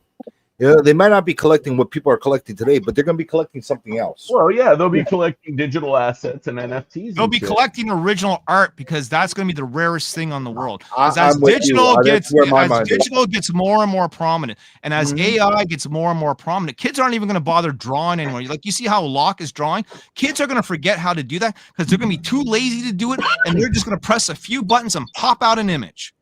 Yep, that's what I did here. People are just like this. An auction. The book went for over 700 on brand new modern. I like the fact that modern books are going for these type of prices. I like that modern books are helping new collectors like me have fun with the hobby, because it's cool to see Mark Spears and modern books go for these type of prices. I think it's good for the hobby. A lot of collectors that have been collecting for a while will shit on the fact that modern books are selling for, more than what some of these older considered keys or real Silver Age collectors are selling for. That's always been the enjoy it. case. I think it's good for the You know hobby, what? and I think it brings more new collectors into the hobby. Razor, that's always been the case, though. Like, there's always been the flavor of the month when it came to the new books. Like, if you go back, once upon a time, Heroes Reborn was flavor of the month. Jim Lee's back in Marvel. Liefeld's back in Marvel. Like, that was a big deal. When those books came out, they were the hottest things. People were buying them left and right. Spawn #1s, Youngblood #1s. These were flavors of the month. People were loving them. Now, what are they worth? Like, it's always going to be the case. And you can always have people like that, like gravitate to one of these things. And it's good for the hobby. It's also bad for the hobby as well, because now you're also not getting a person the ability to be able to purchase something that they would have that's brand new that came out last week for a normal price. But it is what it is. Yeah. Overall, though, I would say that don't you think that overall, though, it's good for the hobby, right? It's going to bring more people to eyes. Overpriced books are not good for the hobby, dude. You take some minor key that just came out last week, and all of a sudden it's $200. That's fucking ridiculous. But so here's something. Having a $4.99 book would be really hard for Larry, you and us to do if we put out all of our books, all of our variant covers and all that, and sold it to everyone for $4.99. I don't know about you. We would be out of business. So we need a higher price tag. And that was Comicsgate kind of whole push is we need $20 books. That makes sense if you disregard the collector's market. Say that doesn't even exist. Say that's original art and very small physical medium and it's not very big in circulation. If you cut that out, then that puts the original price tag up a bit for creators, and that makes a lot more sense to justify this higher price tag because there's no collectors profiting off of our books. It's simply what we need to do to be able to make the production of the book. So I don't know, going more digital and seeing the collector's market shrinking to be just in the hands of real collectors who actually really want that, one physical rare book or this and that, I think might sort of adjust the market naturally to be a higher price tag, straight direct to consumer from the indie creator, because that's necessary, and then letting go of the fat. Am I wrong? If you just want to read comics and you don't care about the value, just go digital. I mean, it's so much easier, so much simpler, it's so much cheaper, so much convenient to do that. And speaking of being able to just press a few buttons and pop out some art, share my screen real quick, Razor. This is one of the Shaka Mike variants we're releasing for Boobs 3. Oh my not God. finished yet, but it's definitely going to be finished, and we're going to make this happen. So, yeah. Ethan, what do you think about that? I think it needs a little bit more TNA. I agree with Mindy. Thanks. Oh, there will be some nude versions of this, I promise. I think it needs to spread those block buttons a little Aren't I bit. a great artist? Look how great. Oh my God, you got an actual legend in the chat. You got a celebrity in the chat, and I got to do it in his voice. This is the Great Legend Show, and I'm coming at you live. I read digital. I use the Marvel Unlimited app and the DC Infinite Universe app. 1 quarter, 1 life. Great Legend Show. Subscribe to me today. That was pretty good. That was I know the legend for many years. We used to play Injustice together, and he used to kick my ass. Alex says, I don't think the collector's market will shrink. Digital won't replace actual physical books in my Oh, yeah, it's already happened. When was the last time you bought a newspaper? When When was the last time you bought a magazine? Come on. Well, it might not be the market. I'm trying to find the magazine. The That's a better question. demographic is changing. As new people come, the new people prefer digital. Us who always have bought physical books prefer physical ones. So I don't think it's shrinking of who already has existed as a demographic for physical. It's just that the new generation will not. It will be phased out because the new generation is digital. They live and die by the phone. Yep. Yes, it's true. If you have kids, all their possessions can be summed up in one little device for the most part. Outside of their clothing and a few knickknacks, when we're talking strictly entertainment, it could all be done for the phone. The music, the movies, the reading. Yep. Yeah, and as Everything. a parent Streaming, too, all of it's easier to manage your kid and their cleaning habits if they have less things, more digital things. It makes the house nicer. I'm not gonna lie. So They don't even talk on the phone like a regular person anymore. It's all No, video the calls. text. People don't even want to get a phone call on the phone. Like, oh, someone's calling me. Just text me. I'm God damn it, guy. It's a phone for a reason, you know. Yeah. It's almost insulting if you call somebody. I really like that frog cover, Mike. Mike thought of that last night. We were talking about we've got a whole big fight scene in Boobs 3. You know, we've got to add more to it before it's ready. But Yeah, we've got all the groups that are going to go at it. Even your group, Larry. You got all the BC guys. Look. I got the BC. You guys got your thing. We got Comic Skaters in the chat. We seen Matt Barr in the chat. We seen Katie did in the chat. Razor Comics has gotten on the radar, and he doesn't even know it yet. I don't even know it, man. You guys drive. This is supposed to be Ceasefire Sunday. You guys are creating more drama for me. No, it's become CG Sunday because all the CGers are hearing like the talk about CG, so they're all coming in to check out what's going on. Exactly. Yeah.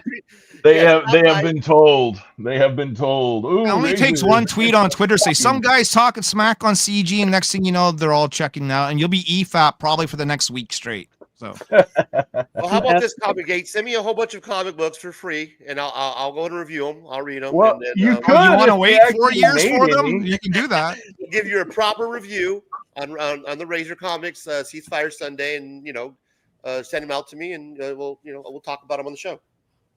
the way Mike and I like to describe Comicsgate is I am Negan from The Walking Dead. You go, who's Comicsgate? You go, I am Comicsgate. You are Comicsgate. We're all Comicsgate. Well, you remember that cheesy video they had, like, Yes. who leads Comicsgate? And like, I'm Yes. the leader of Comicsgate. Yes. And then you like see some old lady, like, no, I'm the leader of Comicsgate. And then like some little black kid, I'm the leader of Comicsgate. Like, it's fucking cringe as shit. We are all individuals. I'm pretty sure that Ethan went around and paid a bunch of people on Fiverr. Are you familiar with Fiverr? Where you pay him $5? Yeah, but that video predates Ethan a lot. That video came out in like 2018 before like Ethan had bought the trademark and all that shit. Like, oh my god, that video is old. That posted it. I thought he was the one that posted it and premiered it. No, that was made entirely. But like, I think if I'm going right, like that was like, he was involved with Comicsgate, but he hadn't bought the trademark, right? And there was all this discussion of who's the leader of Comicsgate. And so this video was produced to say that everyone's the leader of Comicsgate. Yeah, okay. Your In fact, if you go to the What is Comicsgate website, I still believe it's there. And it was put together. I don't know if it was Mike S. Miller that put that site up or someone else, but someone put up a website called whatiscomicsgate.com a long time ago. And that video was up on there. Wow. I just can't shake and it just, even with Eric July, all of it looks to me like a marketing psyop. And I've worked in marketing for like 20 plus years, and I've watched all the businesses make a very similar scramble from physical mediums to digital. Back in 2012, everyone used to advertise, in their local newspaper, and all the small businesses didn't know what the hell to do. They were buying up digital banner ads and Facebook ads, and they made the transition into the digital world, and it was very rocky.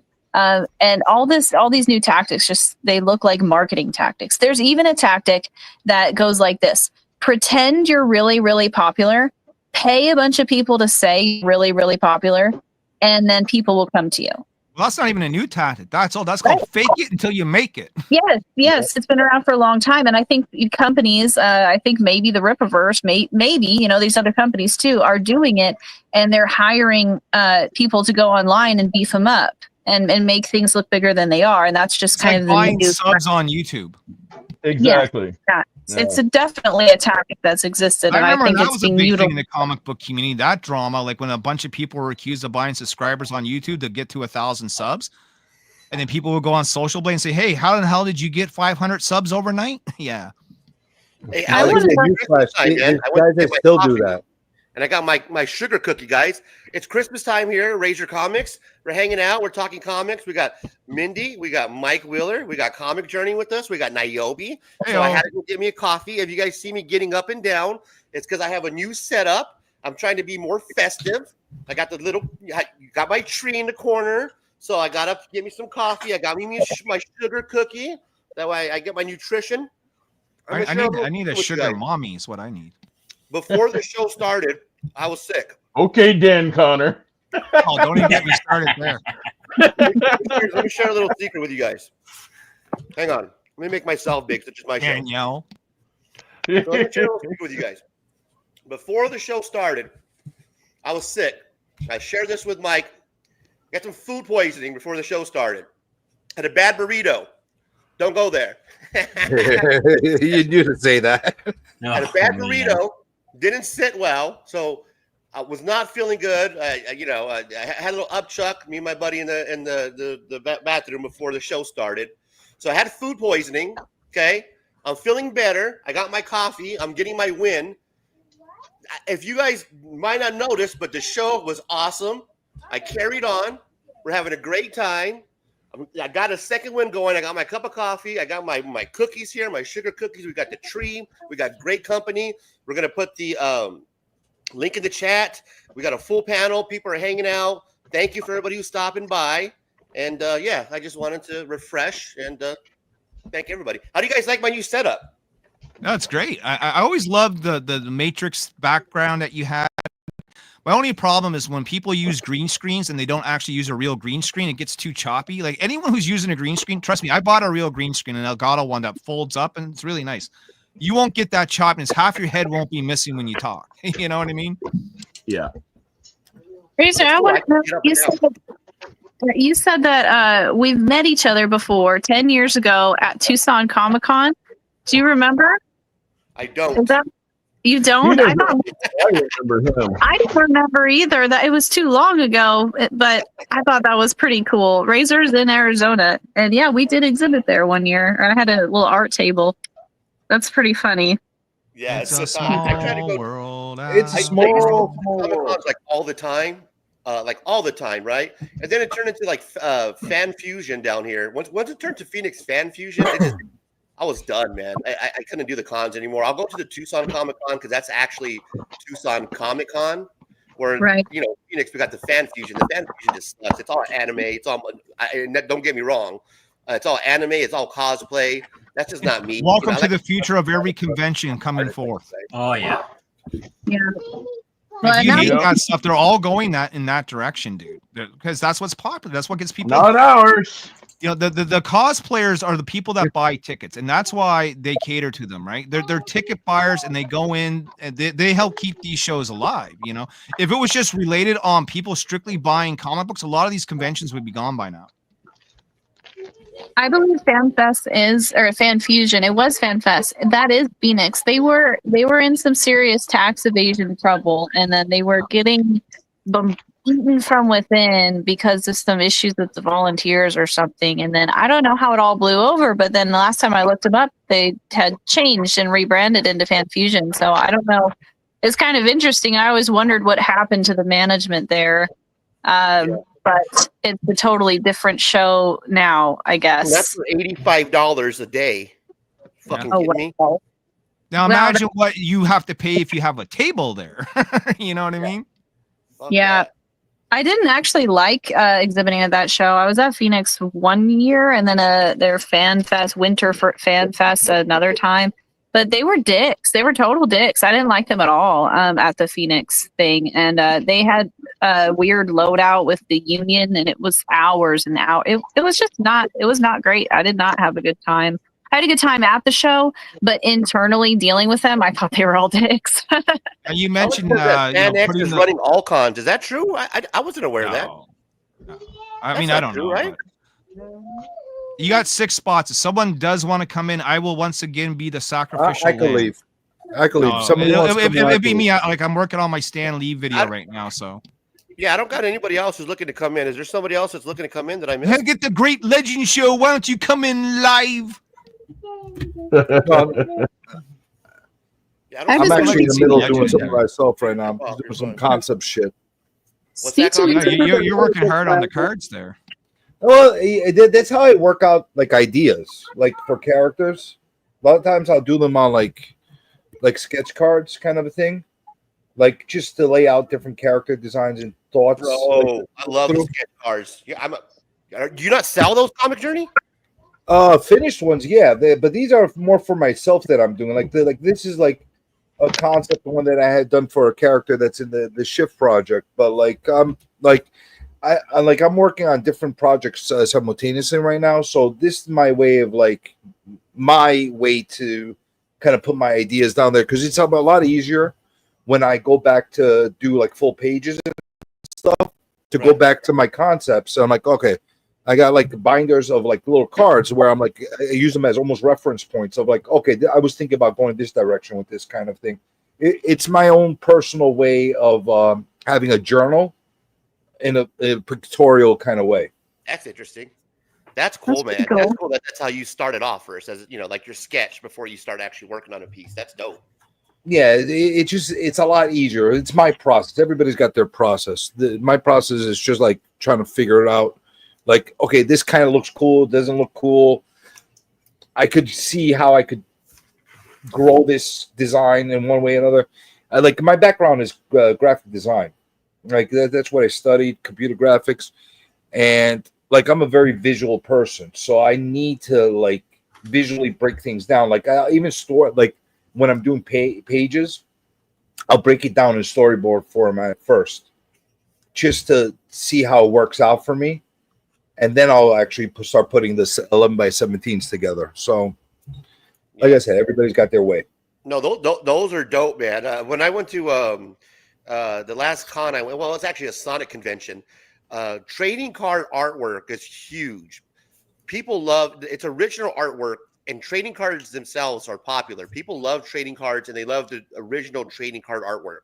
When I'm at cons, every con I go to, if there's anybody that's selling trading card artwork, those are usually pretty good sellers because it's small. It's something that's easy to present. It's something that you can always put away. You can bring it out. It doesn't have to just sit on your fucking wall. You know, you can play with the trading cards. You can show them off. It's cool artwork. It's shit that I pick up because I actually enjoy almost collecting trading cards as much as I enjoy comic books, just because of the artwork. You don't have to fucking worry about the story. You don't have to worry about any of that shit. You can just sit there and enjoy the fucking card. Hey, Razor, I'm gonna take off, man. Thanks for having us on, man. I gotta get going. You guys have been awesome, man. At any time, you guys are more than welcome to stop by Divinity Comics. Please check them out, guys. I'll put the ticker down at the bottom. Let's look at some more boobies. And hey, Larry, it's good to see you, man. I'm glad you're out and about. Yeah, this has been Nice wild. meeting Yeah, thank you guys. Please check To out all you Boobs. guys. This was really fun. I really appreciate you having us on, and we'd definitely like to do it again. Yes, thank you guys. Have a good night. We appreciate you stopping by. We'll drop the link in the chat. We appreciate you. Thank you again. Thank you too, guys. See you later. Bye, Larry. Nice meeting you. Nice meeting you. See you guys. See you guys. I'm probably gonna bounce here in a minute too, though. Yeah, no, you're fine, man. We appreciate everybody hanging out. I got a cup of coffee, so I just brewed it. I'm not going anywhere anytime soon. I'm just gonna finish my coffee and hang out. So you're good. Well, I'm still. Well, I gonna feel be like here, guys. if us, the indie guys, all leave, you'll have more comic book guys coming in and be like a different show, you know? You know what, Niobe? I'm starting to be. I'm going to say an indie guy, but I enjoy more of the independent comic books. I'm enjoying talking and hanging out with the independent creators. It just seems like it's a more cool world. You know what I mean? It's fun actually discovering. It reminds me of like the 90s when we're used to like looking for shit that nobody knew about. Yeah. And then Well, you it share with reminds me your like friends. going in the LCS and buying Usagi Yojimbo for the first time, or Teenage Mutant Ninja Turtles in the black and white days, or say Ninja High School, or Cerebus the Aardvark. It was something that was non-Marvel, non-DC, that was an alternative that, you know, you could get into that maybe was cool, that, you know, you were doing something that maybe not, you know, all the regular sheep were doing. You know what I mean? Yes, man. That's what I'm trying to get at. It's, you know, it gives me that feeling like I'm collecting something that not everybody knows about. You know, it's not popular. You know, it's not the cool thing. It's not the Batman. Not this. It's something that nobody's really reading. It's something like, check this out, man. Have you heard of these guys? Have you heard of the Wheelers? Have you heard of Niobe? Have you know? Check this out. This is sick shit, man. Well, we offer an alternative, and we may not be for everybody, but it is an alternative. You know, people are sick, and I keep hearing this. I don't like Marvel. I don't like DC. I stopped buying comics. Well, you don't need to stop buying comics. You just need to start buying different comics. Random Rips, Kevin. Appreciate you, my guy. Kevin, the link's in the chat. If you want to stop by, I appreciate you, you know, having you here. Me, Kevin, and Scotty Vaughn are going to be doing a Caliber show Comics. next Friday. It's funny that he mentioned it because Caliber Comics was the first people to offer to publish me. And I turned them down. And I turned them down because they only wanted to do Niobe and trade paperbacks, and that's not how I envisioned it. So That's not how you roll.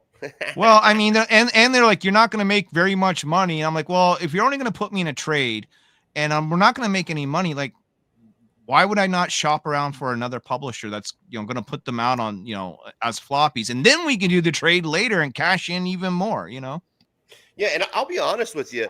When we were talking about if would you rather be on the comic book shelf, in the LCS, yeah, or would you rather just stay online?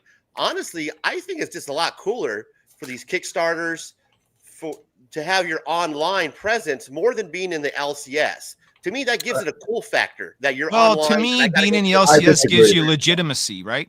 Like Yeah, anyone I'm can with make Niobe. anyone can make a comic. If you got $4 or $5 grand, you can't draw. You can pay someone to draw your comic. It may not be the greatest comic, may not be the most well written, but any fool can self-publish a comic. To me, the quality control comes in when a publisher outside of your world says, "I think you're good enough to put on the shelf." Look at that. I forgot about these. This I'm was the 100% kind of with stuff I picked Niobe up. on that. Yeah. I mean, look, the reason why we're on the shelf, I make more money off my Kickstarter, bar none. It's just that simple. But I can do 450 backers on Kickstarter. But yet, the last time we sold Niobe Origins, we did 3,000 copies to brand new readers who probably don't even know what a Kickstarter is. Really? Just I'm expanding in the our minority. No, most people that buy comics at the comic book shop have no idea what Kickstarter is. You know how many times I have to explain to them what crowdfunding is? They, well, what's that? I'm like, well, it's like GoFundMe, but we give you shit in return. You know what I mean? Like, it has to be explained constantly. They don't know. And then they go, well, if they do know, it's like, well, the books are too expensive. I have to wait. I'd rather just go into the LCS and pick them up for $4.99, which But we there's a give them couple of that things option. That happen with the Kickstarters is you get the coolness factor, right, of discovering these books that nobody really talks about because they're not in the LCS, and then now there's the spec factor now, right? Like you get Mark Spears and Monsters, these Kickstarters account that you might be able to spec on a book that's going to come out and hit because of this Kickstarter account. So it's starting to actually bring in collectors like myself or who Kickstarter have always brought in collectors. If you have the right artists on the book, like let's say if I ran, I don't know, J. Scott Campbell on a book, it doesn't matter. No one's ever heard the book, but they all know J. Scott Campbell, so they're all going to come in and get it. You know what I mean? Yeah, I know what you mean, man. That's a very valid point, and I'm definitely in the minority on this one.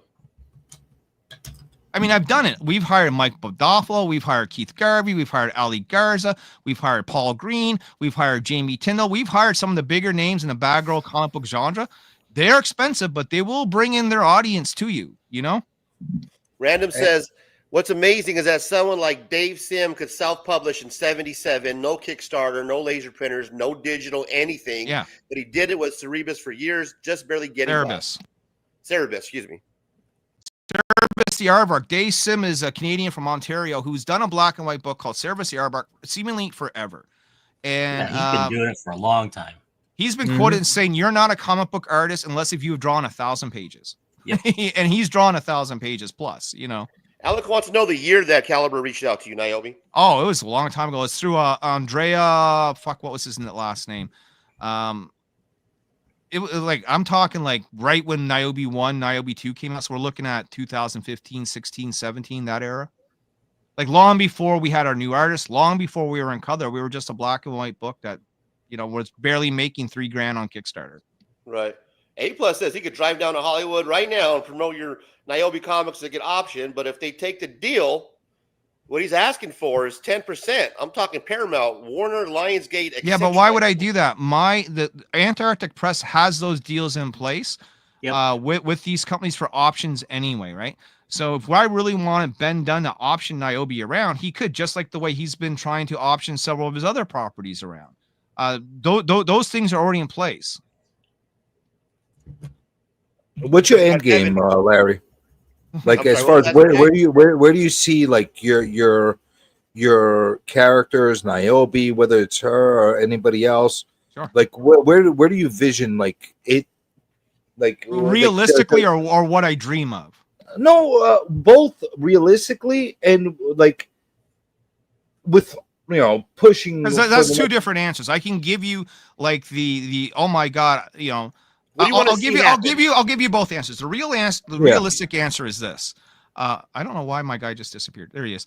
The real answer is this: is that I'm already at where I want to be in comics, right? Like if I look at a comic book like Razor or Shuriken or some like the older stuff that Eternity Comics used to publish, executive assistant sort of thing, like these cool books that you bought when you were younger, and you go, you know what? No one, it's like a cult hit, right? Mhm. Niobe's already there. You know what I mean? We're published, people know about it. We'll be in back issue bins for years to come. I've already done my dream. Now the bigger dream, the fantasy dream is I want to be, have Niobe be replacing Harley Quinn. Really? That's Yeah, big. That's big talk right if you're there. not in this Hey, you gotta game have goals, to be, man. You gotta have goals. if you're You know not, what I it's mean? like Bret Hart said, if you're in the wrestling game not to be champion, then why are you in this, right? I want to be here to be the king, to be the best, to have the most popular character on the planet. That's the dream. The realistic thing is, yeah, I'm happy we're just a cool little niche book that some people know about, And CJ, you're next, man. What do you want? The goal with the Kickstarter that you got coming out. What do you envision? What's the goal, and what do you realistically think is going to happen? With the Kickstarter itself, Yes, sir. I want to be able to establish proof of concept. I want to be able to put something out there that people could get a hold of, publishers could get a hold of, look at it and say, hey, there's something here. That's my first initial step that I'm looking for with this Kickstarter.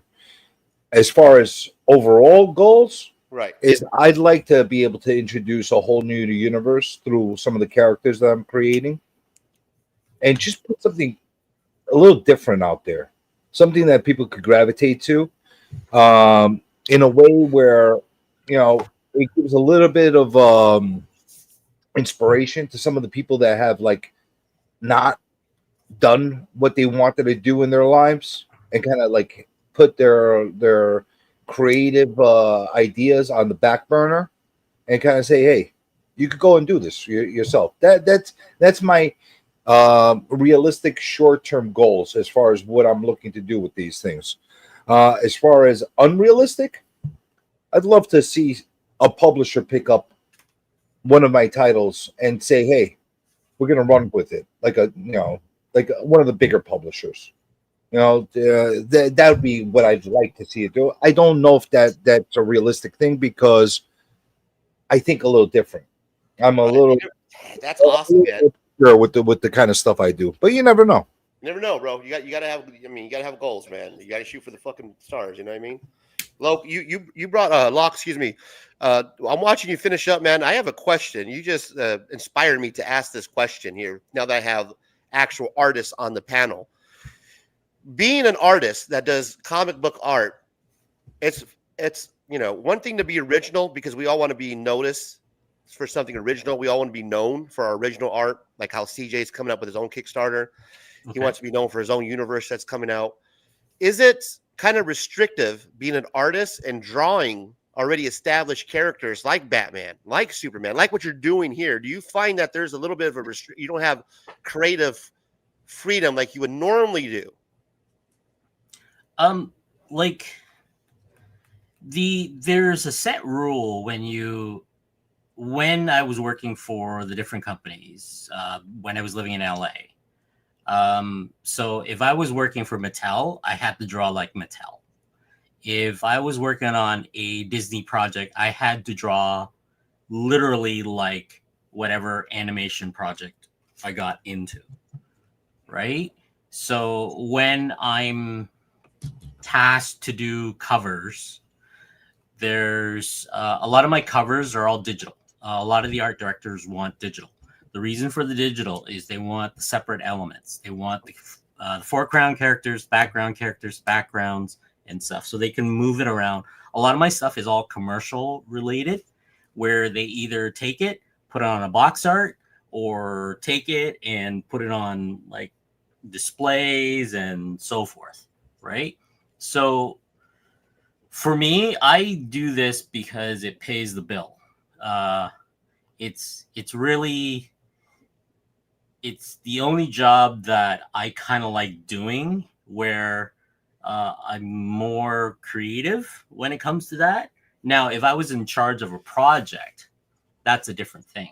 Well, what's more challenging, being in charge of a project or staying in these parameters that these Well, guidelines the that the they put most up? challenging thing is to draw. Like if I'm drawing Batman, everybody knows what Batman looks like, right?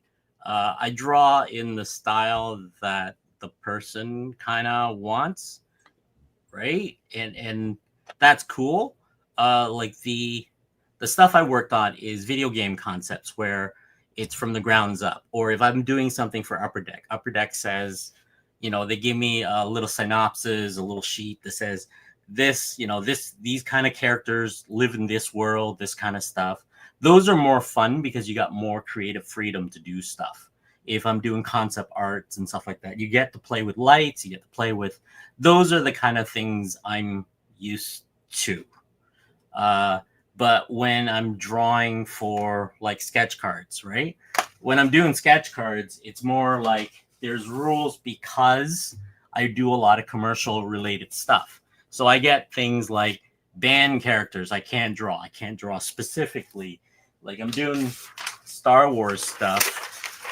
And, I can't draw Ewoks. I can't draw the holiday special stuff. And, Right. Those kind of stuff. I'm gonna piss off a bunch of people by drawing 40 Jar Jar Binks. Just Yeah, exactly. right. So there's if you're working commercially, you have to be adaptive, right? That's what it is. So if Niobe or Larry here comes up to me and go, hey, we need good girl, or bad girl stuff, I don't mind doing that. But Can a you lot do of my it? stuff, like I would say, hey, look. No, if no, you're but I'm looking for that asking kind of if that stuff- was a reality, could you actually do it? Like, do you have a sexy style now that we're talking here that I might want to tap into, or no? Yeah, a lot of the time is something like that I can do, but because a lot of my stuff is all commercial, sometimes like I can't get into that little niche area. So I would say, hey, I have a friend. He lives down the street from me, RB White. He does. Oh, well, I've already worked with RB White. Oh, RB White. you worked with. That's cool. Okay. No, well, I mean, I can show you covers he's done for me back in 2000. Like RB White did Niobe 2, 3, 4, Avani Origins, Birthright. I've had so many covers from RB White. Yeah, RB's like fantastic. He's a great friend. A lot of the time when I'm doing conventions with him, they always stick me next to him or something like that. And I would have like kid-friendly stuff. His portfolio would consist of yellow sticker notes over his stuff. The dads would bring all the kids over to my table. Well, and, we had a falling out, me and RB White, and yeah? quite frankly, it was because of the Wheelers who were on earlier. Because I was fighting with the Wheelers, and RB White was working with the Wheelers, and I said anyone who's working with the Wheelers can't work for me, and that caused a whole rift. Wow. Uh-oh. I didn't. The Wheelers, so it's good that we're on friendly terms now, but back then we weren't. Yeah. Like I didn't know that. That was the whole thing. I mean, I have friends who do that kind of stuff. I will do sexy girl poses and stuff now because I don't really do a lot of commercial stuff. Like a lot of my stuff now is it's mostly sketch card for tops and Upper Deck, right? Yeah. Everything else, it was used to be what do you call it? Retail variants.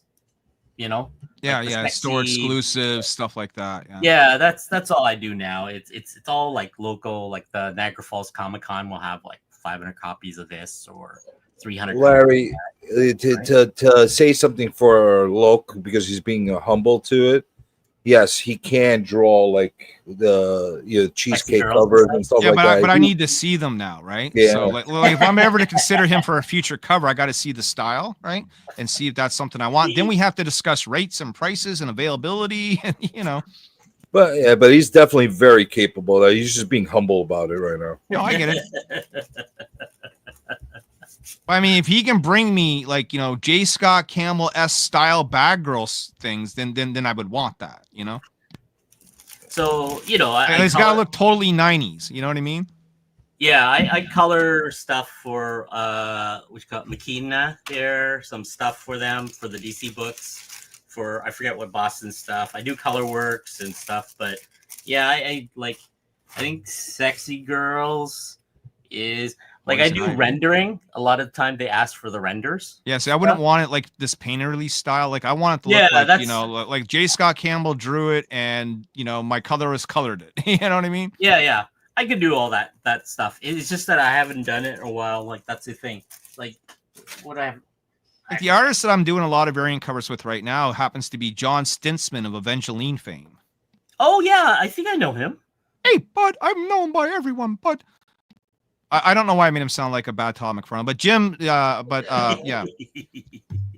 Mr. Stintsman, John Stintsman, he was the lead artist for Evangeline. He also did Team Youngblood. He also did Lady Pendragon and Scarlet Crush. So he does a lot of variants for me now. So it's pretty cool to work with someone who, like, 20 years, 25 years ago, I was reading their work. And now we're like, they're considered my peers and I'm in their league and I'm like Wayne's World, I'm not worthy, but yet here I am rubbing elbows with them and, we're trading money, You're we're not trading worthy. covers, we're getting shit done. It's awesome.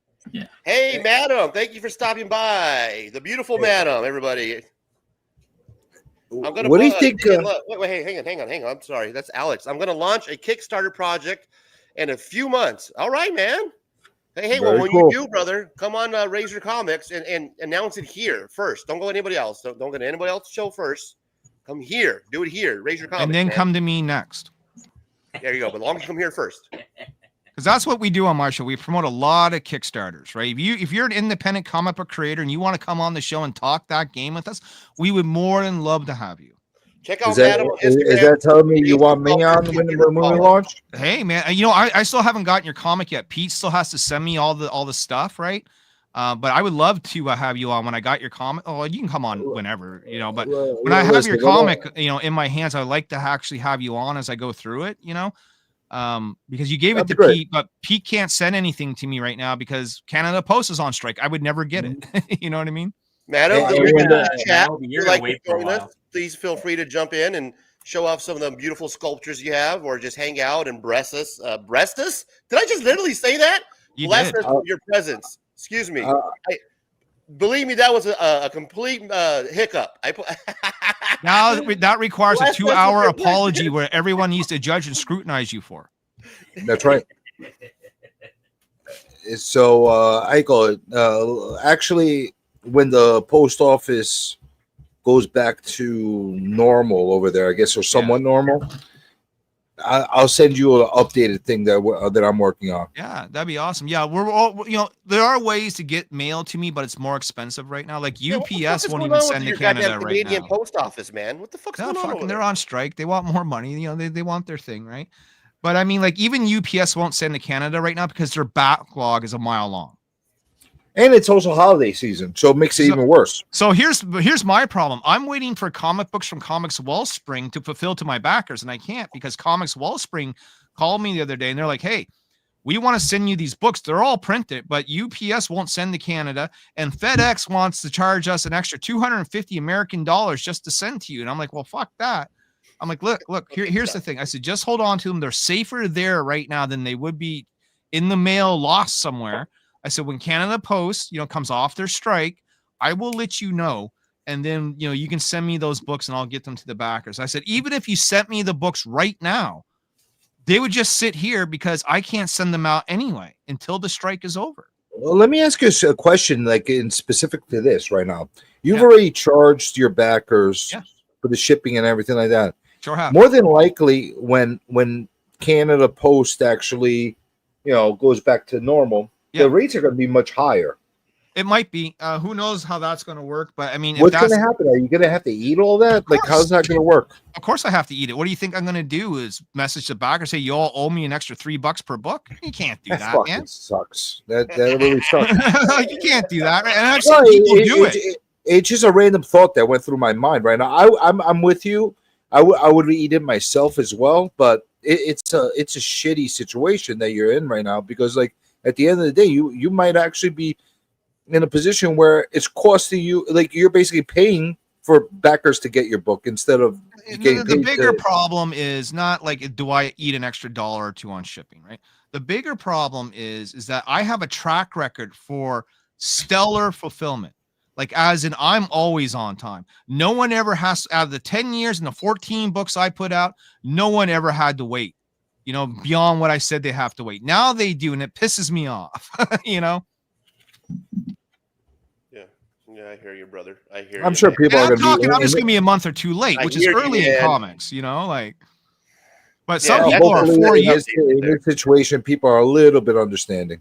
In Well, this yeah, situation. and I mean, like, that's the thing, you know, you just tell them, right? Like, I did an update a few days ago. I'm like, look, once this is all settled, I'll get the books. I said, no one wants those books more than me, because I want them too. I want to bring them to conventions. I want to put them up on eBay. I want to show them around locally. I need those books, you know?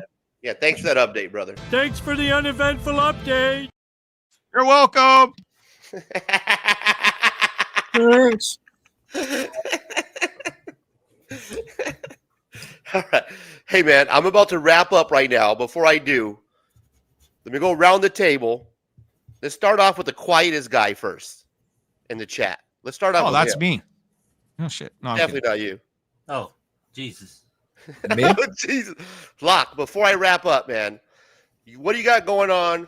What's new with Locke? Let us know. What's happening with Locke?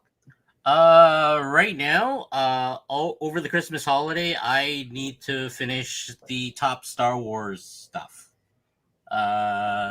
Yeah, and I need to figure out a style. I got a list of my brother-in-law is a big, huge Star Wars fan, and I showed him the card set.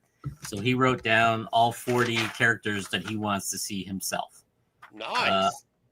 So that's what I need to do is figure out a style for a set of Star Wars cards. Is Mara Jade on the list? I have no idea half of these characters are. Mara Jade was from the novel. She was a hot redhead married to Luke Skywalker, hand of the Empire of the Emperor. Best character in Star Wars Legacy ever. Nerd. All I know Right? is, you know, I'll do them. She's not on the list. This is an incomplete list, sir. They asked me how many cards I want to do, and I said just give me 40 for now. A lot of my friends are doing 60s and stuff, and I said, well, the deadline's really tight. I'm waiting for the Spider-Man stuff to be announced. I think December 27th is the Spider-Man rendition series by Upper Deck's going to be released. So good luck with I'll start releasing all the sketches and all the drawings I've done. They got me doing like special edition stuff. Once that officially gets released, then that's what's happening. I just finished off the Batman series because Upper Deck has lost the Marvel license, and now wow. Yeah, so Warner Brother, they landed Warner Brothers, so everything went to Topps, or Fanatics is the company. Then when I was applying when they reached out to me, I was filling all these paperworks, you know, W9s, W8s, and all this other stuff for Fanatics. By the time I got back, I didn't make it on the list for the Marvel series stuff. So they said, hey, Lucasfilm is interested in your stuff because I've worked with them before. And they said, you want to work on the Star Wars? And I said, sure, I'll do Star Wars. Like, yes, please. You know who Salacious Crumb is? He's on your list. Do you actually know who that is? Which one? Number 4. Number 4. Nope. Okay, so just to help you out, that's the little critter that sits beside Jabba the Hutt in Return of the Jedi and laughs at everyone. Oh, is that what he is? Okay. I love that little fucker. Right? He has like a razor laugh. He does. He does. Right on, Locke. Thanks for sharing, Mike. Anything else you got going on? That's what I'll be working on. Then I'm gonna hopefully send out all this, the rest of it. Finally, no, I'm just joking. Yeah. So these are the commission pieces for those, right? Nice. So this is the last cover. So I'm just waiting for things to dry. Then I'll spray coat it and flatten it and the whole bit.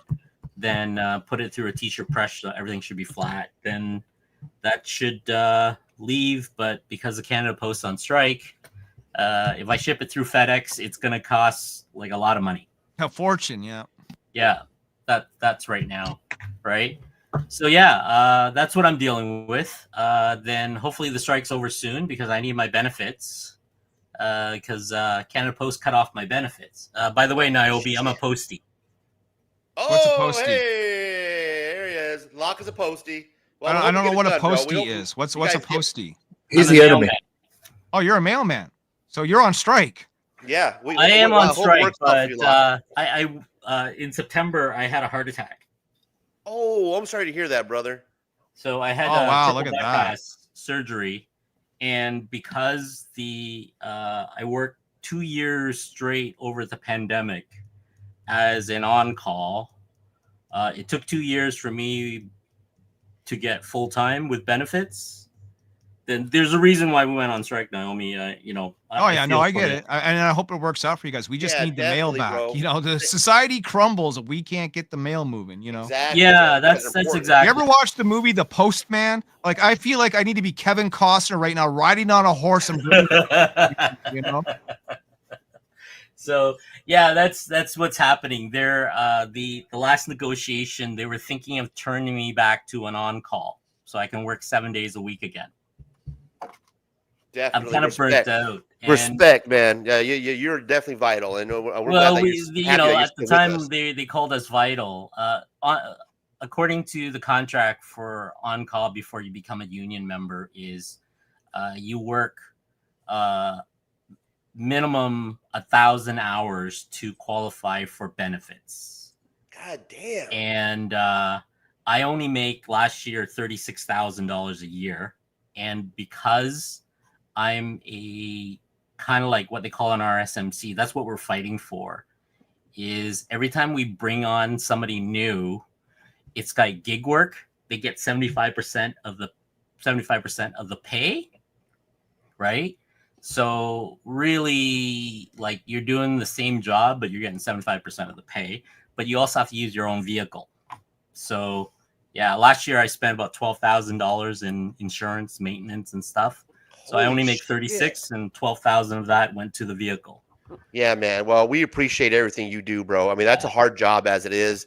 You know, you guys. Yeah, get I shit. got bitten by dogs. I twisted my ankle. People yelled at me for slipping on their driveway when they should be shoveling, and then I start wearing cleats, and people even got even worse and mad at me for fucking people, right? Yeah, exactly. You can't win them all. You can't win them all, right?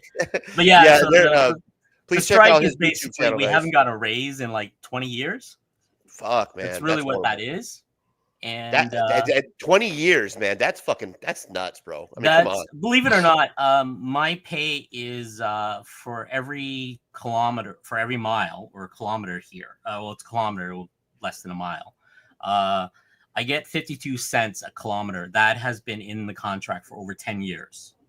So that is supposed to cover gas, insurance, everything. Yeah, so man. You guys figure that out with gas prices right now. Yeah, so, exactly. Do the math. Yeah, it's fucking crazy. And I feel bad for all the people because the area I worked at has a lot of farmlands and stuff. Yeah. And I got stuck in their driveway like you wouldn't believe over the winter, right? Fuck. So those are the kind of things we deal with. Like I do about 100 kilometers. I don't know how many miles that is. Yeah. A day of driving, and that's just delivering mail to those little mailboxes on the side of the road. Right. So yeah. So if you're like one of those guys like me who's refreshing your fucking tracking number, like where the fuck is this guy at, man? please. Yeah, please, and these I have guys to drop work off hard, and they're packages trying to at get their you your door, packages. and I have to be careful of dogs and snakes and bugs and wasp and stuff. Yeah. Yeah. No, So we appreciate it. Kind of Thanks for sucks. everything And you do, Nobi, are you out of the East Coast, right? I'm in a month in New Brunswick. Oh man, New Brunswick. Yeah. Jeez. Wow. Speaking of Niobe, Yeah, Niobe, you're up, man. He's in what do you got? What do you got going on? Let's go to highlight the eBay.com store where you can pick up Niobe's artwork on eBay. What else you got going on, my guy? Well, dude, I want to hear what else Locke was going to say about New Brunswick. Oh, did I cut you off, Locke? I apologize. No, I mean I've been out there. I haven't been out there. I wanted to go out and do the was it that con that's out there? Well, there's the East Coast Comic Expo, which is the one in Moncton. It's kind of the bigger one outside of Montreal. Yeah. Then there's another one called HalCon. Yep, HalCon I was invited as a guest at one time. Yeah, it's in Couldn't make it Halifax, because of Nova work. Scotia. Yeah. I've been out to Moncton, but it was for something else. Well, look, I'm dude, trying if to you ever remember. find your way back east again, just send me a message, man. I'll bring you to Yeah, the shop. I'm We'll hang thinking of out, heading have a out there. beer. Like. Yeah, I'm thinking of heading out there maybe next year or the year after if I get more time. With Well, maybe get involved with the Casey. Comic Book Expo, the ECCE, the East Coast Comic Expo is who you want to talk to and see if because you're a Canadian talent and they love bringing in Canadian talent. That's sort of their thing. Yeah. I did the project way before the pandemic with the Cauldron guy with Casey Parson, Sam Noir. They're part of the Raid Studio guys now, kind of thing. Those guys. So I helped out with the Cauldron first issue stuff. I did some Frank Frazetta Bad Girl kind of art. Yeah, so we got some talent here. Like we got Nick Bradshaw, who lives like in the same city I do. He draws for Marvel. We got Jed McKay, who writes the X-Men currently. He's like 2 hours away, so he's at our shows. Ed Breezen comes to our shows because he's also Canadian. Jeff Lemire. Lots of talent swing by around our area. Yeah, it was didn't Ruth Mike Ruth? Yeah. Yep.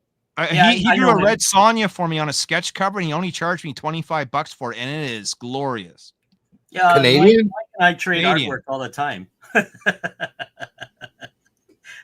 You'll like Mike. Mike, I know from. I met him a couple times. I had beers with him at the after party at the East Coast Comic Expo, the organizer's house. We all just sat out in the backyard, and he was telling me at the time, I don't know if it's still the case, but he was like drawing Red Sonja and Conan, and then he goes to tell me my day job is a school janitor. Like, you're fucking shitting me. I'm like, you're Mike Ruth. You're drawing like Conan and Red Sonja. You're telling me you still have a day job? Like, my little fragile mind at the time just couldn't fathom it, But now that I'm in the industry, I get it. Fucking, there's not a lot of money in comics, Yeah, he was the one that got me into being a postman.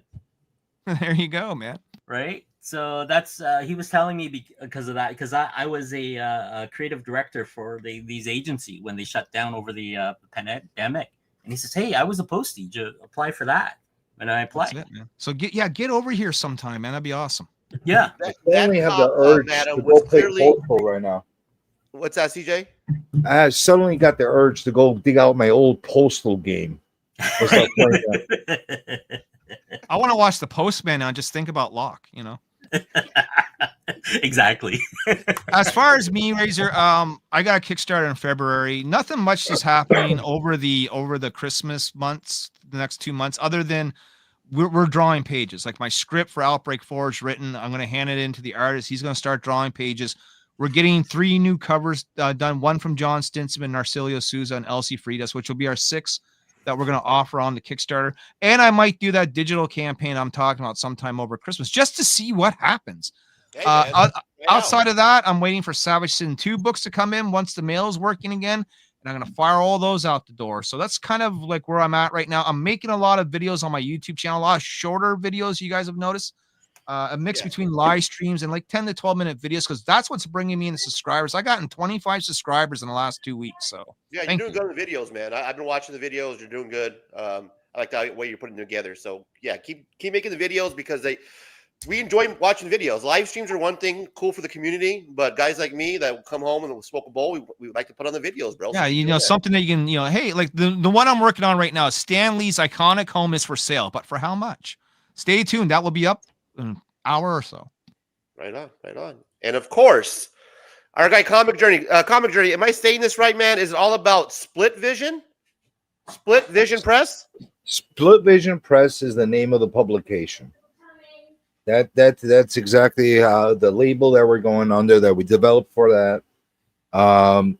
We have an official launch date, which is January 21st. So that's D-Day for us.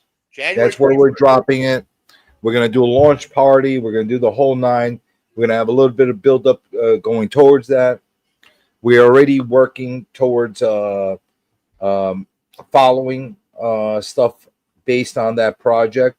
We just want to see where this is going to go before we know 100% which direction we're going to go, because feedback from the public is going to weigh a lot as far as how that project is going to go, because it's an interactive type of situation. We got people that are interested in getting involved with the project. Loke might be involved with it in the future. If he doesn't go Diva on us, he might be involved with it. We'll see.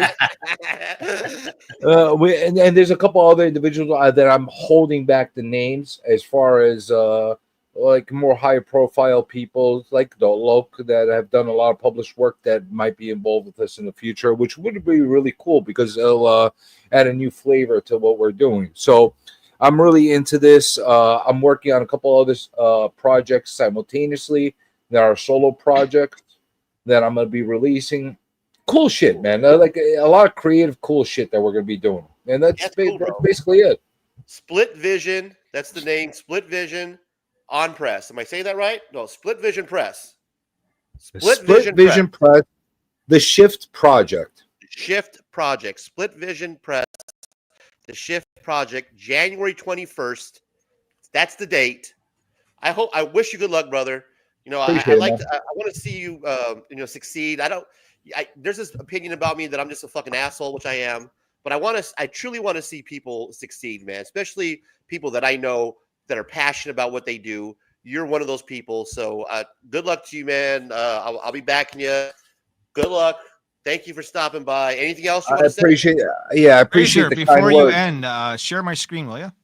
Hey, well, hang Just on, give me man. one This is not second. your I time. appreciate I thought you were the kind done words. with him. It sounded like you're saying your goodbyes and you're ready to sign off. Yeah, well, I just want to follow up on what he just said. I do appreciate the kind words he said. There's just one more thing I want to add. Like the Shift Project, I think is not only a project that is like self-gratifying for us. I think if it becomes a success, it could become a launching point for a lot of people wanting to get their stuff out. Yes. And that's the ultimate goal behind that project itself. So hell yeah, brother. Right on, bro. I'm sorry, Naomi. Please, I'll share. I was just saying, yeah. So for those that are wondering what to look for when you go to the dollar store, this is it right here. You know, this is in poly bags. They're right by. You know, I probably moved this one to a different location because this one here is by like Christmas junk. But not my dollar store. But this is how it looks. Like, you know, you have the DC thing. And I've been seeing these pop up everywhere, right? And there's 38 different titles for $1.25. I think, you know, seeing is believing. If you were to walk in, you probably stop by this and take a look, wouldn't you? Yeah. No, yeah. Bro. Yeah, that's I buy that whole fucking rack right there. And you don't have to be at a comic book shop to do it. And they're so cheap. You know what I mean? Yeah. No, I mean, when was the last time you walked into the LCS and bought a book for $1.25? It had to be in the 90s. You know what I mean? Like, yeah, exactly. So that's it. That's all I want to share. I appreciate everybody stopping by. Guys, earlier today we had a guest stop by. I'm going to share their Kickstarter information down below. It's we had Divinity Comics stop by. It was Mike Wheeler, Mindy Wheeler. We also had my guy, Mr. Blankenship, stop by. So please support them. Check out their projects, what they're doing. That's the Kickstarter for Mike and Mindy's project. It's boobs. Let me share it with you guys because you know I like to share boobs. So let me show you what they had going on. They were here earlier. So let's share their screen here. This is boobs. I'll be picking this up after we're done. I'm actually going to go on there with my little $40 budget and buy me a couple of these covers. But boobs 1 and 2, you guys can pick them up. This is with Mike Wheeler and Mindy Wheeler. Great artwork. They were the spotlight guests for the day. This is probably one of the covers I might be picking up because it's only $10. So I might be adding that to the cart. But check them out, guys. It's a really cool independent artwork. If you like titty books like your boy, I would definitely support them. They were cool people. They're people out here from Arizona. They support your boy, Razor Comics. I support them. So please check them out. Give them a look. Give them a follow. All that good stuff. Mr. Blankenship, he has some pretty cool shit out as well on Amazon. Let's pull him up, show you what we're talking about here. This is B.L. Blankenship. Okay. This is Propaganda Comics, The Capitalist. This is number 3. But this is with that satire parody art that we're talking about, kind of like what's going on in the real world, kind of like what Marvel used to do. Look outside your window, draw, write about what's going on. So check him out. He was awesome. Guys, I appreciate everybody stopping by today. All my guests here today. Again, Locke, thank you. Niobe, thank you. Comic Journey, we wish you success. Everybody loves you here in the comic book community, man. So I'm going to go through the chat, and then we're going to get out of here, guys. Thank you, everybody, for stopping by. Madam, Darth, everybody, Alex, BK, everybody that stopped by. There's too many people to name. Random Rips, the great legend, A+, even Chad Wynn was here for a little while. Thank you, everybody. We're going to get out of here, guys. I'm going to play you out with my my little thanks. Merry Christmas. Happy holidays. I will see you next Sunday for football and comic books. Ceasefire Sunday will continue. Little Merry Christmas theme. We're going to have a good time. Hang out with your boy. Please, if you guys like the show, like, comment, subscribe me up. Razor Comics. Have a good time. We'll see you next week. Until then, check you later. Some say love, it is a razor that leaves your soul to bleed. Now get out of here. Wait, he left already, Niobe? He doesn't even give you a